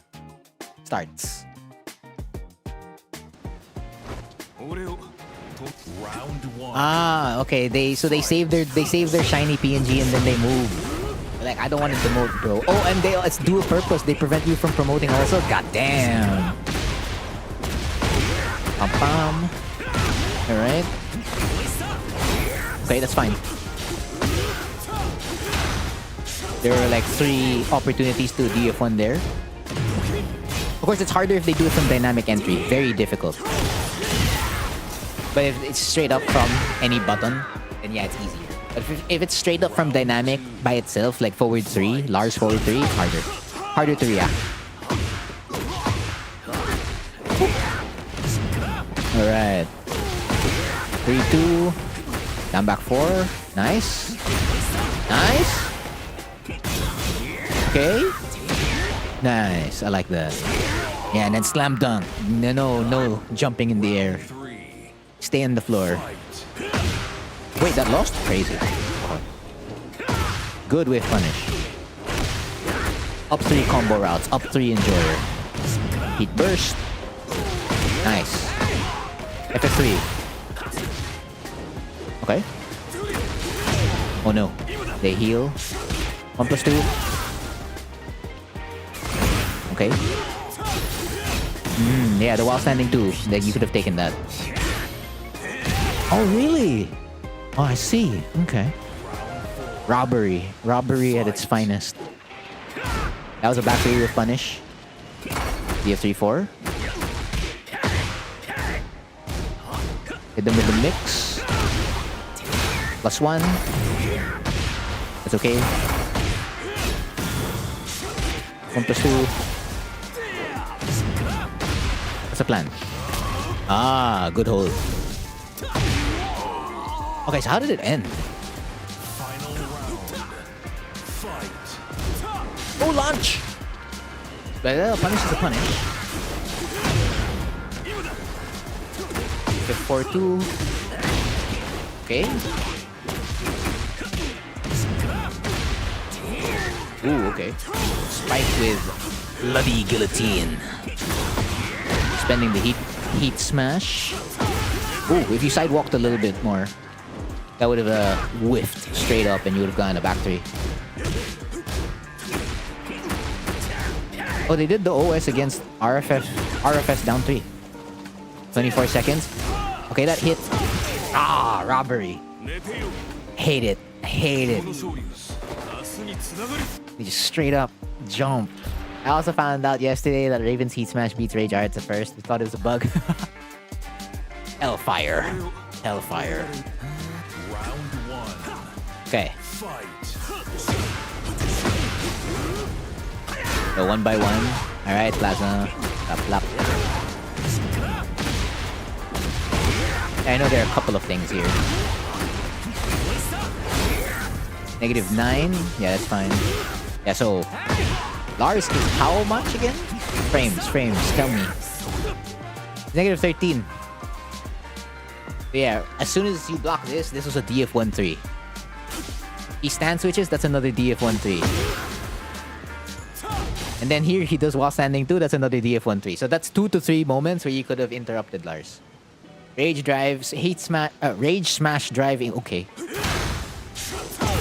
And then after this, right? This is what I mean by like sidewalking. You would make it whiff. Okay, so you can't, so it's not sidewalk right. It's sidewalk left. So if you sidewalk left, it's gone. And there's a lot of space on that side compared to the right, because towards the right, this is where, what do you call this? The wall is going to be. So that's one thing to like avoid it.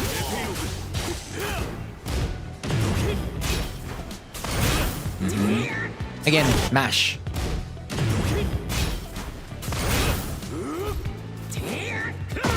Because they're pressing a button.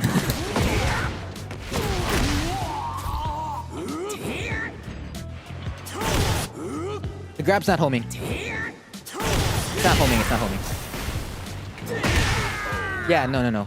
From the flip, not homing. Round 2. Fight.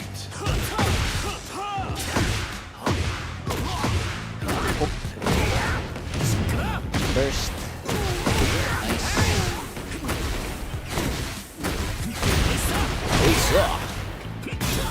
Yeah. Oh.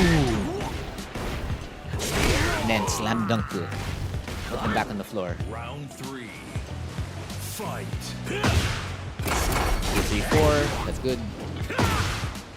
Yeah, all the time in the world that I would run.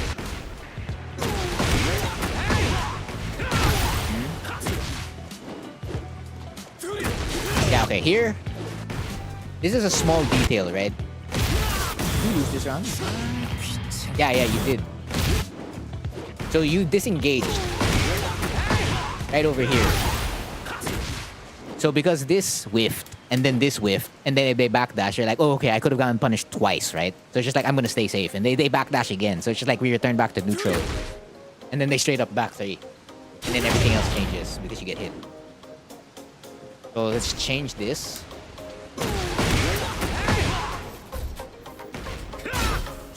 Wow, okay, it looks different. So SS4. Like dash up. Like this is a situation where dash blocking makes sense.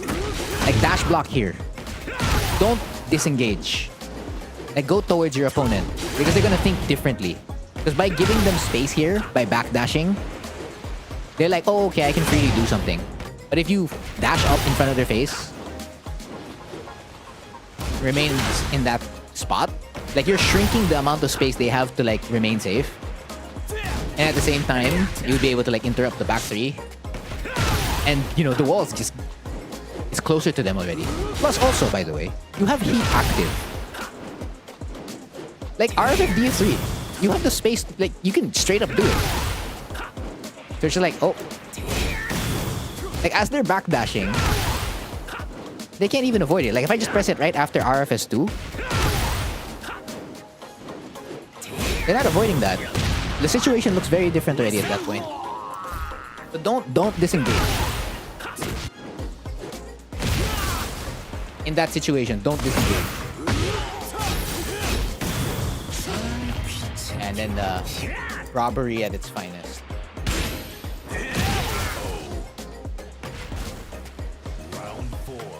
Yeah, but the thing is, that's the thing, right? You have so much HP. So like, there's no reason for you to really play defensive anymore. You have so much HP. You have a huge life lead. You have a lot of the time. Like, do something on offense. And RFF DS3 is not a bad decision right over here.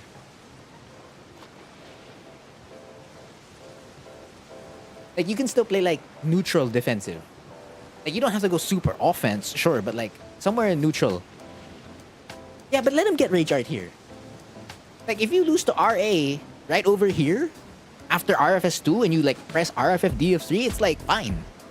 At least they're out of Rage. So, like, because you can tank the Rage Art. Look how much HP you have. That's a huge life lead. You can tank a Rage Art. It's whatever. And they get some HP back, but you still have heat active. Now, yes, they can still do a heat burst, but I mean, you can kill that with like a heat smash and like a down back 4. So like there's room to do a lot of things here.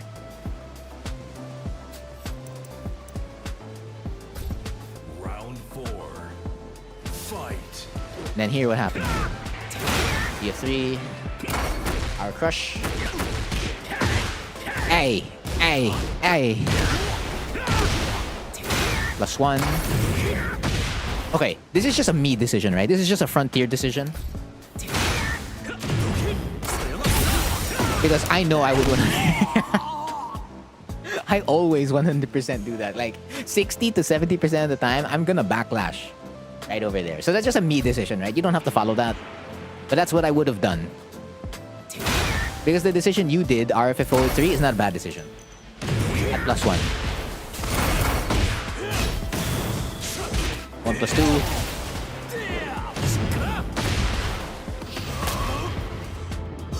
Yeah, okay, and then we go final round, right? Final round. Fight. Right. This is a launch punish.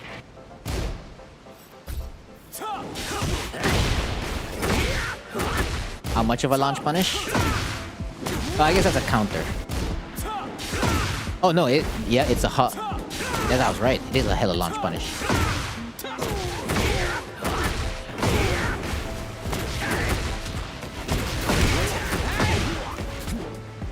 Yeah, so that's launch punishable. Or a while standing 4-4 or a while standing 3. Of course, you got it with the crouch cancel 4-3. It's not bad, but then you disengaged again. You backdashed right after +5. Instead of like 4-3 and then check them with like F1 plus 2, DF2, DF1, down back 4, whatever. Or dash block. This is where like, so if you're really iffy about it, dash block. Instead of like openly giving them space. Like there's a difference in it. Of course, there's situations where dash blocking is worse compared to like just backdashing.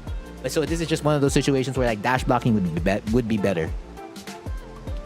Could have been a back 3, I guess, but like I'd rather just go for a while standing 2-3 or a while standing 3. Basically any of the while standing moves.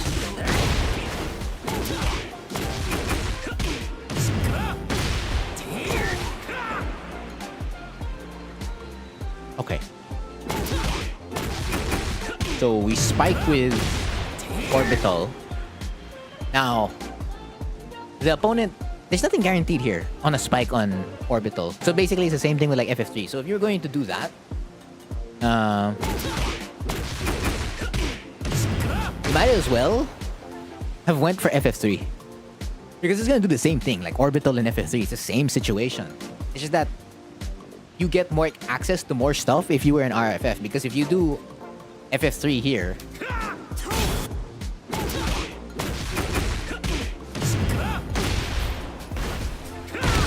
you can do this. And then the situation looks different again, right? Because if you do the orbital, stick to it. I mean, you can also just follow up with FF3 afterwards instead of, what do you call this? Basically, don't do the back 3.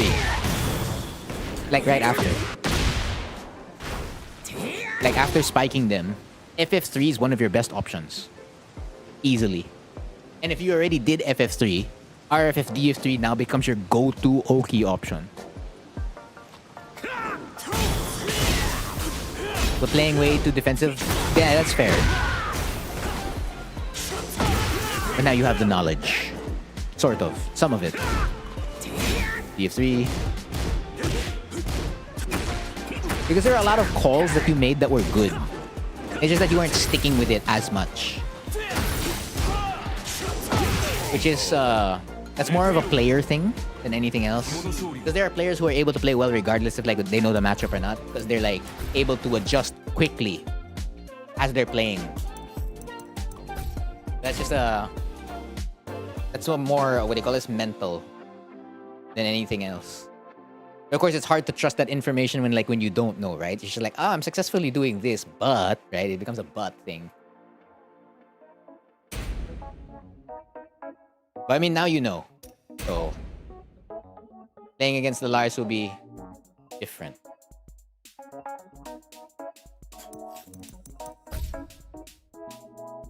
Oh, didn't I type it right?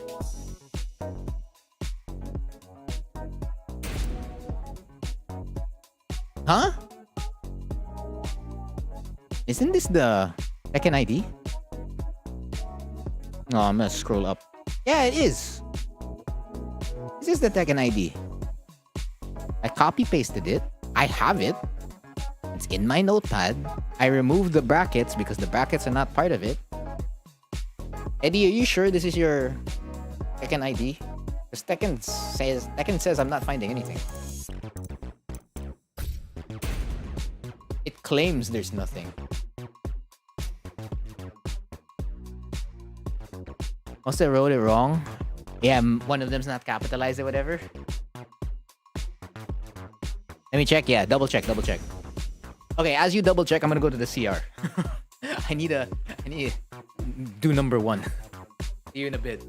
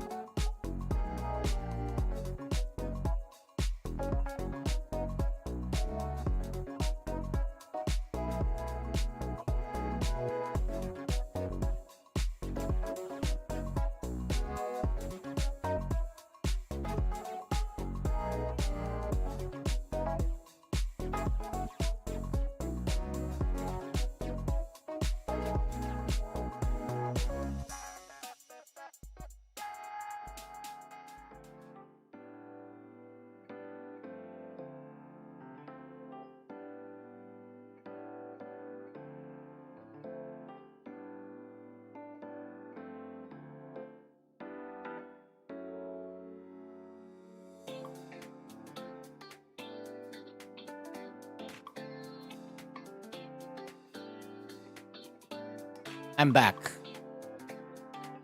Cap B. The B should be capitalized. Okay. Say less. The B should be capitalized. So it's the correct one, which is that this should be capitalized. Ah.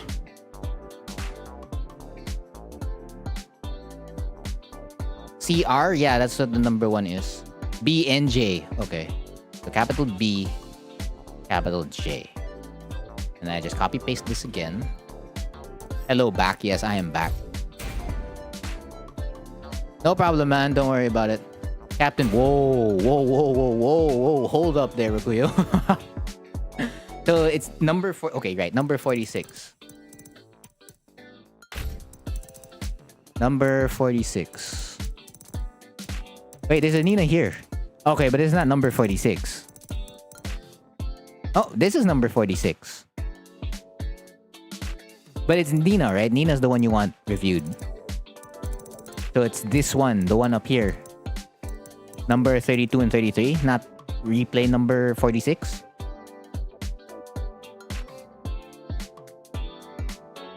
Just confirming. So it's either gonna end up being Xiaoyu or Nina. Also, I think you are the last set for today. Yeah, you probably are. So that means replay takeover for the most part. 1, 2, 3, 4, 5, 6, 7, 8 people. Okay. Wait, so it's this Nina, not the Xiaoyu. I need the answer. Because it's like, yeah, for which?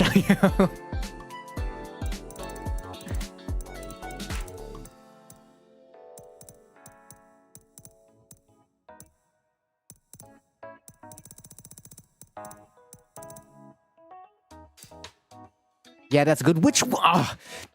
Xiaoyu? Nina. Okay, there you go. There you go. Wait, this is also... so it's just like... It's like Honey's earlier. They didn't want to stay, bro. They didn't want to stay. It's like, bro, run the first to 2. They're like, no, 1-1. We'll call it even. God damn. Get ready for the next battle. Okay. What happens here? Nina, this is the tough matchup. Tough matchup. EF1 be crazy. Whoa. Round 1. Fight. What's the first thing that comes into my mind? Pepsi Man. Pepsi Man's the first thing that comes into my mind. Standing 4-4. Yeah. They be throwing out strings. There's a miss punish.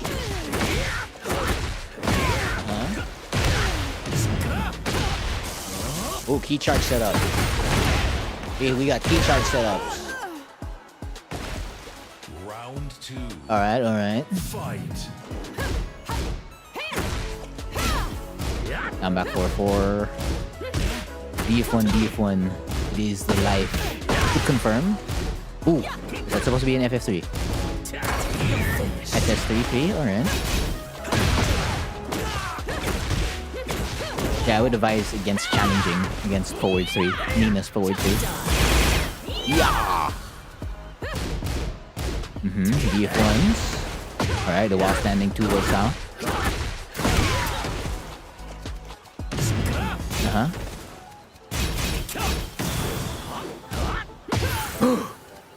It worked. Okay, they're still holding back though.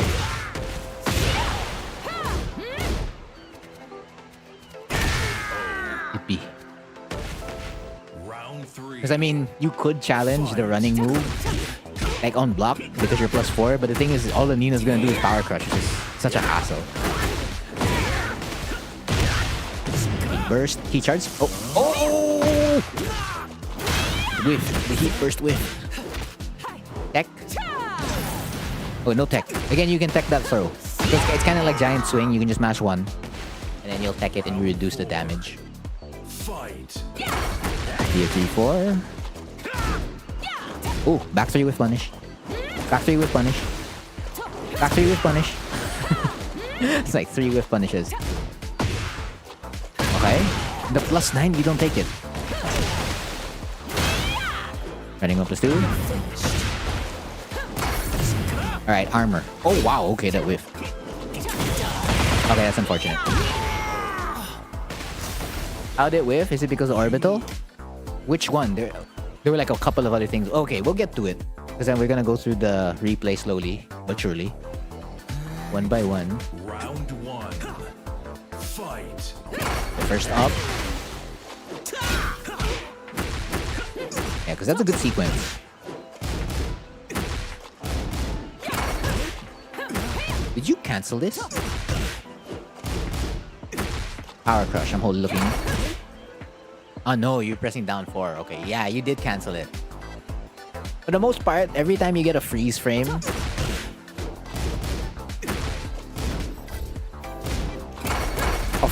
on the Power Crush, let it rip. Like, confirm it. Or like you see your Power Crush absorb something, just take it. Like, don't cancel. Commit to your, what do you call this? Your Power Crush. Because for the most part, you're always gonna be safe. Worst case scenario is that you're safe. Like, this becomes a -9. Like, -9, -8 on block. And then your best case scenario is that it knocks down. So basically every time you absorb something, let it rip. For the most part. That's why sometimes all I do is just press D of 3. And then I see it absorb. Then I'm like, okay, do I hold forward or do I press the 4? Because you can like confirm that. This is -11. Again, that's a punish. 1, 2, or 4, 3. Take your pick. The heat burst. Okay. Yeah, and then this is the key charge setup, right? Yep. If it works, right? I think that was on like the 3rd round. Where's that one?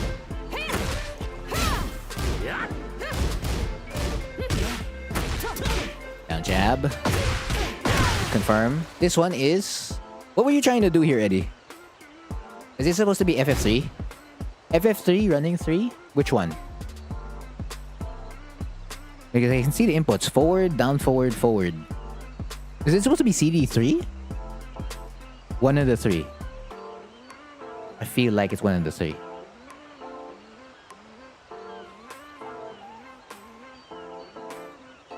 Yeah, because all 3 options afterwards wouldn't be bad. So you have +6 in left foot forward, +6 in right foot forward, and then +4 in left flamingo. And then the best case scenarios are +8 in right foot forward, knockdown to guaranteed damage, and then knockdown into Oki. But yeah, so if it's one of those 3, I guess it's just a matter of cleaning up inputs here.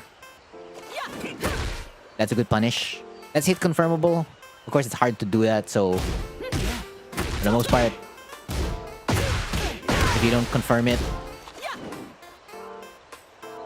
you could just do back 3 here. But yeah, this is like confirmable. Like, just let it rip. You don't remember? Okay. But yeah, but basically, if it's any of the 3 options, that's fine. SS3-3. Right. So, forward 3, you can duck it. You can duck the second hit. It's kind of like Horang's RFS F4. So, Nina is plus here. That's why I don't advise challenging against her forward 3. Because if you do challenge, this is what happens to you. You die.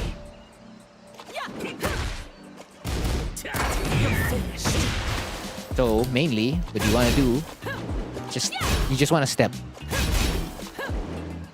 Any side. Versus after forward 3. I include a duck with it because the second hit will... Of course, they have to commit to it. Like, if they press forward 3, the whole thing comes out. But they can't choose. Also, it doesn't jail. Right? It doesn't jail, right? Yeah, it doesn't jail. Yeah, it doesn't jail. So just remember that as, what do you call this? As you're defending against this. Like, don't press a button. I guess if you want to, use your Power Crush because you're only -4 if you want to press a button, but back 1 I believe is gonna get you. You're gonna lose right here, right? If you back 1. Oh no, you win. Okay, but that's still risky. Back 2 is the one that kills you. Okay, yeah, fine. So you can back 1 or D of 3-4 if you want, but mainly you just SS to either side with a block and a duck, and then you're okay.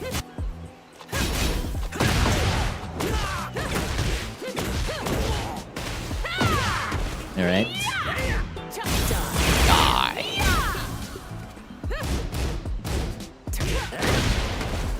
Challenge the. Right, so it whiffs here, right? Okay, that's not the one. So that's the right. It's round 3. The DF13. Here, it's pretty risky to challenge. Really risky. So like, even if you could DF4, again, Nina can like F1 plus 2.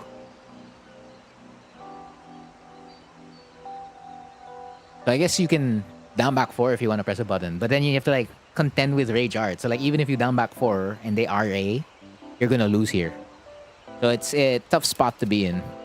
So backdashing's okay, and then it's just like you gotta guess.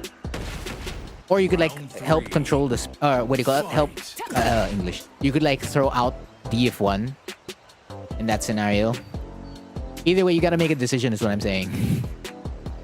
You either will continue to play defense in that spot, or you press a button so that you can prevent them from like trying to like continue pressure. Because that seemed to be their plan.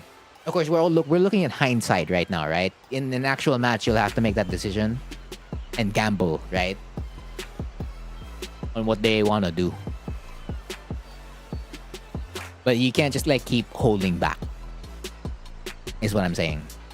You're gonna have to take a risk somewhere, or like try to do something else in neutral. I parried Steve like 4 times with Horang in 1 round. That's on the Steve, man. Orbital.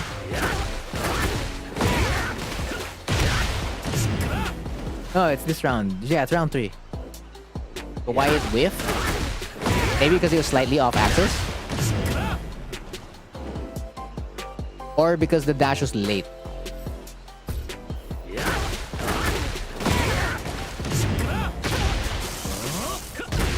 Yeah, if you do it immediately without the dash, you would still get it. And if I add a slide forward, it works.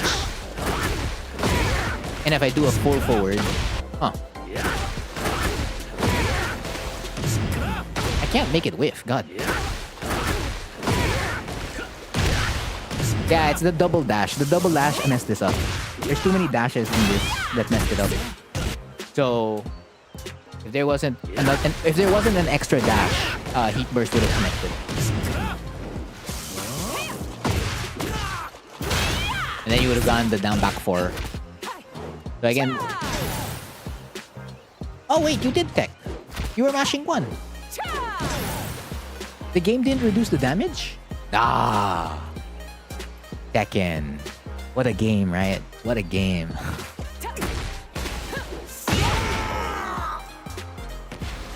B. Round 4. Fight. Here's E4. Yeah, so that's a back 3. That's a 1 plus 2 break? Which one? Yeah. It's a 1 plus 2. It's a 1 plus 2. The D3 4. Yeah, that's a... Right here, this is a back 3. And then over here, this is also a back 3.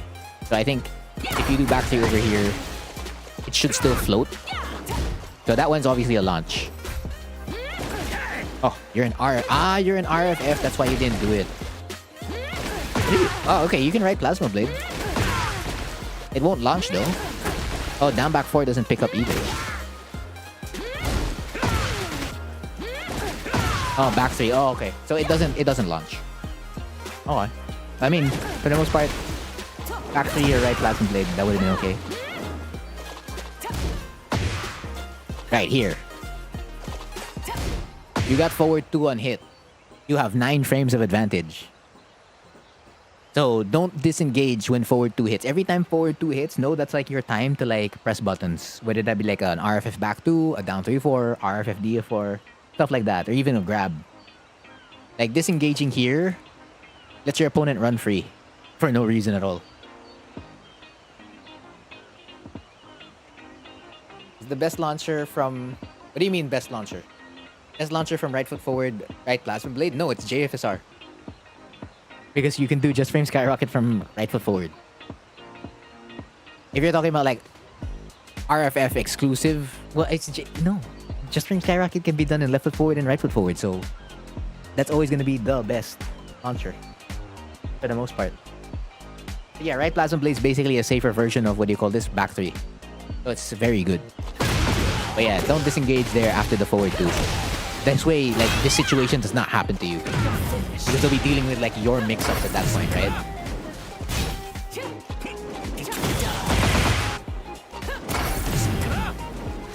This whiffs.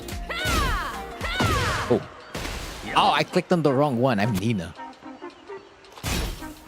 So after you block standing 4, right? You could have done DFT plus 4 immediately.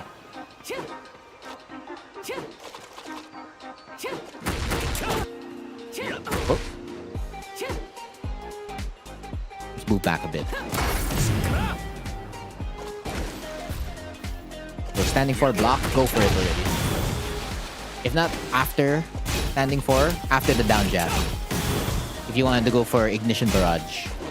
Or after standing 4, there was a whiff punish here. Like so. And then you have a different situation on your hands.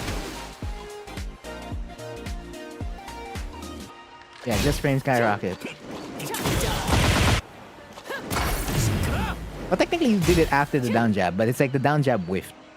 So back 3 would have been more appropriate. Actually, Peacekeeper, because you're farther here. Because I didn't move when I took over. So I stayed in place. I didn't backdash.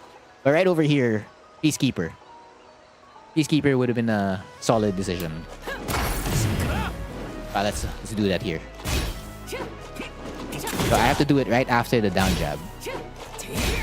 Yeah, that's fine. Can I punish it? Yeah, yes you can. And then you get this.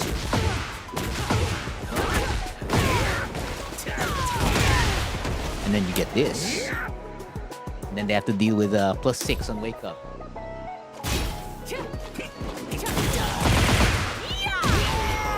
Okay.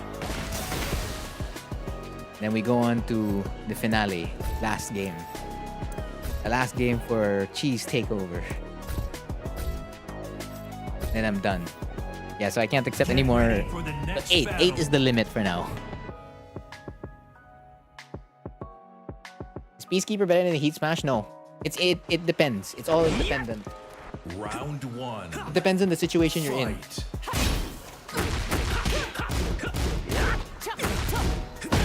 Yeah, okay. Burst, key charge. Yeah. Yeah.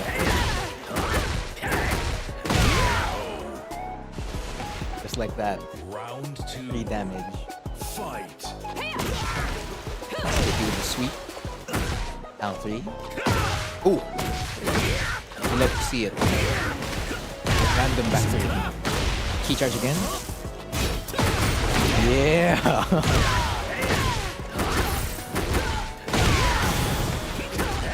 Okay. Oh no, airborne. Oh, okay, they're not able to convert. Nice. Round 3. I don't have any comments so far for round 1 and round 2. Or maybe for round 2, it's just a matter of like your ender. Should have changed that to like running 3. Running 3 or FF3. Deep on 2. Alright. Strings. Let them spend their heat. I believe... Oh, okay, so that's a 2. So the chain throw there was 2, not 1. That could have been RFF DF4. They didn't step. Actually, could have made a comeback there, potentially. FF3. No, you can't move around from that stone. Like, you block that low, just know that you have to block the mid. Because they buffed it for whatever reason. Strings. Yeah, again, block that. Do not challenge it. Forward 3.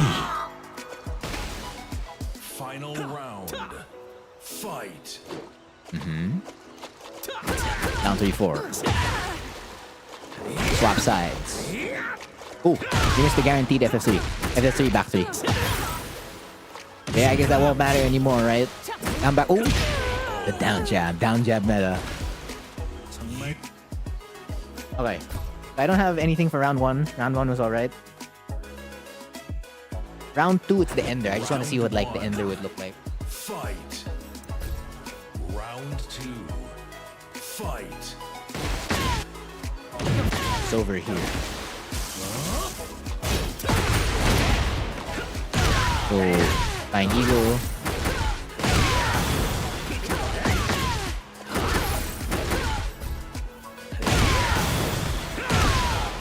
Oh, okay.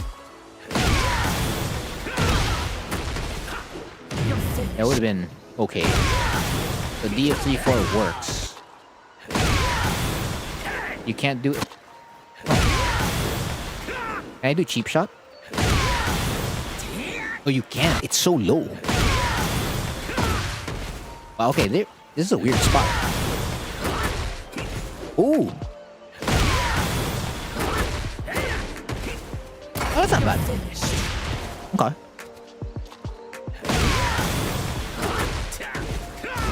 No, that's really good Oki.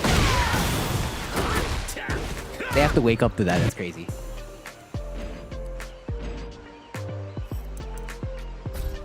Round 3. Alright, so it's here. From here, this is where we start. RFS F4 to get out. What's this? What did you do here? So after you did air raid, RFS 4, backdash. Ah, you're trying to do RFF DF3. Okay. Actually?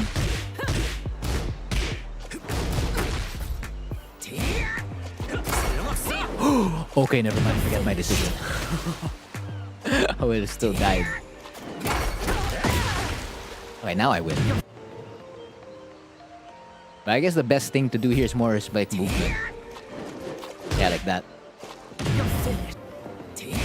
Because you already did something that was unsafe, so your first instinct would be to like hold back, and then you can like get a punish like this. Because you're still in RFF. Or you get out of RFF immediately.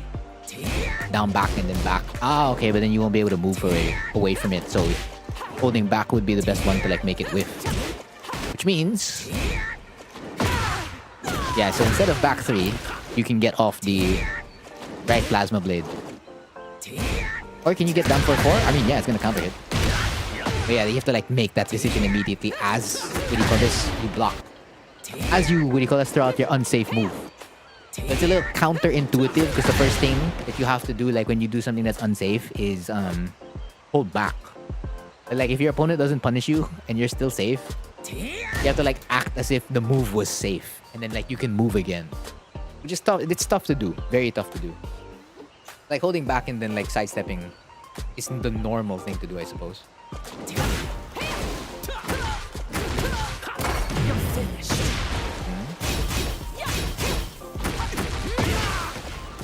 He's only just held back. Oh. Ah, no, there was multiple backs. So you're trying to backdash the string. Okay. Yeah, just hold back when you get hit by this. When you get hit by Nina's, what do you call this? This is down 3, 4. Just block. Just hold back. Like, before we could, like, interrupt it, now we can't. And this is the 2.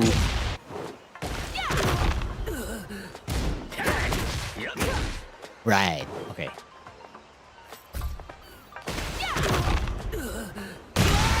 Right, I'm supposed to block first.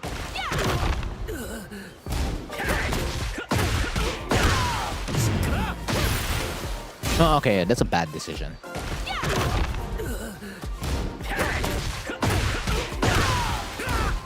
Yeah, and then heat burst, maybe.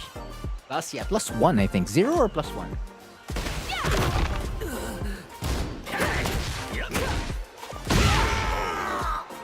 Yeah, so if they were going to Power Crush and you're at the +20, yeah, you may need to do running 3 or down 3, 4 right after counter hit RFF DF4 DF4 RFS 2, 3. Back 3. Yeah, this one, she's -3. So you're +3 there. After you block her, what do you call this? This is while standing 1-4. So it looks like she's plus. But in reality, you're plus. So like you can like check her with a while standing 4. But of course, at the same time, she can like straight up power crush. So that's kind of like the mix you're at. So you can also like grab her if you'd like. So I think what I would do here is like sidestep, right?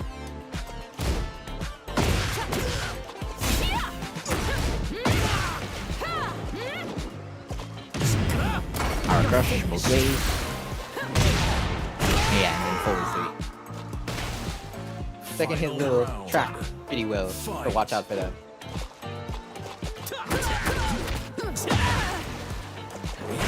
Running 3. Yeah, so there's a guaranteed here. I'm pretty sure you're doing running 3s just like if they wake up.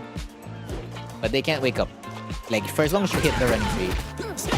And it's not airborne, right? If it's not airborne, and they remain grounded, then yeah, that's a guaranteed FF3 or a back 3.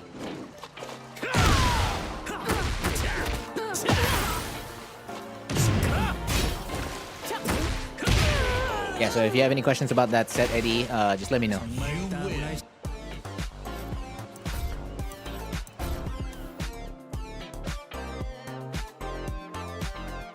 Alright, there was a thing I said I could go to practice mode for. What was that? What was that? Scrolling up. I know there was a thing. Which was it? Ah, right, the rage art. Let's double check RA. Yeah, I know for the most part if you throw out 13 frames, what do you call this? They can't RA. Or rather, they can RA, but you're safe. Or can't. No, they can't. They can't. No questions? I bet. Yeah, so after I check this, I'm done. Because it's already 2:20 for me in the morning.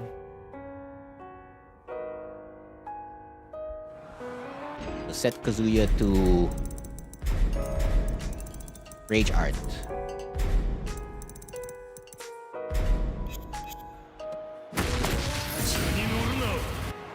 I guess I can turn on Rage. I mean, the computer will already do it, but yeah. Oh, okay, so the Jin was late. Okay.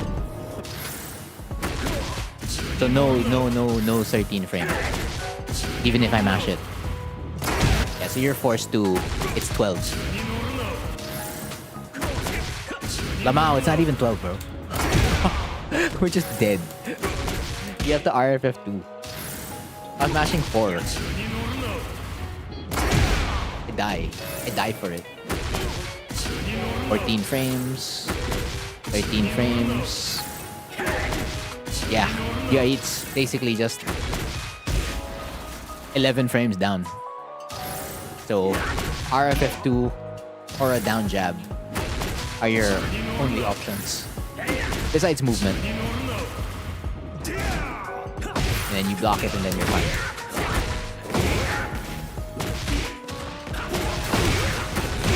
Okay. Good to know. I pressed 4-4. You not see me mashing 4-4? I die. Dead. RFF 4-4 is coming out and Kazuya is saying no. I'll double check it on another +4. On RFF back 2.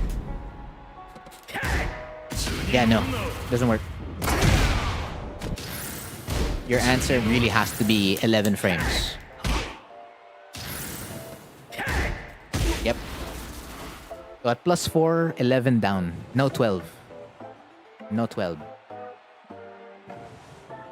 Is the deal? Yeah, it's the only launcher. It's Hwoarang's only 15 frame launcher. You have no other option. If you want to launch them. Even if you have heat active. Yeah, because heat Hwoarang's DF3 plus 4 is 13 frames and it only gives like a guaranteed follow-up.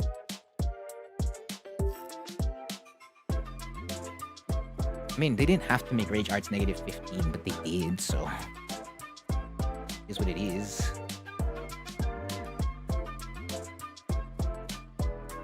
But yeah, that's the first cheese takeover. Not Not so bad. And all right. So what's Friday? Right, it's Cheese Dojang tomorrow. I guess I'll see you tomorrow for that. It is what it is. Wait. You signing up for the next one? Bet. So again, I've been Frontier. And much thanks to all those who dropped by and or stayed the whole way. Do we roast that? No, it's fine. Like even I roasted myself earlier, so it's okay. What matters is that you're able to like learn something from it. And then of course, after learning that, it's like applying it, which is the important part. Yeah, so I'll see you all next time. And thank you for watching. Right, I forgot to add that part.